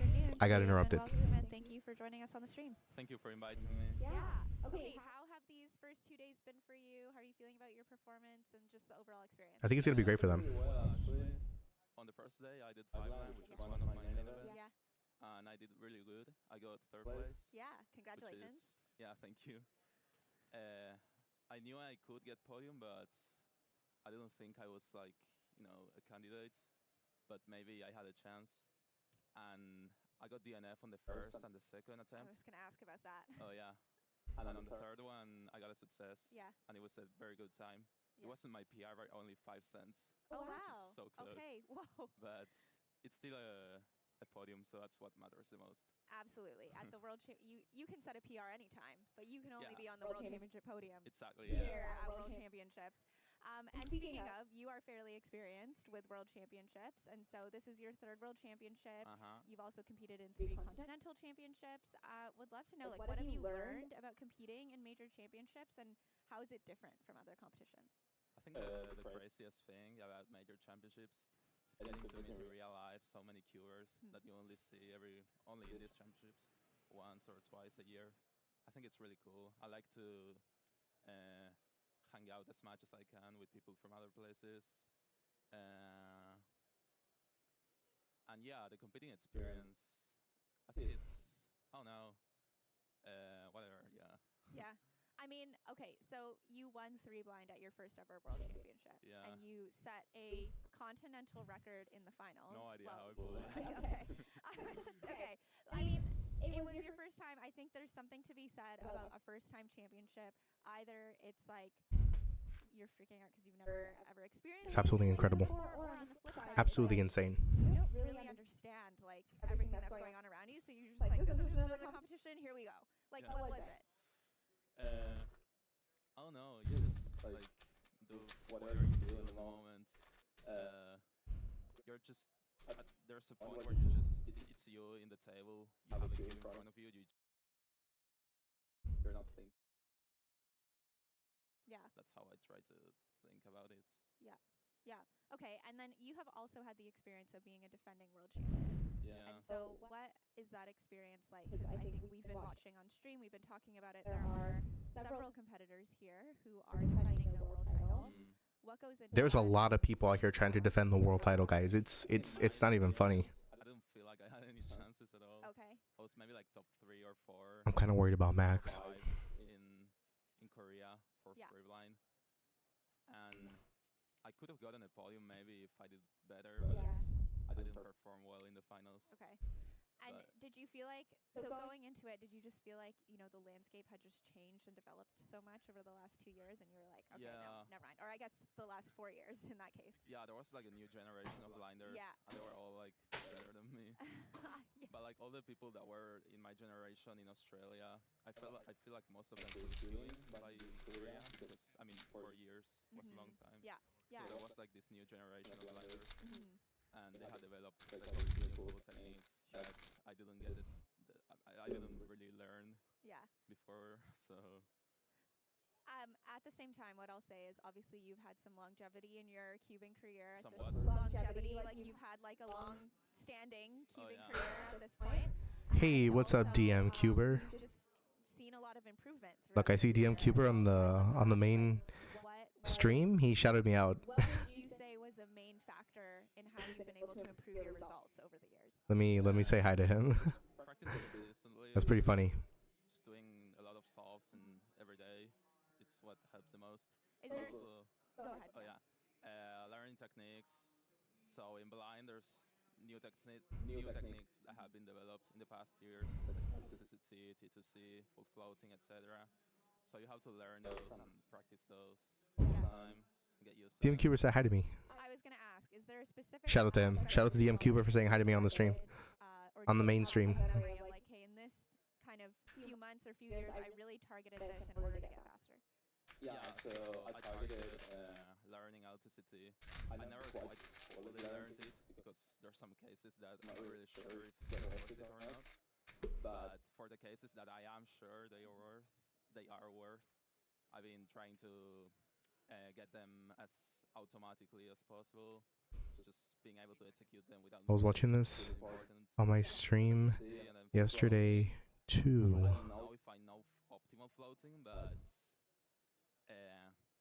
I try to at least do better than I would do if I wasn't floating at all. I think that's it. Okay. My mindset, I guess. Yeah. Okay. Now, obviously, you're known as a blind. Can y'all imagine if that chat that's right there on the main stream was my chat? That'd be insane. No, but it's not. It's just the WCA chat. My chat is a little I guess you could say it's a little it's just a little. It's just a little empty right now, but it'll get up. It'll get up. I have faith. My mom wants to sleep. Why is America so far? Oh, Bear said hi. M3CP says hi as well. Hey, how's it going? Thanks for saying hi to me on the main chat. Appreciate you for that. How do I reply to him? I can't reply, can I? Oh, man. Let me see. At MC M3CP. There we go. Look ahead, stuff like that. Being efficient. Yeah. Great. Okay. Back to blind. Although, good luck. Hopefully that works. Thank you. Okay. Laser Monkey. Blind round 1, and then we'll have 4 blind final on Sunday morning. Yeah. Guys, Laser Monkey just released Monkey League Season 6. Let's go ahead and react to that while we're doing this. We can go ahead and react. But I think the mindset is so different because of the format of the event. And so, firstly, just in general, like as you are thinking about going into 3 blind final round 1 tomorrow, what are you thinking about? How are you preparing for it? I think first round is mostly like not DNFing, obviously. Yeah. And I don't think you have to go for the fastest time. I think you just kind of see how your brain is working. Oh, I don't know where I saw it. I could have sworn I saw it earlier. Just trying to get. Who do you think will win 3x3? Yo, what's up, DM Cuber? Let's see. Who do I think is gonna win 3x3? That's a good question. I think. If it's not gonna be Yihang, it's going to be Timon. And if it's not either of those two, maybe, just maybe, Max will come out on top. Max will give us an insane, never-before-seen performance, because he still has the potential, just like everybody else, to get under those 3-second solves. But I'm kind of hoping that Yihang takes the crown. So that's who I want winning.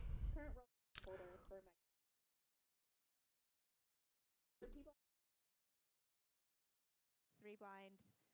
And maybe haven't done it before. Quick thing, obviously, you get 3 solves, your best one counts, and that's the only one that counts for your ranking and your placement here at the World Championship. So it is a really, like we said, a different. Great question, DM Cuber. Instead of like focusing on looking to get an average, you are just targeting that best, fastest time.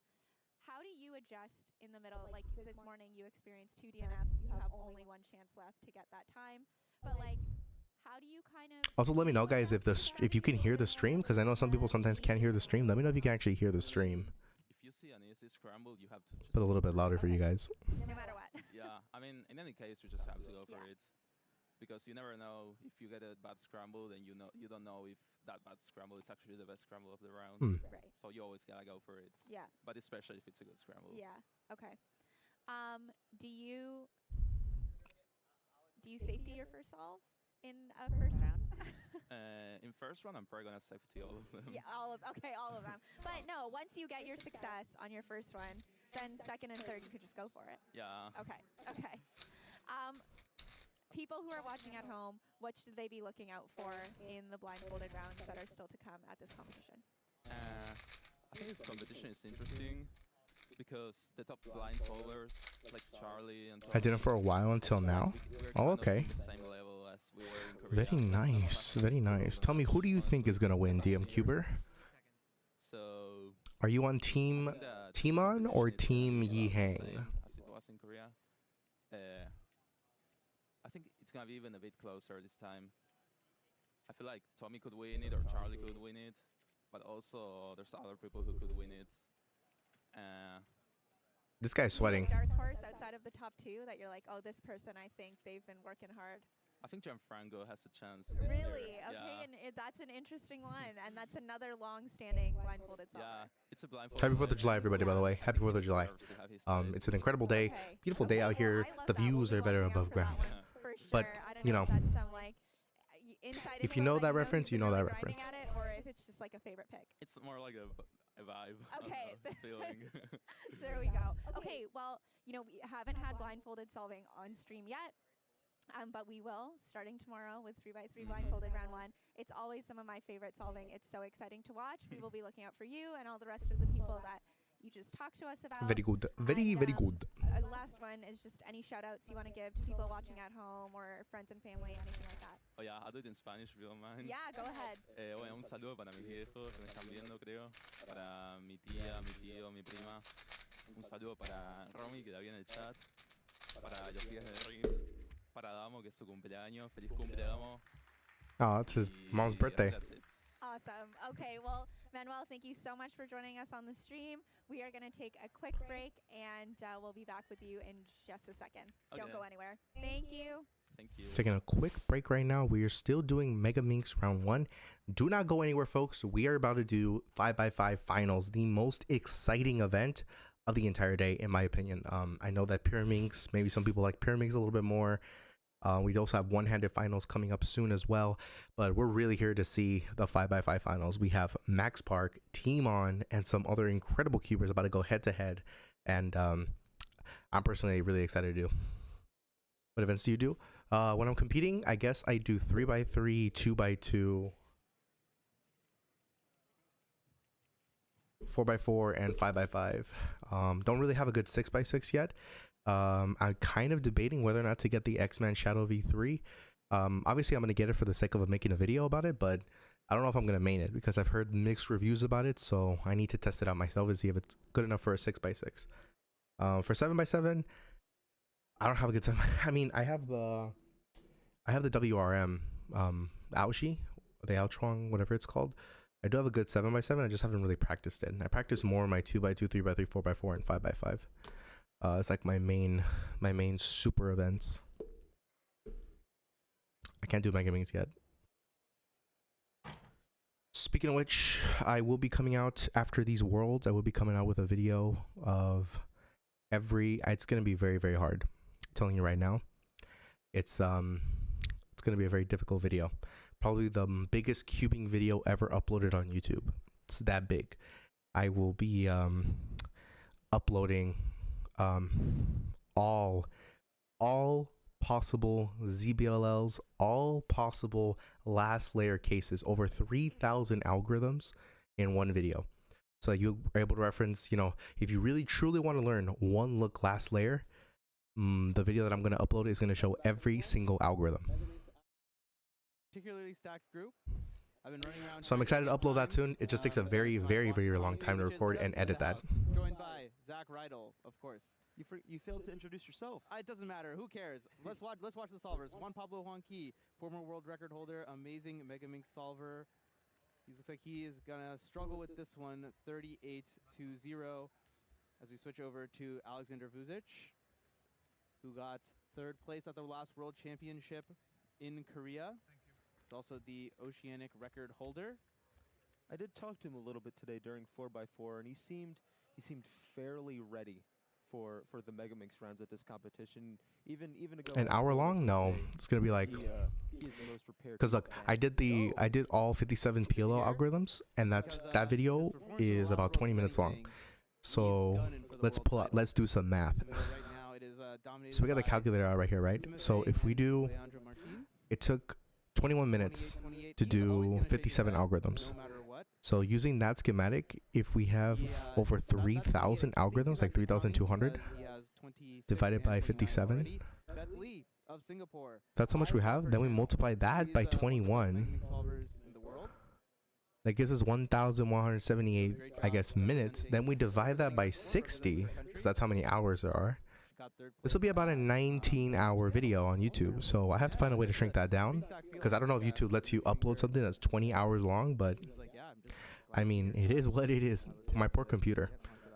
I'll probably put them in parts, like part 1, part 2, because 20 hours is insane. Unless I go super fast. There's no lack. I was gonna say, I believe did they just call up the last or the next groups? We should be seeing. Oh, really? They already did?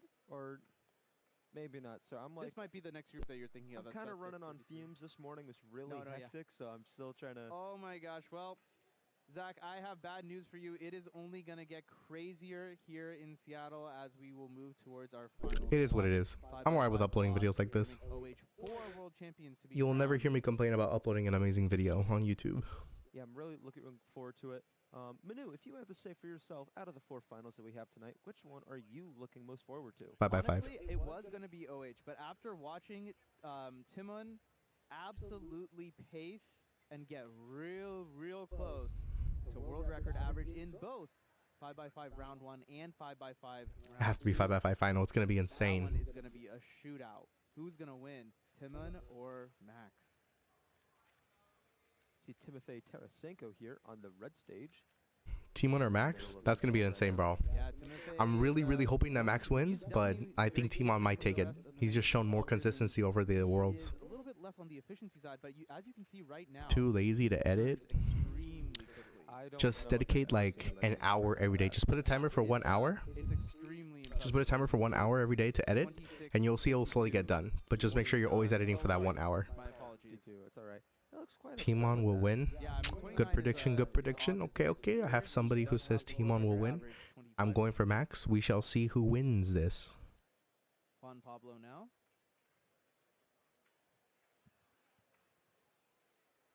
Seated 9th at this competition. 33 seconds on Megaminx. Really good, really good.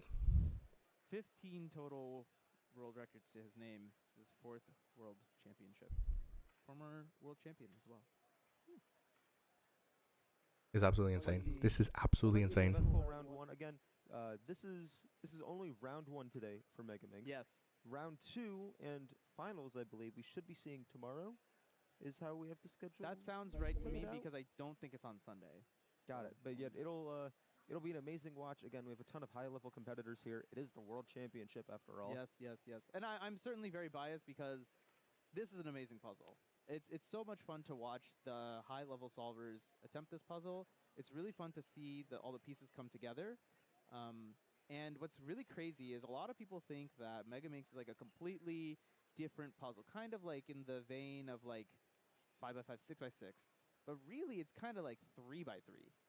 You're really doing like maybe 2.5 3x3s stacked on top of each other, which is certainly makes it a lot easier for people to get into. But of course, 12 colors.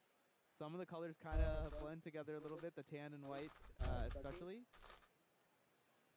Yeah, I do have to admit I am maybe a little inexperienced. Maybe not little. I'm extremely unexperienced when it comes to Megaminx.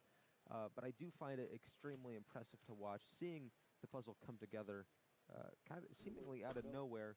You close your eyes and you open them, and then you're on to the last layer already. Indeed. So because it's so similar to a 3x3, actually what you were really looking for is not necessarily fancy algs. There are plenty of those, of course, 151 PLL algorithms to know, and all the top competitors are going to know full PLL, or at least very large portions of it. But really, efficiency and look ahead are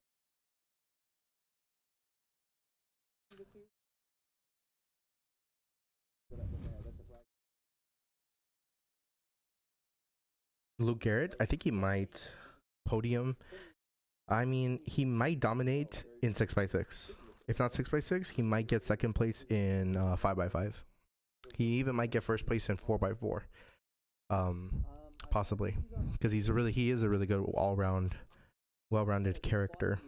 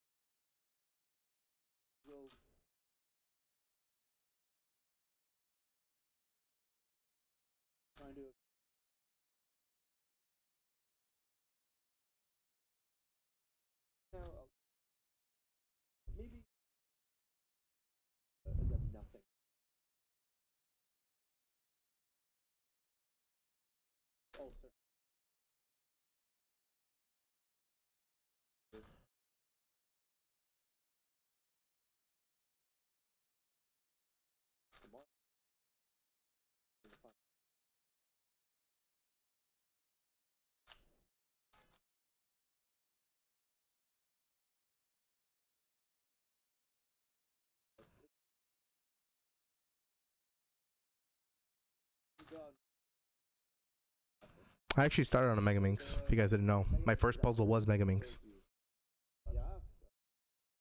I will say, when I do get in the mood to solve Megaminx, it is fun. I am just not that good at it. So Yeah, that's always it's kind of the learning curve, right? Like, you start off, you're not very good at the puzzle, and it's like, okay, I don't really want to do this because it takes time, it's boring, it's whatever, my hands hurt. Then as you get better, you progress, and you're like, okay, well, this is a little bit fun now. Now you can do it in a reasonable amount of time. I think it's called a skill issue. is what I'm dealing with. I have A skill issue? issue. You competing in the World Championships 2027? I think I will compete. I'm not gonna win, obviously, but I'm obviously not gonna win. But I'll definitely compete, and obviously I'll be doing full coverage of the event when it comes up. I will be going. I don't care where it will be. It's kind of unfortunate that I couldn't go this year because it probably won't be in the US again, so I actually do have to go travel out there, but you know, it's time to, you know, I got 2 years to save, so yeah, I'll definitely be at Worlds for 2027. Alex Vujic.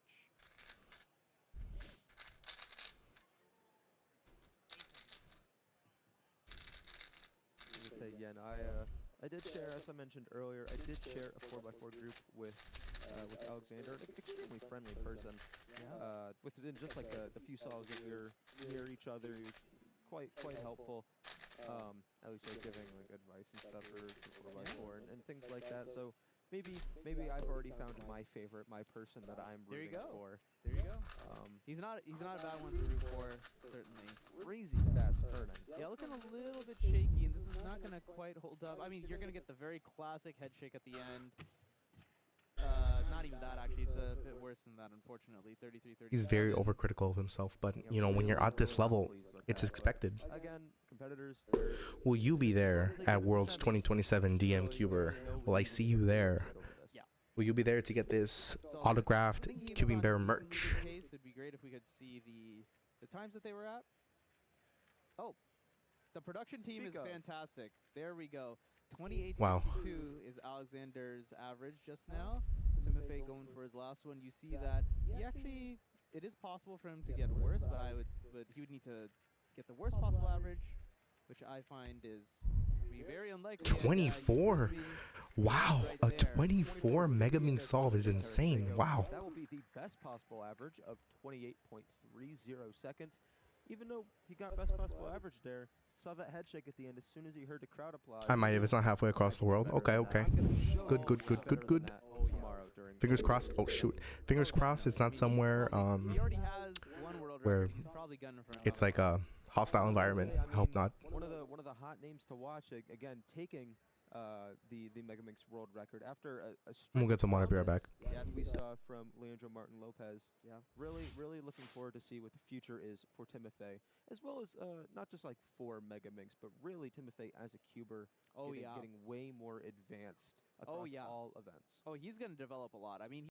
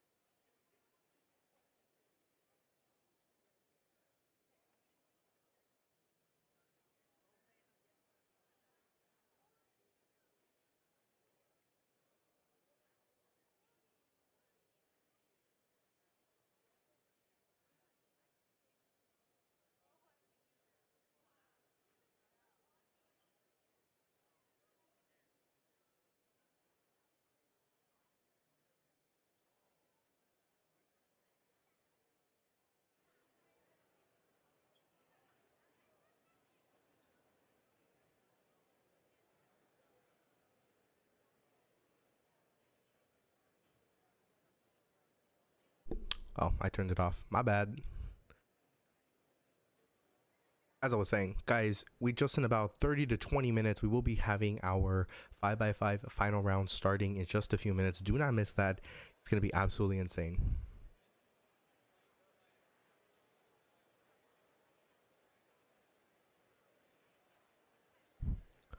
Listen to that ambience, guys.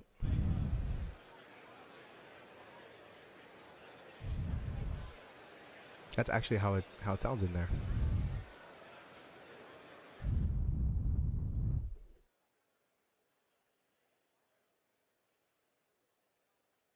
We're about to see some crazy stuff, guys.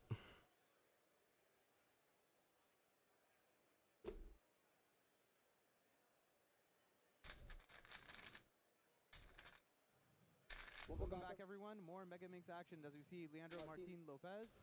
But sitting next to me, the one and only legendary SpeedCube, Owen Stotts. Welcome, Stu, to the stream. What's up, Manu? It's the first time I think that we've actually met. Yeah, actually kind of crazy.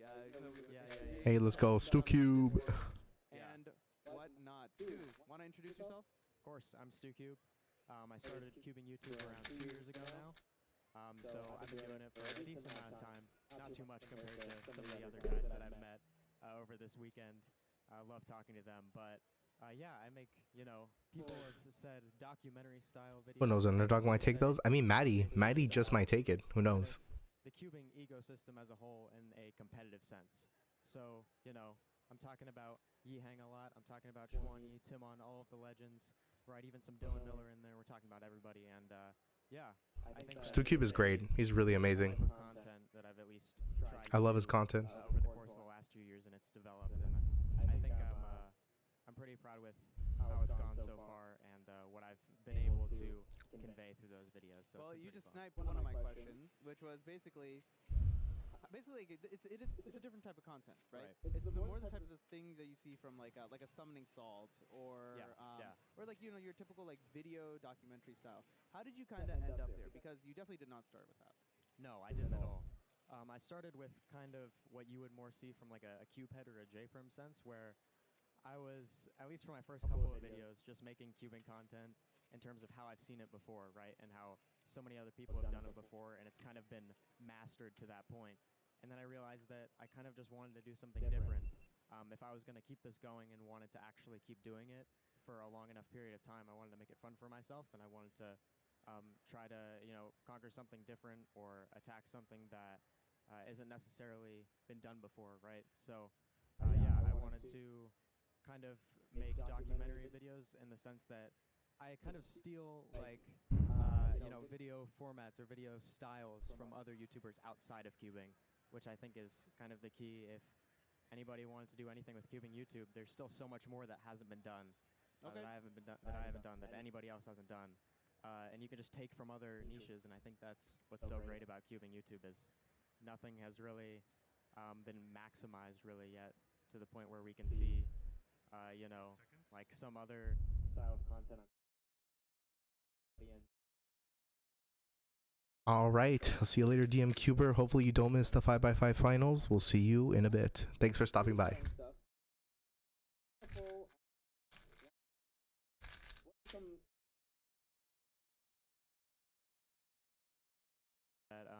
I like the way he story tells. I like the way that he puts different details together, and more importantly, makes it actually interesting for an audience that might not be interested in it to begin with. But besides that, I also like Lemino a lot. Good solve from Aiden right there. I like Lemino, and he is kind of like a more documentary style YouTuber. He makes longer docs than I ever would, right? And I like his graphics, his visuals, his editing is very, very good. Him, and then a lot of people have seen that I've taken a lot of inspiration from Jimmy High Roller, which is a basketball YouTuber. I'm really into the NBA, so I like his channel a lot. I think that he's done some great things in that niche. So it's just about pulling from different niches, you know, and that's all it's always been, is just kind of yoinking and twisting different things and, you know, making it your own, because everything pretty much has already been done on YouTube, but not in cubing. So yeah, indeed. Sorry about the Pacers, by the way. Oh man, maybe a little too I can't bear to think of it any longer. You mentioned like these like different niches and stuff as we watch Lucas. I think he's on some pretty good pace here. what is like a niche of cubing YouTube that you think has yet to be fully explored, or maybe is like just starting to get there? Yeah, so the documentary style that I did was, it's probably been done before by different people, but in like a singular video sense. I think J-Prim did a little bit of that earlier. But besides that, I'm trying to think. I think everything in terms of, there's really only a couple lanes that have been done to pretty much its fullest over the last couple of years. Those are like unboxing reviews type of things. And then also kind of just, you know, vlogs or whatever that would be, right? And then just like doing things in your house where you're just filming different stuff, which is kind of what I started out with, and a lot of people have done way better than me. But I don't know. I guess that's kind of the beauty of it, is that it is very creative in the sense that you can combine a bunch of the different niches together, and there's not like a certain niche that really exists, which is like you have to do this one lane. Like you can combine a lot of different things together. And yeah, because like I take from different basketball YouTubers and stuff, and I don't make anything about basketball, right? It's about cubing, so it's different. So yeah, I don't know. I guess I'll say that's for you to figure out, I guess. Very like mysterious. Right now, I don't know, man. I think that it's exercise for the reader, perhaps. Right. That's part of it. That's part of it, is creating your own style, and that's what makes it special. So yeah. Yeah, totally. I mean, it makes a lot of sense. Yeah. I guess, like, why SpeedCubing in the first place? Like, how did you get into cubing, and what inspired you to just even, like, start making anything about cubing? Yeah, so I started cubing in, like, 2017. I think I got a cube for Christmas. You know, it's everybody's story, right? Grandma gives you a cube for Christmas, and then you just start solving it, and you try to get faster and stuff like that. So, yeah, I've been doing this for a while. He's the GOAT, by the way. Yeah, that's a very good time from Leandro. Yeah.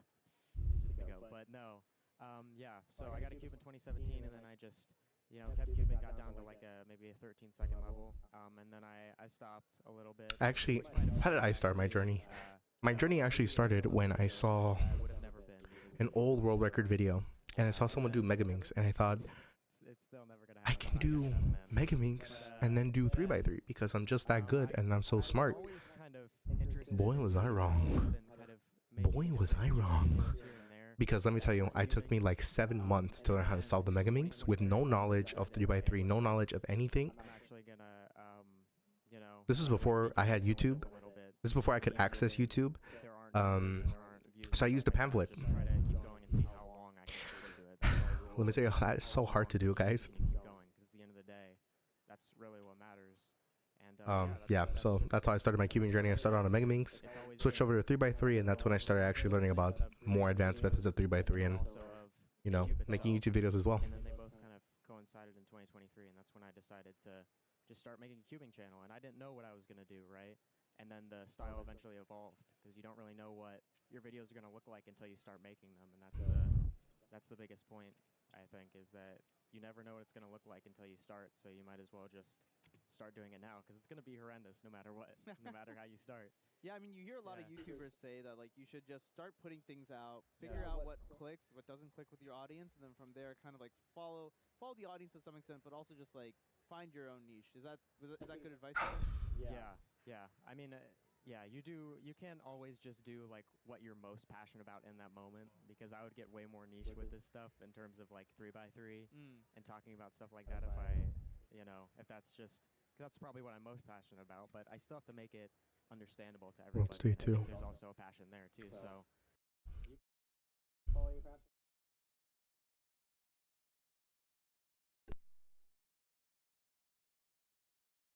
Yeah. Aiden Grager's on the screen right now. You made a video about him when he got his 3-second single. How do you pick the stories that you cover? Like, what makes for what is a good plot for a StuCube video? All right, that's a good question. I think it comes down to basically in terms of his situation. His was, I guess, it doesn't really matter in terms of like how fast the solves are to a certain extent. I think the main draw to that type of video for me to make that was basically the odds of it happening, which getting 2 last layer skips in the same competition, the odds of that are very, very low. And I knew I was able to, I was going to be able to convey that to a larger audience that doesn't care about cubing at all. And I think that's kind of what I've evolved into over the course of the last 2 years is just targeting it more at that.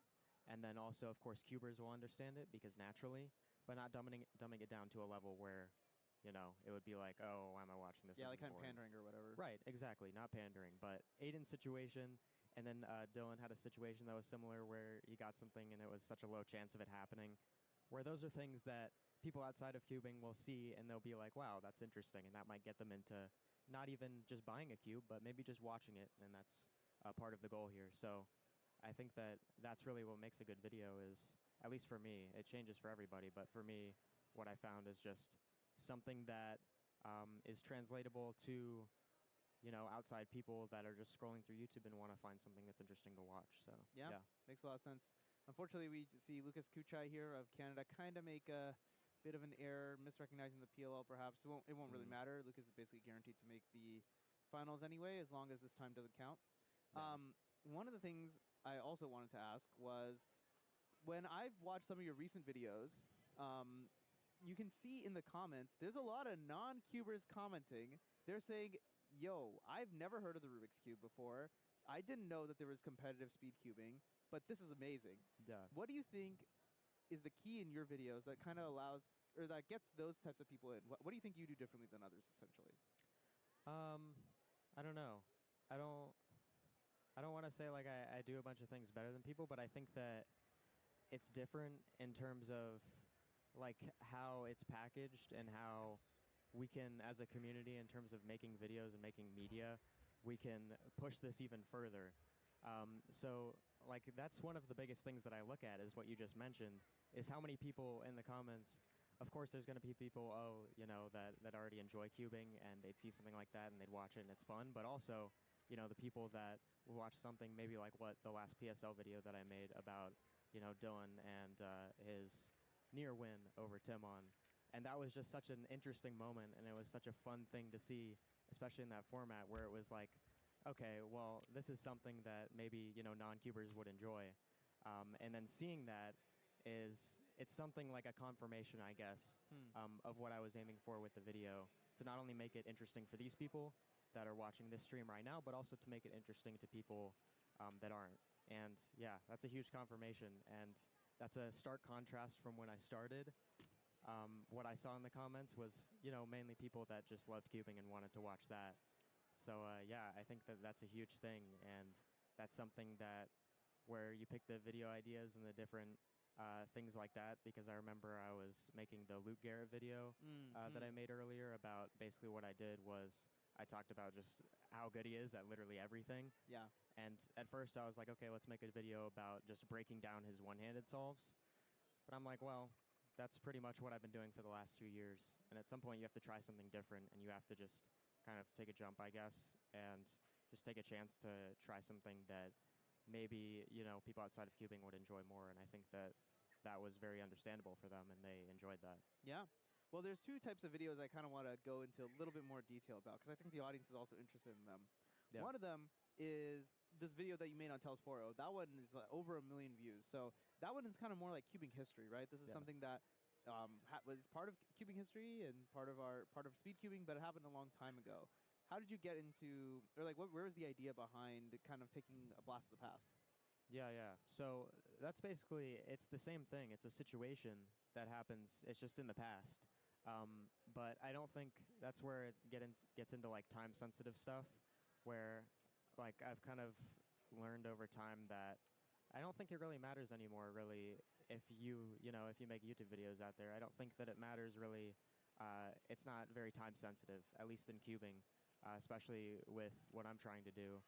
It's just about making the video as good as possible. So then, even if it's something that happens in 2013, right? I saw somebody as I was leaving yesterday, leaving the venue, who had a 2014 ID and was from Mexico.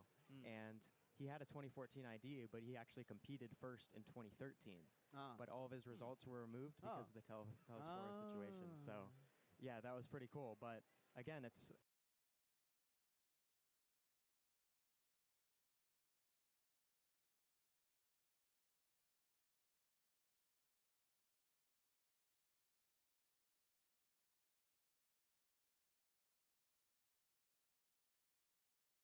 just making videos that not necessarily just relevant information that has just happened, but you can also just make anything you want interesting if you think it's a good story. So yeah.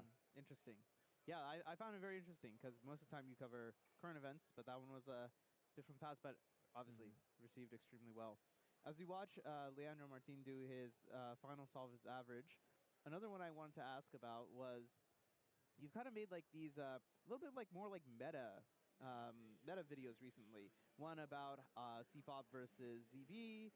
Right. Another one about like Yihung's solving style overall, how one is like more optimized for singles and one's more optimized for averages.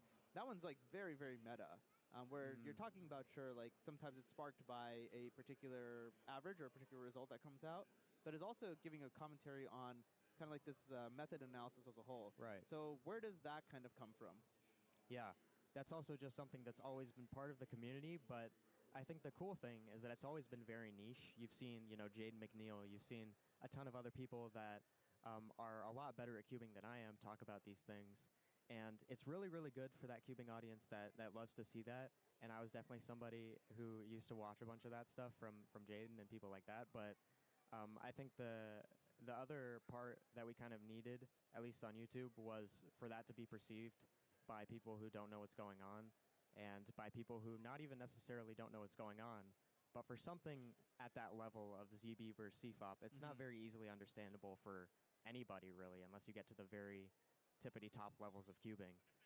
So even just making it understandable for those people kind of like became a goal, I guess, with a video like that, is just, making it so that anybody can enjoy the content and understand, even what's going on here. I'm sure if somebody more qualified than me could, break some of this stuff down. Yeah, that's like a good solve from Aiden also. Right. Like what Aiden's doing right now. Like I have no idea what's going on, right? But I'm sure if somebody were to explain it to me in a, good enough way, I would love it, and I would be like, wow, this dude's amazing, right? Yeah. So that's one of the goals for sure, yeah. Yeah. What kind of tech goes into a StuCube video? Like, what is like the process of making one from? But let's say you found a story. Where does it go from there? Yeah.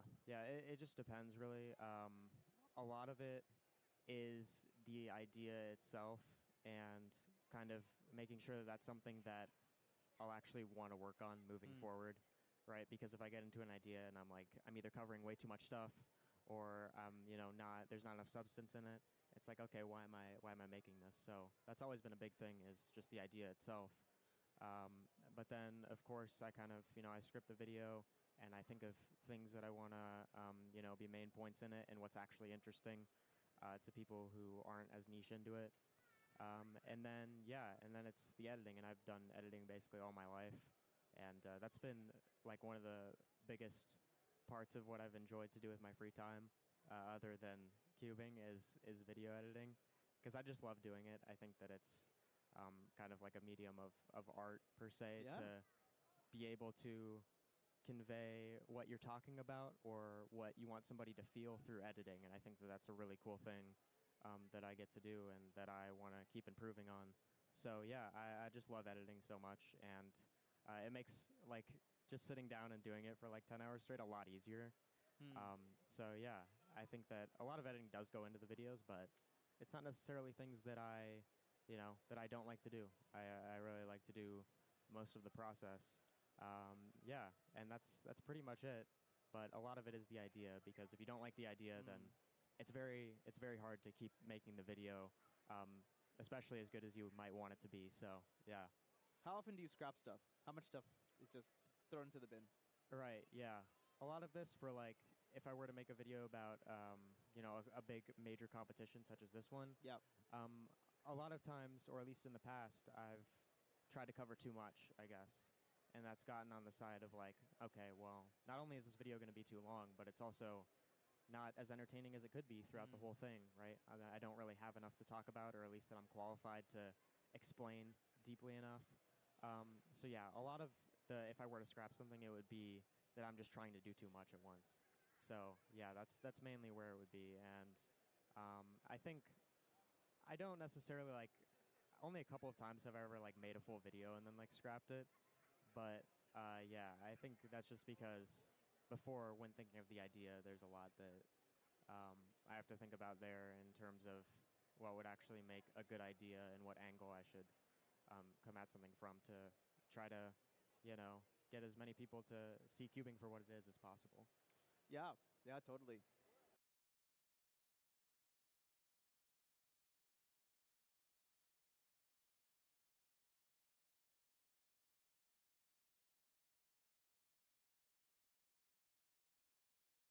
Yeah, the first thing is, I mean, you kind of just have to start doing it. You can't really overthink the beginning of it, because there really is no beginning. Because if you were to like delay when you're going to start making YouTube videos, it's all just one timeline, right? There's no like, oh, if I start today and I'm really good today, then, you know, it would have been better than if I started earlier or something like that. Like, just start making the videos, and, you know, eventually you'll get really, really good at it. And I think that if you have the right motives in terms of, you know, you're making it because you're passionate about it, and you really love to do it, I think that's super important, because there have been a lot of times where I'm making a video and I'm just not passionate about it, and it's pretty much impossible to move forward with an actual good mindset of it. So yeah, it's really important that you love doing it, I think. So no matter if you don't have to make cubing content, you can make something else, and, you know, it's perfectly fine. But yeah, I'm just speaking from this point of view. I think that you really have to love doing it. And then from there, there's really nothing technical that I could tell you, because pretty much everybody has had the same journey in that, in terms of you just have to start and then just keep going. And I think the other thing that's most important is keep improving. Because a lot of people, it's like, oh, well, you know, you can start, and if you just never stop, then you'll get there at some point. But not necessarily if you don't keep trying to make it better every single time. And, you know, even if every video is not your best video necessarily, I think that it's important that you try to, you know, add one thing here or there, or, you know, tweak something, or just walk away with something after every video that you feel like, okay, I can improve on that. Or, okay, you know, you look at something else and you're like, yeah, this wasn't as good as it should have been, or it could have been. And if you keep going and you keep improving, then you are basically unstoppable, in terms of you're going to get somewhere at some point, right? And you're going to be at a point where you're happy with your content when you look at it. So I think that those two things are very, very important. I hope you all were taking notes, because there's a pop quiz at the end of this, at the end of Mega Mix Group 4, as one of my favorite cubers of all time. You got to put this guy on your radar, Kim-Won Choi. He's big time. Korea's finest, baby. Stu, let's as we are looking to kind of wrap up this interview, and we're gonna head towards our finals. What are you looking forward to most this World Championship? I'm sure literally everybody has said this, but we all know that 3x3 finals is going to be the greatest 3x3 final of all time, most likely. We just have so many names that are so good this year, and, you know, all of the storylines have really reached this pinnacle that we have, that I'm sure you've heard a ton of people talk about, where you have Yiheng in this 2011 Felix situation, you have Xuanyi coming up, you have Timon, who's still in search of a world championship title. Yep. And then the whole rest of the field is just so tight that it's going to be phenomenal. Of course, we have 5x5 finals tonight. That's going to be great. I'm really looking forward to Max, Timon, Nam, seeing all of those guys solve. And I think that, I think as everybody said, 3x3 is just going to be so fantastic. That's really what I talk about in my content anyway. So Indeed, yeah. It's going to be great. Sunday afternoon is going to be crazy in here. We sold out all the spectator tickets. What is it, 8,000, I think, people in total? My God. Is that the number? That's a ridiculous number. It's insane. Yeah, it's just going to be amazing. Any sneak fantastic. peeks? Anything the audience can expect on this SpeedCube channel? Why should they subscribe? Why should they subscribe? 3x3 will be taking place first round tomorrow on Saturday, and then we have the finals being afternoon Sunday. Also, shout out for Astro Tez for being on the stream today. Thank you so much for joining. Hopefully, we're about to have 5x5 finals right now, Max versus Timon. If you want to stick around for that, we're about to react to it. It's going to be absolutely incredible. I think there's going to be a world record, so we're certainly going to have something coming up here, and it's going to be really, really fun. So yeah, he's calling a shot. One of the greatest SpeedCubing YouTubers, just general YouTubers at the moment. This has been StuCube, everyone. Thanks for coming on, Stu. I appreciate it. Thank you, Manu. Sweet. We're going to cut real fast, switch some commentary up. We'll come back to Mega Mix right after this. Of course. Thank you so much for stopping by on the live stream. All right, so we are looking towards the end of Mega Minx round 1, and 5x5 finals will be starting in just a couple minutes. Stay tuned, folks, because it's about to get absolutely insane. We saw Team On dominate in 4x4 earlier today. For those of you that weren't here for that, Team On dominated, winning first place in round 1 with a 16.67 solve, which was incredible to watch live. So I definitely think that Team On is bringing in the heat, and we might just see a world record happen. It's going to be insane.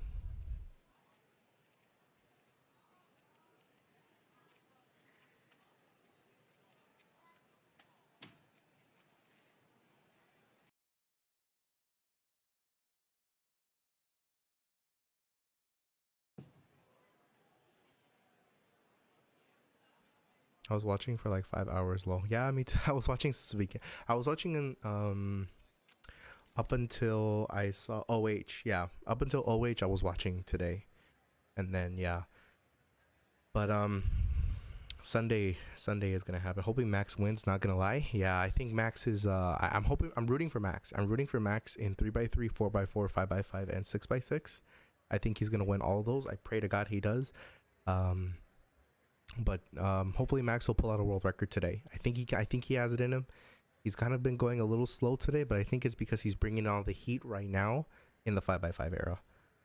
So I do agree. Max is my favorite to win Worlds 5x5. And we're just looking at the last couple of Mega Minx solves. It's getting pretty interesting. Same LOL, of course. Oh man. What are we going to witness? I hope. Yes, I hope so as well. You know what? I don't understand why people have black caps on their Mega Minx. I kind of like the gray caps, but I guess I'm not a Mega Minx speed solver. I guess I can't say anything if I'm not the one doing it right.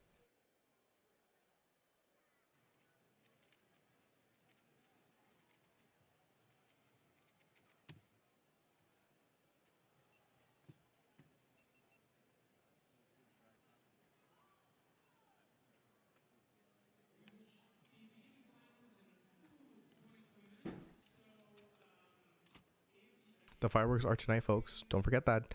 We do have the 4th of July ceremony happening soon. Happy 4th of July, everybody. Unfortunately, where I live, it has been mandated for us to not shoot fireworks, but, you know, people are still going to break the law. So, you know, we'll still see fireworks out here.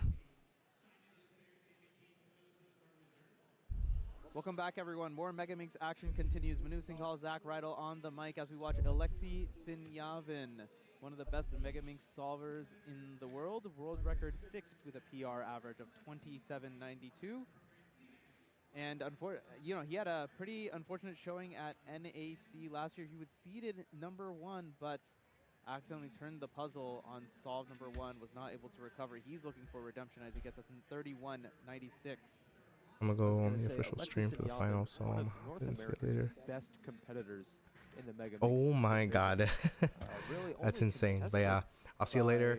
Good luck to you. Yeah, looking forward to it. Stop on by afterwards so we can talk about it. But good luck to you. I was gonna say, thanks for stopping by on the stream. Really appreciate it. It's been a very long time since we've seen someone who isn't one of them hold one of the Mega Minx records in North America. Yeah. On the screen right now, as I was mentioning to Stu, one of my favorite SpeedCubers of all time, this Kyungmin Choi, also known as Mini. He's also a delegate, actually. Recently started college in Korea. WR10, one of the few people in the world to have a sub-30 Mega Minx average.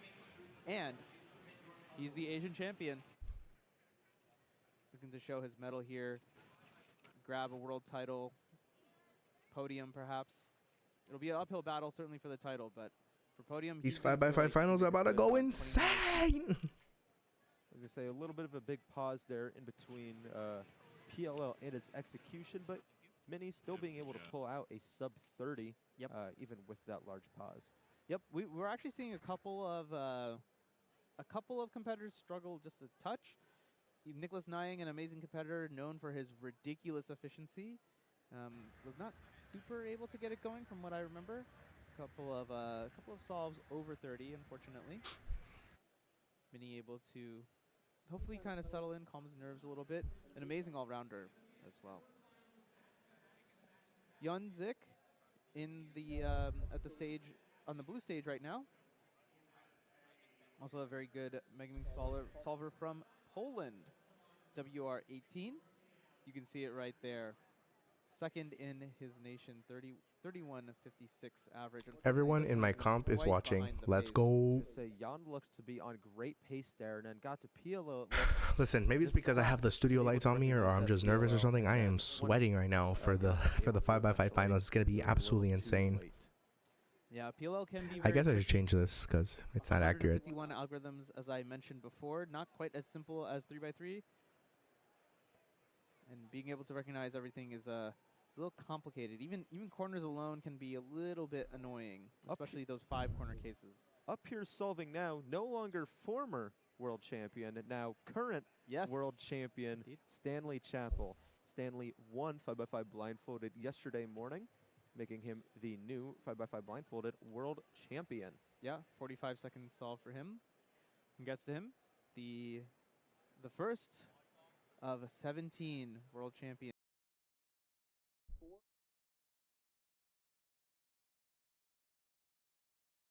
See our next one? Yeah, part of Zach and my job here is to kind of tell you, you've been listening to the stream all day. Good on you. Thanks for hanging out with us. If you're on the second monitor, you're watching at work or whatever, if you can, try to put that stuff to the side. You got about maybe 20 minutes to finish that stuff up, because the finals block, you're not going to want to miss it. 4 finals back to back to back. I think I've mentioned it before. 5x5, Clock, Pyraminx, OH, all of them absolute heaters. You're not going to want to miss any. I was going to say, it's going to be insane. Absolutely no way that Pyraminx finals, Clock finals, 5x5 finals, and OH finals are nowhere, or like even if they are half as hype and energetic as their semifinal counterparts were, you are going to get every single bit of your time's worth. It's 4th of July, and the Cubers, we're trying to put on a show. I was going to say, we're going to be bound to see some fireworks go off here inside the venue. Yeah, it's going to be absolutely fantastic. Some amazing Megaming solving is going to lead up to that, though. Kyungmin now on to his last layer. Looks like he's also going to end up with a time. He actually looked to solve the last layer a little faster than I expected. Apologies, Mini. 28.89 for Mini. Again, that 37 at the start of the average is maybe a lot slower than what Mini would like to start with, but again, 2 good solves after that. Still have room to make up for it. Yeah, I like to call those types of solves the trap card. You don't want to spring out the trap card, unfortunately. Right now, he's good. That solve is not going to count, but if he gets a time worse than that, then all of a sudden, the trap is sprung, and he's going to get caught in it. Shouldn't be too big of a problem. Is almost certainly going to qualify for finals anyway. But of course, if you can with a good average, that gives you good momentum. You're feeling good, heading into the good night of sleep, and then go into the later rounds tomorrow and this weekend. We see Justin Barker here solving on the blue stage. Justin is one of our lovely volunteers here at the Rubik's WCA World Championship. We could not run this competition without these guys, and I feel like maybe not enough love is getting sent to these guys. That's a good point. I think this is the first call out that I'm doing. Do you have a number of how many volunteers there are? I think we are pushing like 400. Yo, 400 is insane. 400 yeah, is insane. A lot of hard work is being put. You also don't see very occasionally you'll see some people in darker shirts. Those are the organizers of the competition, Cubing USA. They've put in a tremendous amount of hours over the last several years to put this competition on, including a lot of scheduling, planning this venue, doing a ton of logistics as Alexi gets 26.73. So huge shout out to everyone as we get close to halfway through the World Championship. We've been waiting very, very long to have the World Championships return to the States, and it's crazy to think, after all this anticipation, we're already halfway through. I know, it really feels like time is really flying by here. I'm really looking forward to watching these finals. It doesn't really feel like it's just 30 minutes away. Yeah, yeah. As we watch Dylan Miller get a 32-second solve. Jan Zik back on the stream for solve number 5. He's looking to probably get that BPA. 34.96 if he can beat a time of 32.76. Not quite, but he's going to get decently close. I was going to say still probably in the low 35 range there. Yep. For an average 35.16 for Jan. That's some quick math there, Zach. Well done. Well done. Shout out Zach Rydell, everybody. I'm not the one that should be getting shout-outs. Minnie, on the other hand, amazing competitor. Really one of the friendliest top-level competitors I've ever talked to. Everyone here is friendly, but Minnie especially. She's really someone that I am happy to see always get good results. Oh, certainly. Yeah. It's always interesting to see when competitors kind of switch on and off from their serious mode. When Minnie, he looks like a really, really serious competitor, and he competes hard. Don't get me wrong, but when he's off and he's just having fun, he's a really, really fun guy to talk to. Really, really silly. You wouldn't be able to tell it, but just looking at his expression right now, he's absolutely locked in on all 12 sides. I mean, I can only imagine someone whose nickname that they have given themselves is after a cartoon character. You gotta know how to smile a little. You know, I could see a cartoon about Minnie Kyungmin Choi. I could see it. Ethan Davis, picture in picture at the bottom there. Also a great Megamix solver, one of the top solvers that we're looking at. Also is probably thinking to make a run. Minnie with the 28, so that means, is he going to have, well, he definitely has sub 30 BPA. Minnie looks ecstatic here. A 28.88 best possible average for Minnie. A worst possible of 31.80. Yeah. And in the small picture in picture, 33.31 for Ethan. Pretty good solve for him, all things considered. I say that, but, you know, obviously, the competitors want better. Love to see that Minnie pop off. I was going to say, yeah, after we were just getting done talking about how silly Minnie can be at times. Minnie also knows when to maybe get a little serious. And looks like he actually grabbed his cube, so he finished his average. So even though it seems like the solves are kind of in a different order, that best possible, worst possible is still accurate. So he ended up getting something in between 28 and 31, and he got something good. So to me, it probably feels like maybe he got another sub 30. He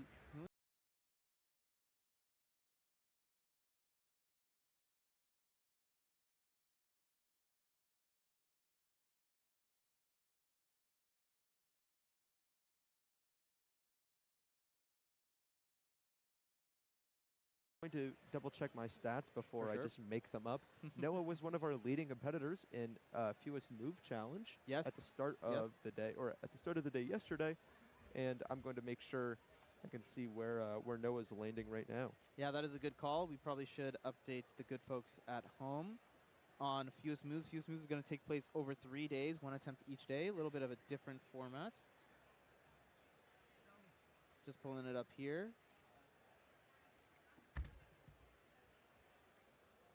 If you look on WCA Live right now, the competitors will be ranked by their top single. Looks like FMC not fully graded yet, as there are only results from the first attempt fully in. But currently, Noah is the only person with a 21 single, and only one person has one faster than Noah. So one of the competitors to look out for as the next attempts start to come in. Alexei Sinyavin wrapping up his 5th and final solve. Not sure how much you all can hear it on the mics, but the crowd noise is picking up, Zach. We can hear it through our headsets. It's starting to distract me. I got one earbud in my right ear. I got 2 big headphones on both my ears right now, and I can still hear the crowd getting loud. Yeah, there's a buzz. There's a buzz around the venue. Who will be the 5x5 world champion? They're all waiting to see. Ethan Davis on the red stage inspecting his puzzle. And look at that crowd. And that is only the left half of the room. There's still the right half, as well as every seat behind these guys. It's going to be absolutely Oh, don't forget the bleachers. The bleachers, too. All the way in the back. We got a huge hall here. Filled with people. Oh, man. Yeah, it is getting packed here in Seattle. It's going to be standing room only soon. If you're in the venue, you better make your way over. And if you aren't in the venue, but you're in Seattle, what are you doing? Get here now. Yeah. Ethan Davis with a 32.76 there to, I think, wrap up his average. On the blue stage, Declan Wilhelm, off camera. There we go, a 36.24. Unsure Declan's thoughts on that. Seems quite composed, maybe not upset, maybe not thrilled. I know he does have high expectations for himself. a local competitor in my region of the Mid-Atlantic in the United States. Always looking a little bit to make sure that my competitors are doing really good. Oh, yeah, I love seeing our local competitors. We love shouting them out. I'm allowed to have favorites too, Manu. Oh, yeah, of course. We all have our favorites. Shout out to the hometown folks, you know? Just gonna adjust the monitor so it's slightly out of frame here, as I didn't do a good enough job apparently. Thank you, production. That seems to wrap it up there for Megaminx round 1. Right now we are getting prepared. Yeah. For the final rounds that we have coming up. Again, 5x5, clock, Pyraminx, and one-handed in that order. Now's a good time to ask Manu, which one are you most excited for? Oh, did I already ask you this, or did I ask Michael? I actually don't remember. Maybe I already mentioned. Maybe I was talking to Stu about this. I don't know. It doesn't matter. I'm excited for all of them. They're all going to be really fast-paced. They're going to be intense. 5x5 typically thought as a bigger cube, but at the world stage, we're seeing sub-1s comfortably. And I wouldn't be surprised if we saw a lot of sub-50s even. And the winner is I think it's pretty likely to be sub-40. It might even be sub-35. World records, we might see a sub-30 single on the world's greatest stage right here for the very first time, Zach. Hey, if it's going to happen anywhere, it's going to be right here at the Rubik's WCA World Championship. Overflowing with talent, you could say. That's my pick. What about you? My pick, just to acknowledge first before I get into anything here, we do have Ethan Davis, Indeed. I believe, on their last solve of the average. My pick for all these finals, it's got to be clock. Good choice. I have this weird balance with clock. It's love and it's hate. I hate competing in clock. I absolutely love watching it. These competitors work so hard to turn as smoothly as possible. And really, it's one of the events where you need to turn as smoothly as possible. There's no room for error. Any error, DNF. You get penalized to the extreme. Yep. So I'm really looking forward to see all of our competitors go in to the final round. I do believe we are also guaranteed to see a new world champion crowned in clock. Yeah, I'm pretty sure. As our reigning world champion is Tommy Cherry. Yeah. And Tommy did not make finals. And nothing against Tommy. The current world record holder, Lockie Gibson, unfortunately, out of finals as well.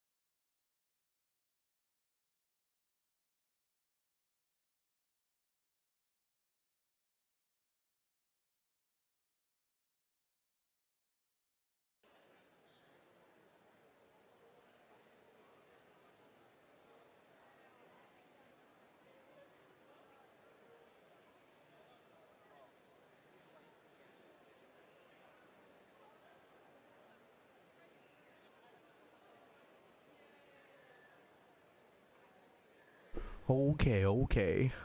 I see Philip right there, Laser Monkey. He's literally right here in frame. If you guys can see where my mouse is, that's literally Laser Monkey right there. Good to see him. All right, guys, look at how insane this crowd is looking right now for the 5x5 finals. We're literally moments away from locking in and witnessing greatness. If you guys are still new to this, we're about to have 5x5 finals pop out in the next in the next couple minutes. 5x5 finals will be starting in just a few minutes, guys. So it's about to get a little crazy in here. Really, truly is. And I'm really excited for it. Super excited for it. I'm ecstatic for it.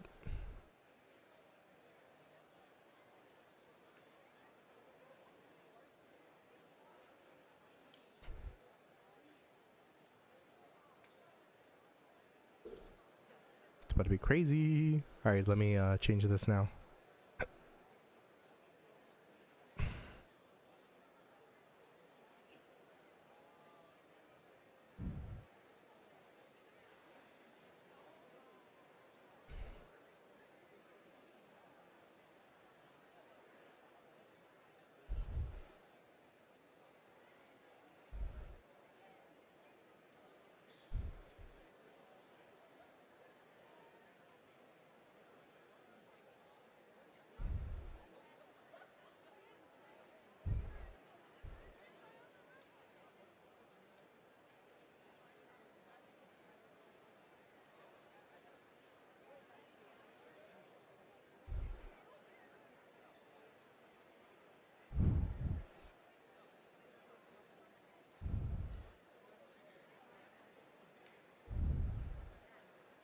Yeah, it's about to get insane. Yeah. Yeah. Yeah. We're about to lock in. Yeah. It's about to get insane. 5x5 finals. 5x5 finals will be starting right now, guys. It is now or never for 5x5. Literally, I'm super ecstatic for this. This is about to be absolutely incredible right now.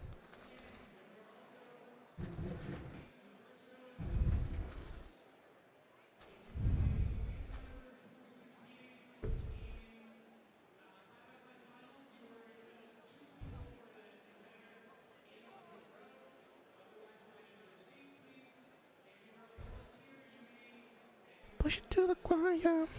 Can I get up a little higher? I'm sorry, guys. If you guys have watched K-pop Demon Hunters, I mean, I'm a little addicted to that song, guys.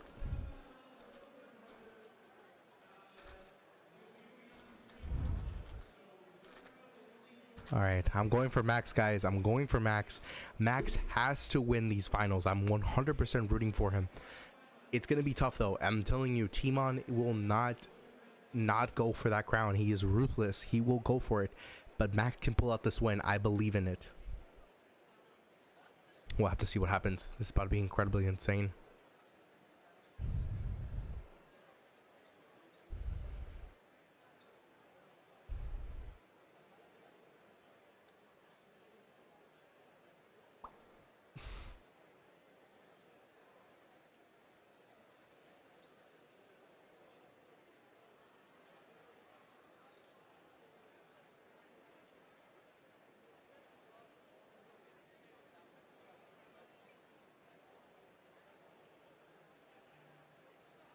Oh man, the intensity, the pressure, it can be felt in this live stream. I can only imagine what it's like in there. 5x5 finals is about to start. Oh my god. And it's about to get crazy. Trust me when I say it will get crazy. I said trust me. I need to calm down now.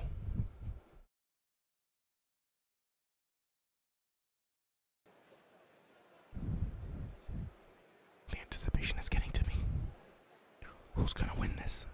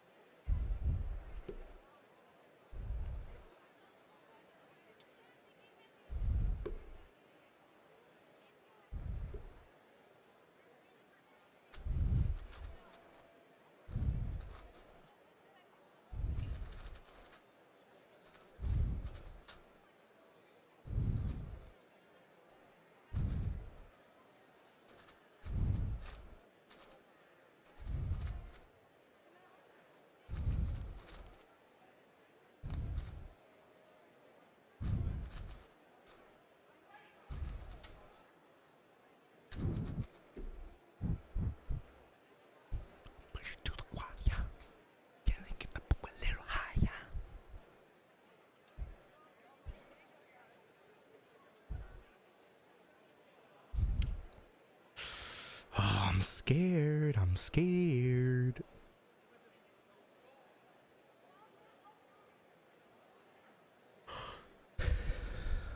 I'm back. What did I miss? Hey, yo, what's up, DM Cuber? You're just in time. 5x5 finals is literally just about to start.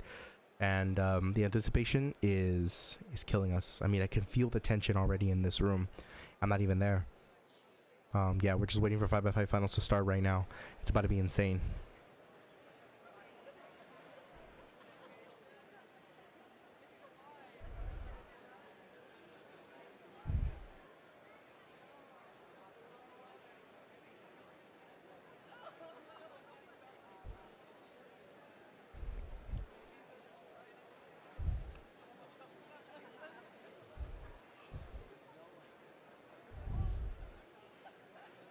He said, bet. God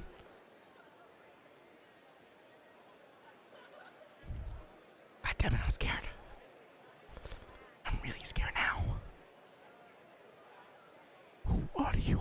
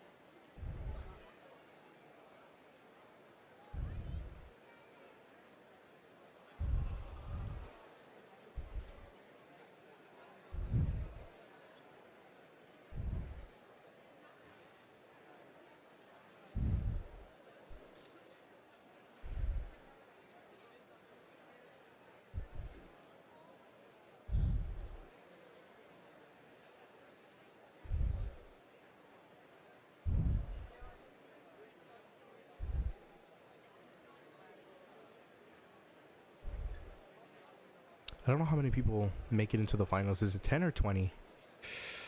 If it's 20, it's going to be a while. Well, let's think about it this way.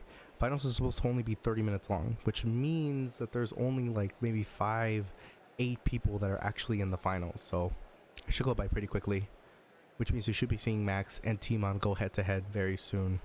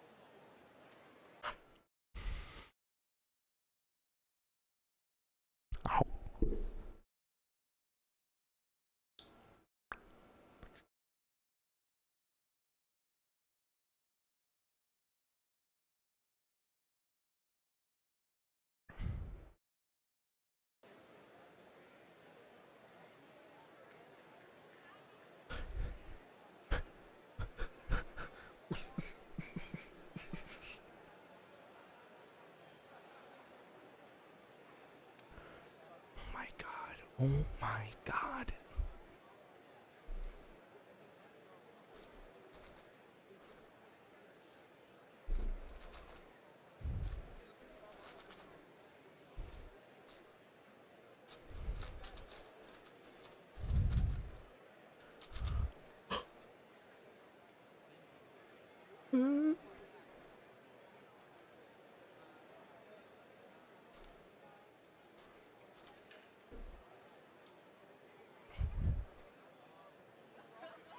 I was hyped after Yi Hang's, I believe, 0.68 and 2x2. Yes, yes, yes. I wonder if Yi Hang is competing in 5x5. I'm not sure. I don't think he qualified for finals, but we'll get to see it. We'll get to see it.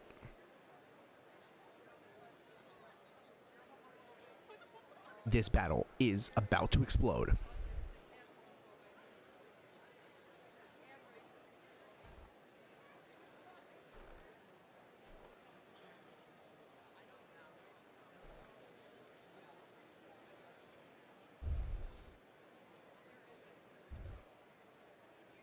Could have been me. Could have been me, guys. I would have been there. All right, here we go.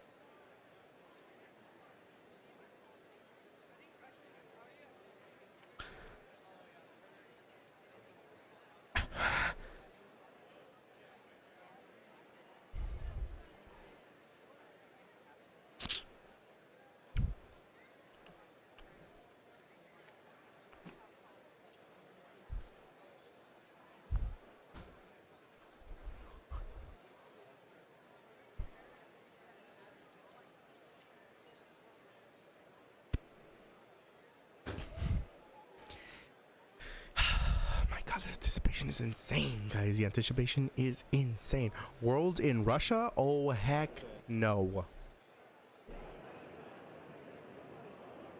We cannot have worlds in... What's going on?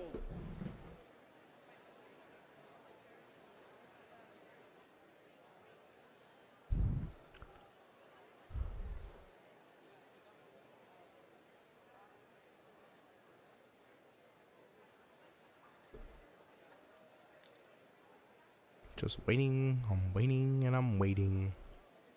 The most anticipated event of the day has come, guys. It's been a very, very long day of reacting to Worlds, and this is the pinnacle of everything. 5x5 finals. Max Park versus Team on Schultlinski. It's about to go insane, guys.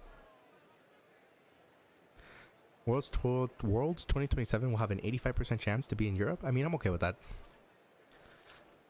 Nothing will stop me from going to Worlds next time.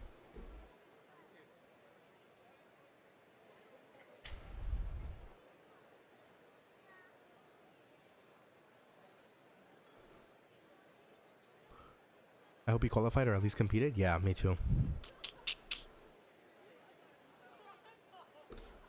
Yo, what's going on? Why are we taking forever? Just start the event. Just start the event.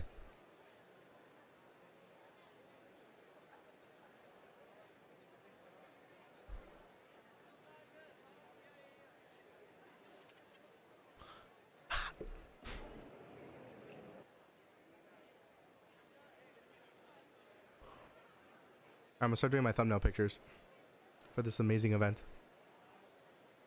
Wait.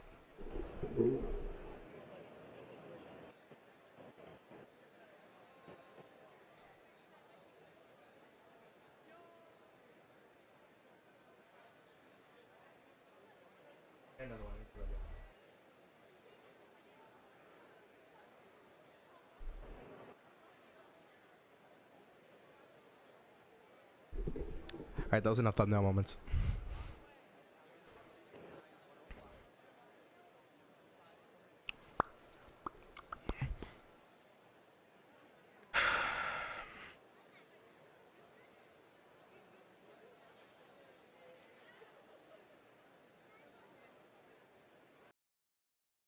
He didn't qualify. Damn. That sucks. That does suck, does it not?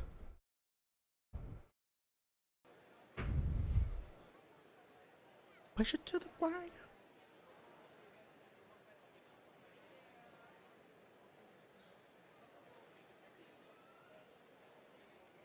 I hope Nam my podium. I think Nam does have a chance. So does Luke. I think Luke could also Maddie,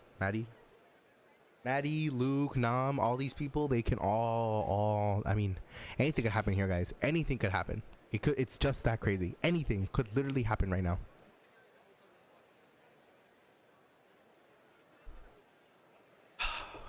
Where is everybody? Where is the show? They're really taking their sweet time, huh, with this one. Every other event started real quick.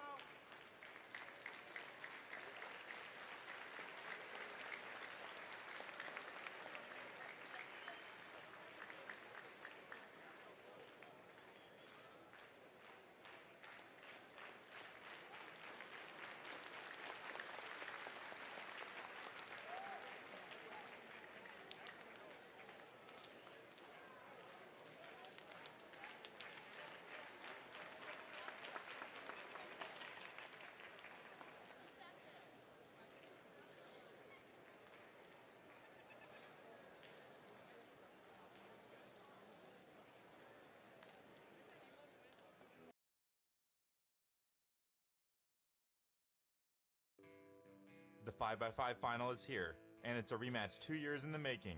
In 2023, Oh my Coalition God. held the lead for the first 4 solves before Max Park stole away the victory. Now 2 years later, and Max is still the world record average holder, a streak that has lasted 7 years, but the gap is closed, with Timon only 0.03 behind. And for single, Timon has broken through, finally ending Max's world record streak with his first record earlier this year, proving he's the only person that can stop Max's reign. Behind them, a storm is brewing in the race for third. Seung-Hik Nam, a world's podium regular with both Asian records, Kaiwen Wang, fresh off a win at Asian Champs, and Timofey Tarasenko, one of just 6 people in the world to ever average sub 40, will all be scrapping for third. And they have eyes on a top 2 finish if the favorites falter, and legends still lurk. Felix Zemdegs, 37-time world record holder, 3-time world champion. He's recently switched to Yao and is faster than ever. The 5x5 World Championship final starts now. I've never been more hyped up, guys. Welcome back, everyone, to the Emerald City of Seattle. This is about to be insane, folks. Insane. I'm joined by multiple time world champion. That was a hype Kevin intro. Hayes. We are here for the 5x5 final, first in the finals block of day 2 here at the Rubik's WCA World Championship. Kevin, this is going to be an incredible final to start things off. It is wild. I don't think I've ever been more excited for a world final in my entire life, and I've competed in quite a few of these myself. I've been running around backstage and making sure we're all set. Like, this final, specifically at this competition, is just a perfect storyline. We have Timon versus Max Park for the win, and then the entire field. Oh my God, them, bro. Max Oh Park, my the current God. world record holder, the current world champion, but Timon won round 1 and round 2, and is only 0.03 behind him in the world standings, as well as having a chance at world record in both the first 2 rounds. Twice, yeah. Just absolutely amazing stuff. Also, definitely want to shout out Henry Lichtner coming in at 3rd place in the 2nd round. He's going to be seated 3rd. Max Park has to win it, bro. Right Max Park has to win. Yeah, he'll be right next to Timon. That's incredible. That's going to be amazing. 40-32 for him. Timofey Tarasenko He cannot fail this. He cannot fail this, guys. Out of Russia. 40-68 for him, sneaking into the 4th place spot. And then our 3rd and 4th place seeds coming into the World Championships, Kaiwen Wang, Seung-Hik Nam, rounding out our top 6. That's just a handful of the names that we are going to see here today, as it's all about to go down. I think you said it well. I think those top 6 are likely to be the podium finishers. I think it'd be a major upset if it is not Timon Max in some order, but Henry, Timofey, Kaiwen, and Nam all have a very good shot at that 3rd place finish.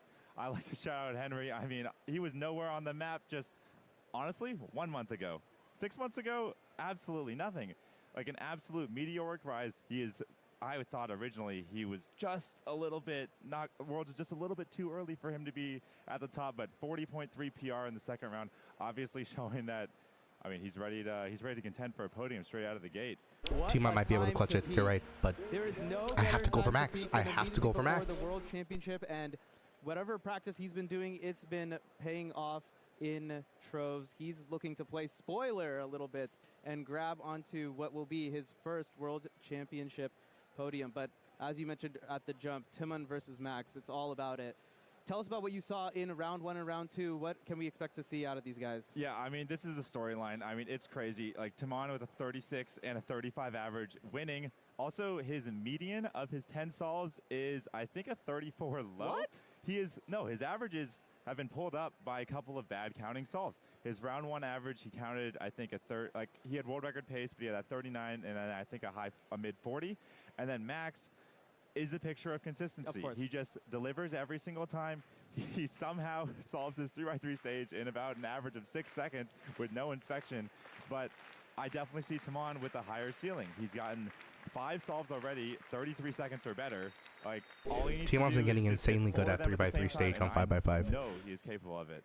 And the other big battle that's going on here, Yao versus Reduction. In many years, Reduction was the method of the But era, Redux and versus now Yao. I think Yao is Yao's better. Stormed into the top 100. Almost all of the averages now are being held by Yao. What is the key difference that you're looking here? What do both solvers need to do to take advantage of their methods? I mean, like you said, Yao is completely taken over. Even old school veteran Felix Zemdegs, the only person in this final who I think besides Max would have originally used Redux, did post on his Instagram recently about some deliberation between Redux and Yao, but he is using Yao at this competition in the final. He's officially switched over, and Max Park is the lone user of Redux at the top. But I mean, it's hard. It's crazy. Like, I feel like Yao is definitively better on 5x5, but the world record's still set with Redux. We'll have to see as it all shakes down. Well, as I welcome believe to we're the already, 5x5 here we go. finals. The competitors are going to come out right now. Oh my God, here it is. Guys, it's literally happening right now. It's happening right now. It's happening right. I need to stop. Our top 20 compete for the world title.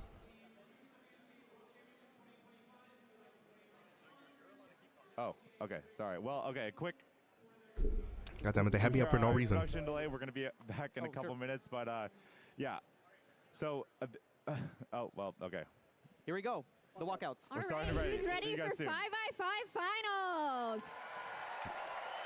That's right. That's right. Here are your 5x5 finalists. In our 20th seed, representing the United States, Brendan Dunnigan. Okay, okay. Brendan in 5x5. In our 19th seed, representing New Zealand, Dwayne Ramos. Okay, okay. We got Dwayne, the Rock, Dwayne Ramos. In our 18th seed, representing the United States, Varun Maharaj. Okay, okay. In our 17th seed, representing the Philippines, Inigio Miguel B. Palisa. All right, all right, all right. In our 16th seed, representing Germany, Sebastian Vaya. Okay, Sebastian. In our 15th seed, representing Canada, Arhan Serene.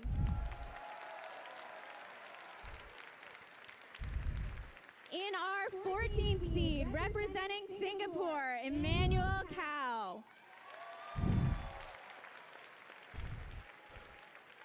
In our 13th seed, representing Switzerland, Richard Delacoste. In our 12th seed, representing the United States, Patrick Ponce. Okay.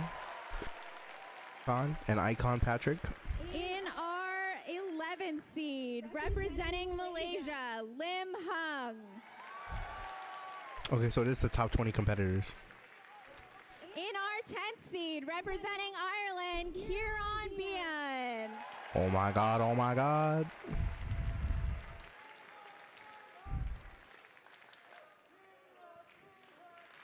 In our 9th seed, your 2011 world champion, 2015 world champion, 2017 world champion, 37-time 5x5 world record holder, representing Australia, Felix Zemdek. That's the goal right there. That is the goal, bro. Felix is back, and he's stronger than ever before.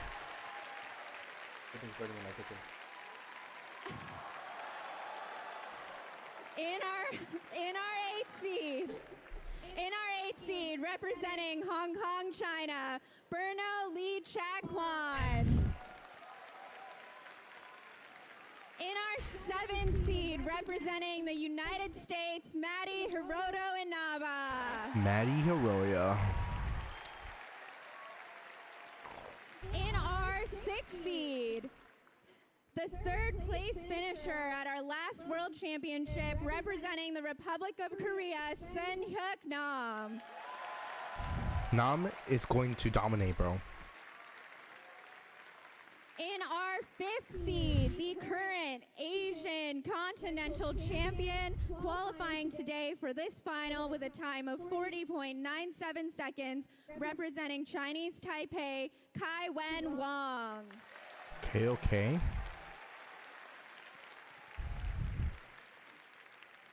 In our 4th seed, he placed 3rd at the last European Championship, qualifying today with an average of 40.68, representing Russia, Timofey Tarasenko. Ooh, Timothy, huh? Representing Russia. He might just take it too.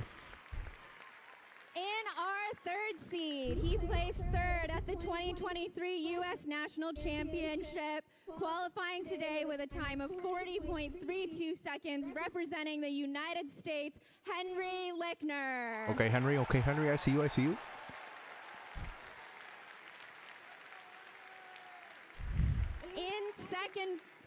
second seed, your current North American champion, the 2019 world champion, the defending world champion, 18-time world record holder, including the current world record average, going for his third consecutive world championship in this event, qualifying today with a time of 36.48 seconds, representing the United States, Max Park. Max is here to play the game.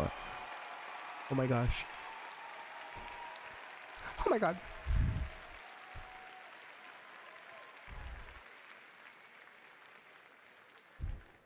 And our first seed, the current European champion. He placed second at the last World Championship. Two-time world record holder, the big man including himself. The current world record single, qualifying today with a time of 35.49 seconds, representing Poland, Timon Koleszyński. Timon Koleszyński. Look how big that stage is. That's insane. An insane crowd.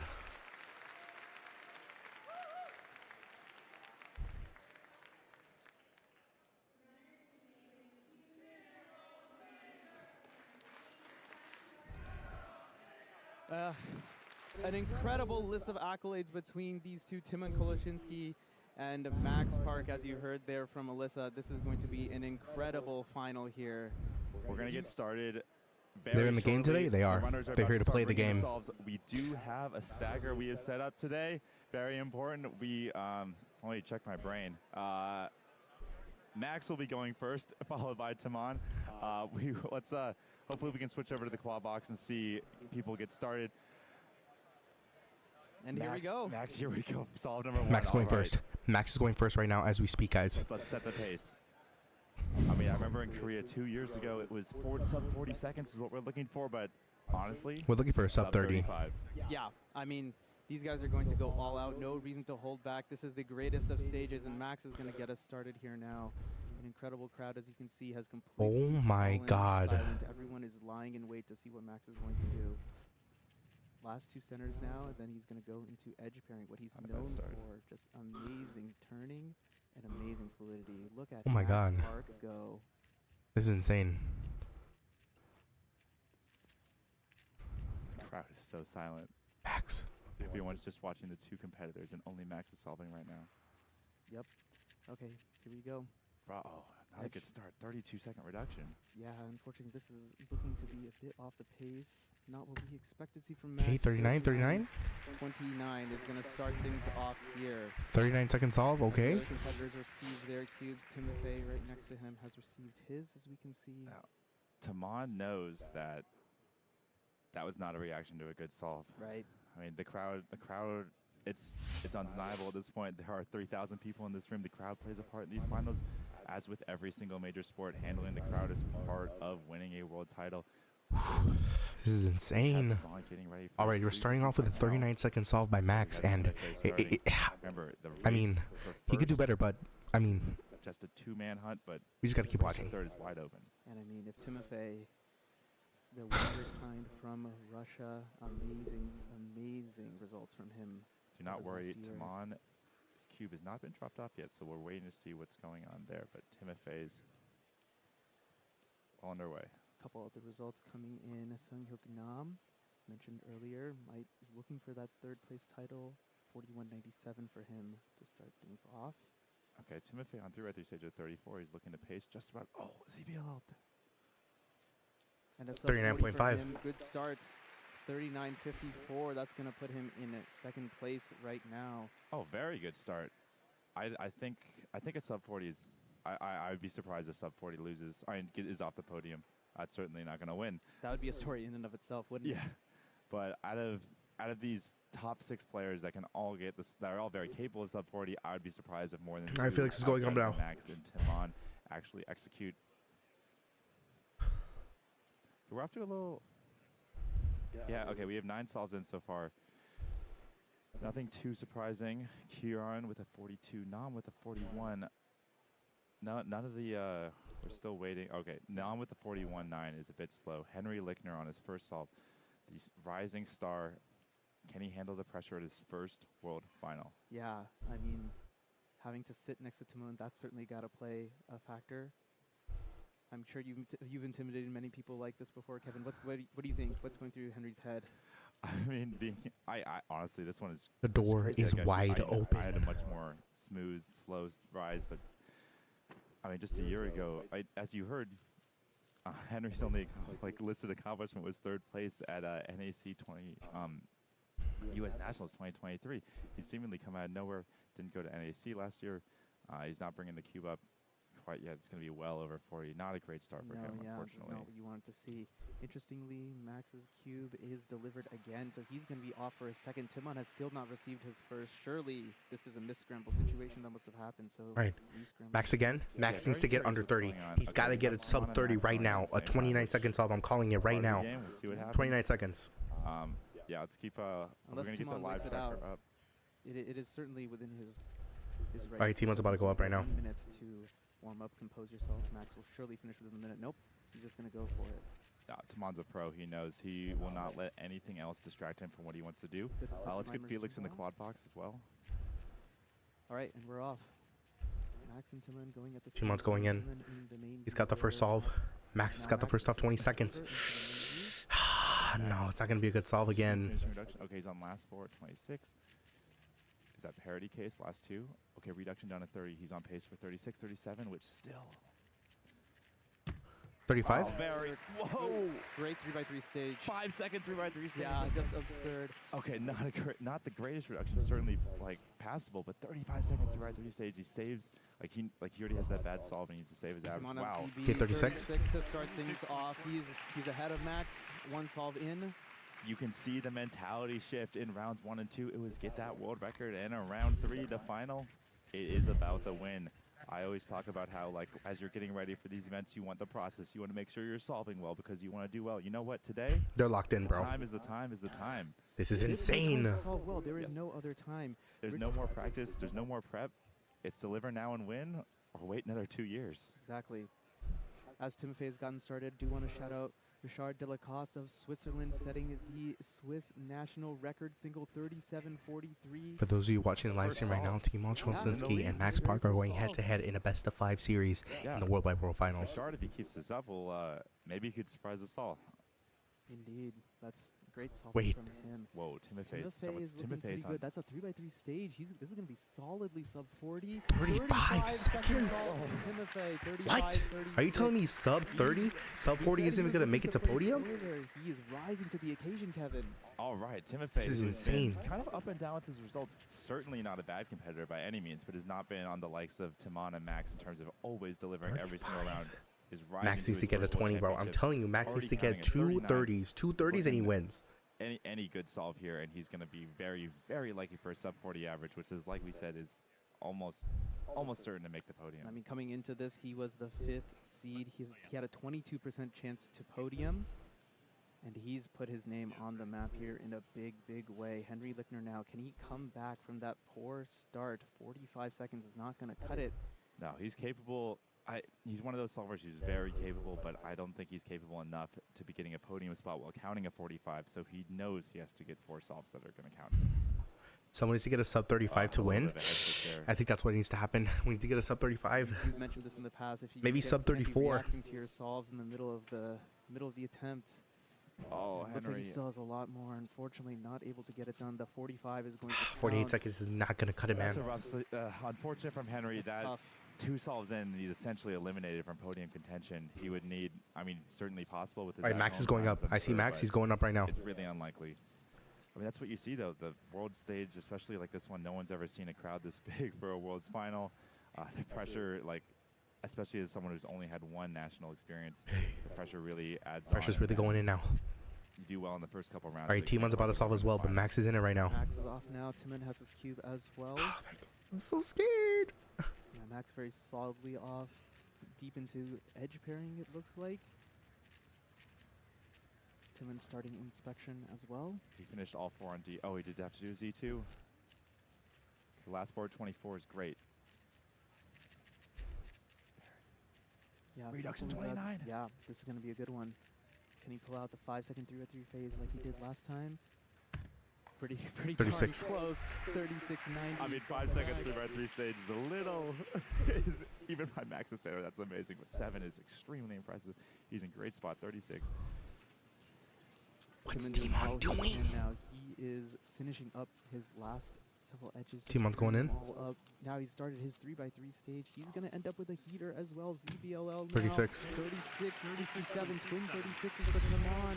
It's shaping up just like we thought. Timon and Max, neck and neck. Max is a solve ahead. See, the thing is, though, Max had a really bad solve to begin with. So unless Timon also gets a bad solve, I don't see it happening for Max. Timon needs like a 40-second solve just to make it even. Just incredible solving. Do not forget about Timofey Tarasenko, 39-35. He's about to start his third solve, as well as Matty Hiroto and Naba, 41-37. He's about to be on your screen right now. The hero from Hawaii, the Cubing Jedi. Can he make a run at the podium title? Both are at 36 right now. A bit off the pace, unfortunately, compared to his first 2 solves, though. 43 seconds, okay. 43-7. I don't think he has a 37. He has to understand that. Like, This kid from Russia, Timothy, he could be the one.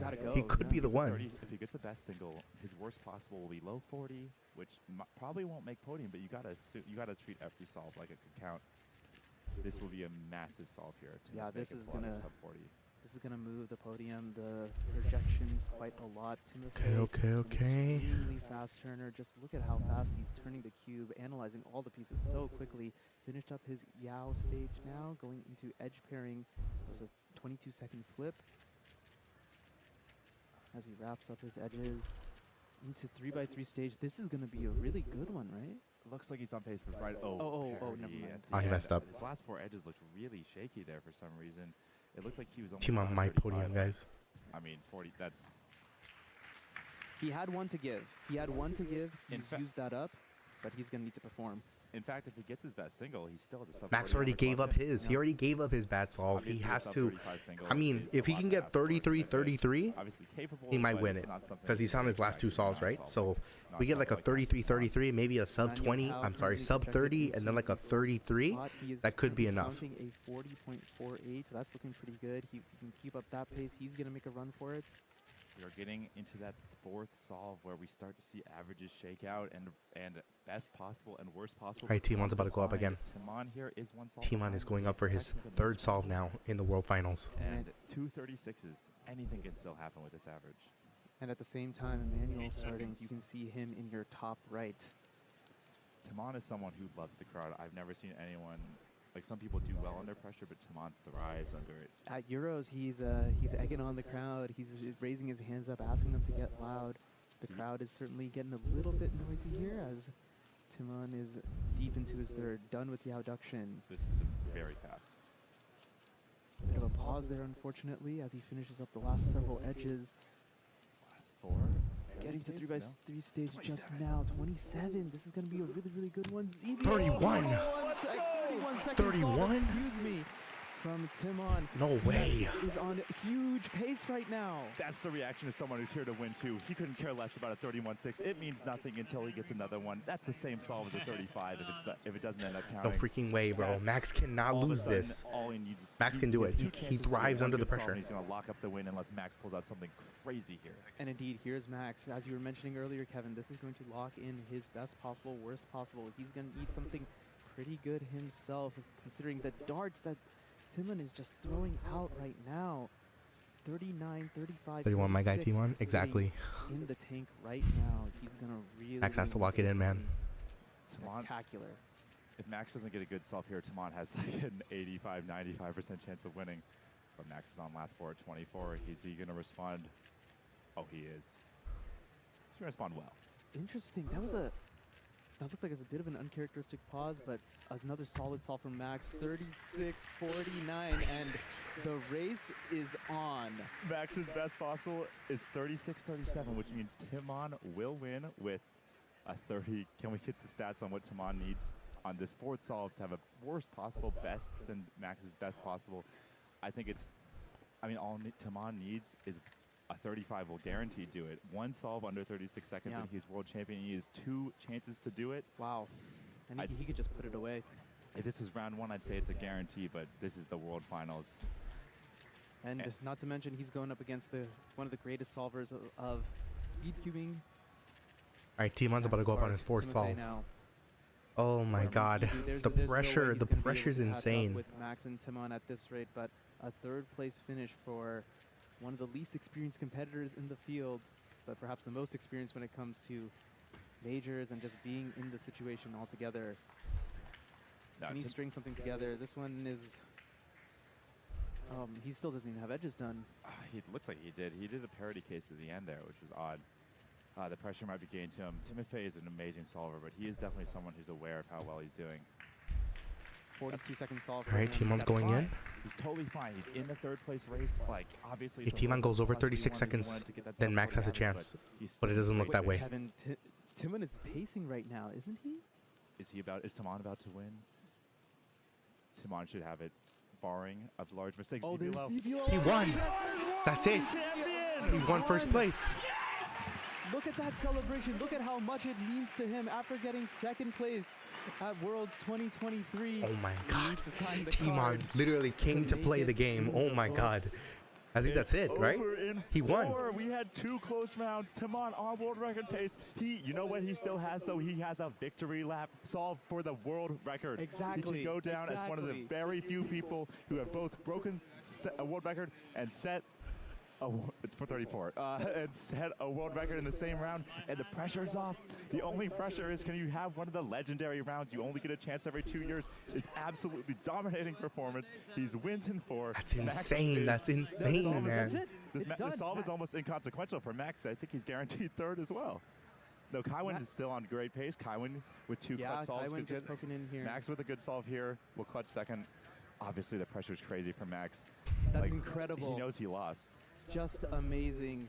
The crowd is too smart. The crowd knows what's going on. Max knows he lost, but he does not know how close 3rd place is. Oh, he's actually, wow, I think it was 10-second centers. I think he's on great pace. I think Max, certainly. I mean, Max was dominant for so long. You could see it coming. Timon just knocking at the door, getting that world record single just off the average. And Kevin, another huge accomplishment. No, this is Yao's first world championship. Great solve for Max to end up the average. 34 is great. 67, just casual like that. Max is going to populate his best possible. Yeah, 36, 37. Wow. Congratulations to Max. Our number 1 and 2 are decided. Timon has won. Max is guaranteed 2nd, barring. There's no realistic place. Some people haven't. I cannot believe that Timon won that. That's insane. This is a victory lap for the world record. That was incredible to watch. That was truly an incredible thing to watch. He's already won. This is pure excitement. He's going. Watch him pull out the world record single right now. I can't believe that. Okay, this is Timon's last solve. He already has first place guaranteed. Title to Poland. Can he bring the world record as well? This is literally what competition drinks are made of.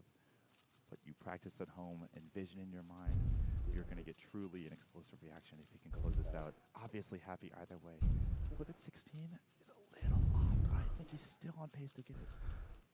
Yeah, needs some really fluid edges. 34.69, as you can see there, is needed to get the world record average. Slice with slice. We're going to get it. He's going to do it. He's got it. He's going to get it. ZBLL. That's it. The world record. World record. World title for Timon. The absolute crown jewel of cubing accomplishments. Set them both at the same time. He's been gunning for this world championship and world record for years. Insane. He cares about almost the most. He cares about so much more than his 4x4 or 6x6 world titles. Wow. It means to him. Immediately, the emotions are overflowing. Oh my goodness. The hype is insane. Absolutely perfect performance. Wow. It does not get better than that. Wow. Timon Kolosinski, everyone, with a 34-31. 34-31 record of Worlds 2025. Claims he not only beat Max, but he also got the world record average while doing it. This is insane. I have never ever seen someone rise to the occasion so well as Timon. We were talking about it 2 years ago. We saw it last year, and now he has done it. The absolute greatest cubing accomplishment possible. Man. World record. We're 2 close calls, but we always talk about how you have to deliver when it matters. And exactly. He did. just speechless. Just speechless. That was absolutely incredible, guys. We are going to be cutting it down to Taman on field for his interview. Celebrating with Max. The crowd loves it as well.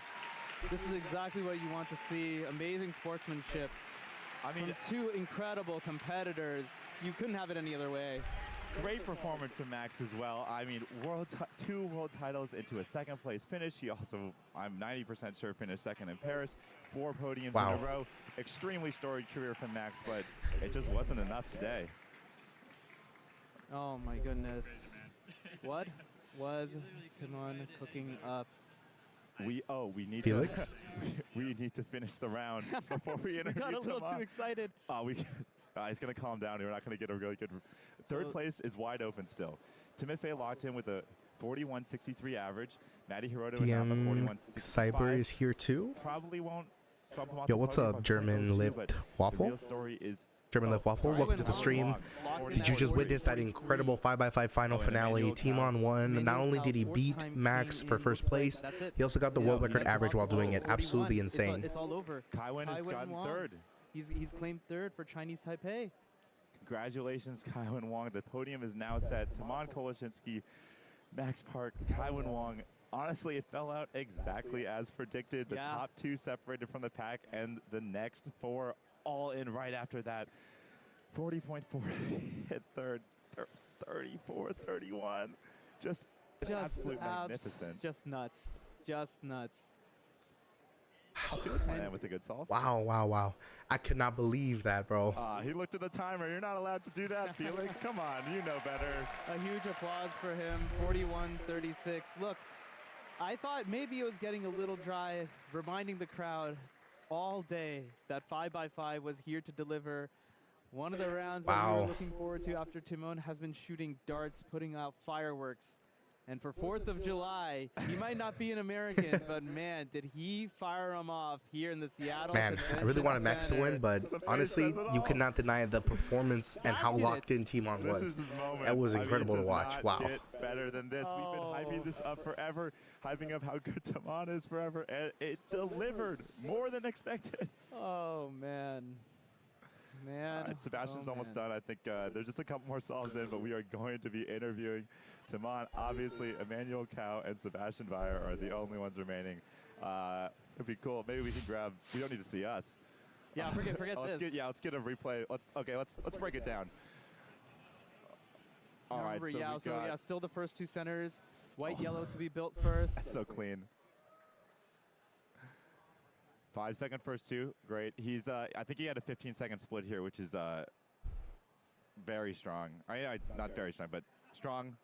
But he still had to execute his edges. Where do you think he really separated? His edge pairing looked just immaculate here. The thing is, he didn't separate. It was just, this is how you win world titles in world record time. You just solve well, start to finish, and then get a ZBLL, which you've been practicing all year. This is pure skill and execution at its finest. Oh, yeah. Can't even claim that there's a significant amount of luck or anything. You know, the other thing to mention, Timon starting later than everyone else. He was a solve behind Max. He could hear the crowd, but didn't let it get to his head. An absolute champion, and he's claimed that title once again. It honestly worked out better because we got the perfect victory lap. He's one solve behind. He gets it in forward. The victory lap for the world record. It's just not any better than that. That was beautiful. Beautiful to watch. That was beautiful. Emmanuel Cao now to round out the 5x5 final. Getting an extra because of the world record celebration. Yeah, we are obviously standard celebrations that happen are part of the world final, but world records. ZBLOs on 5x5 is crazy. This chat is too funny, man. The crowd knows it, and Emmanuel Cao, unfortunately, on a solve that is inconsequential for the podium, but he can snag a 4th place finish with his best possible. Indeed. And I know most people are focusing on the podium, but the difference here between his worst and his best is 6 places. He would be all the way down in 9th. So welcome back. When you look back on this event, you definitely want to focus up. Sometimes it's easy to lose your mental and be like, I'm off the podium. What's the point? But a month from now, you're going to be very happy to have focused. Congratulations to all of our 5x5 finalists. Wow. We will now be throwing it down to Alyssa. She is on field with Timon Koloshinsky, your world record single holder, your world record. We're about to have an interview with Timon, bro. He's about to hype it up. 5x5 2025 world champion. That was a insane worlds to watch. 5x5 world champion. How does that sound? Great. You gotta give me more than that, Timon. You get 5 solves to clutch out a world championship. You did it in 4. Walk me through what was going through your mind headed into that 4th solve. Okay, well, I've been making a video for this as a part 2 to 2023 for a few months now. So I think the first 2 solves, I was just thinking about what I've been doing leading up to this competition, all the practice, a minor or maybe not so minor hand injury, making the video, and now Philip filming me for this whole comp. And I think after the first 2 solves, I was like, okay, I got those thoughts out of my head. He is nonchalant. I can focus on this. He's like, yeah, solves. just won the world record, you know. You know, it's pretty cool. Okay, so going into the 4th solve, you clutch out the win. Going into the 5th solve, just some window dressing, you clutch out the world record. Tell me what is going through your mind right now? I think normally I wouldn't try that hard on the 5th solve, but since I saw Drew Brads beat the Pyramix world record in 2017 Pyramix finals at Worlds, the whole time has been my dream to break a world record average in a Worlds final. And I just did it in 5x5, so thank you, Drew, for inspiring me. And I absolutely cannot believe that this happened. It's not real.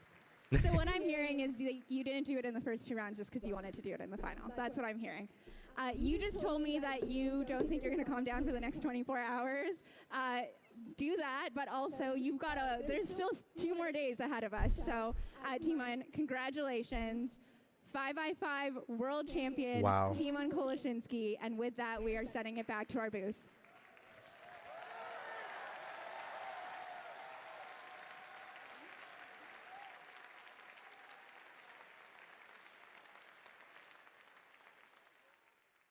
Wow, what an incredible 5x5 world finals. We witnessed a lot of stuff, you know. We got to break it down.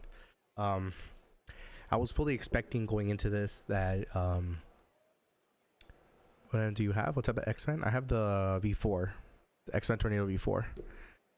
Yeah, I was 100% expecting Max to kind of pull out a world record single into a world record average, right?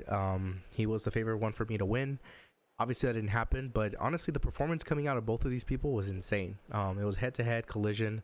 Timon pulling it up at the end. He had consistent solves, good solves from start to finish, and getting a low 30, I think he got a 31, 32 was insane. So shout out to him. And yeah, I'm pretty much ending my stream right here. This is about as much as I can do for today. On Sunday, I will be live to witness the 4x4 finals, 7x7, 6x6 finals, as well as the 3x3 final, guys. That will be, if you thought this 5x5 finals was intense, just wait till the 3x3 finals on Sunday. It's going to be absolutely insane. But yeah, many sub 35s. Yeah, there was a lot of sub 35s. And shout out to Timothy from Russia. He got a 35-second solve completely out of nowhere. I thought he was gonna also get to 3rd place or even beat Max. That was kind of crazy to watch. So yeah, hopefully you guys enjoyed the live stream. Hopefully you guys enjoyed watching my reaction to it. I'll be posting a little short of this entire thing later tonight. But yeah, if you guys enjoyed watching, be sure to go ahead and give the video a like. Make sure to hit the subscribe button and turn on post notifications. I'll see you on the live stream on Sunday. It's the Cube and we're out. Peace out, guys.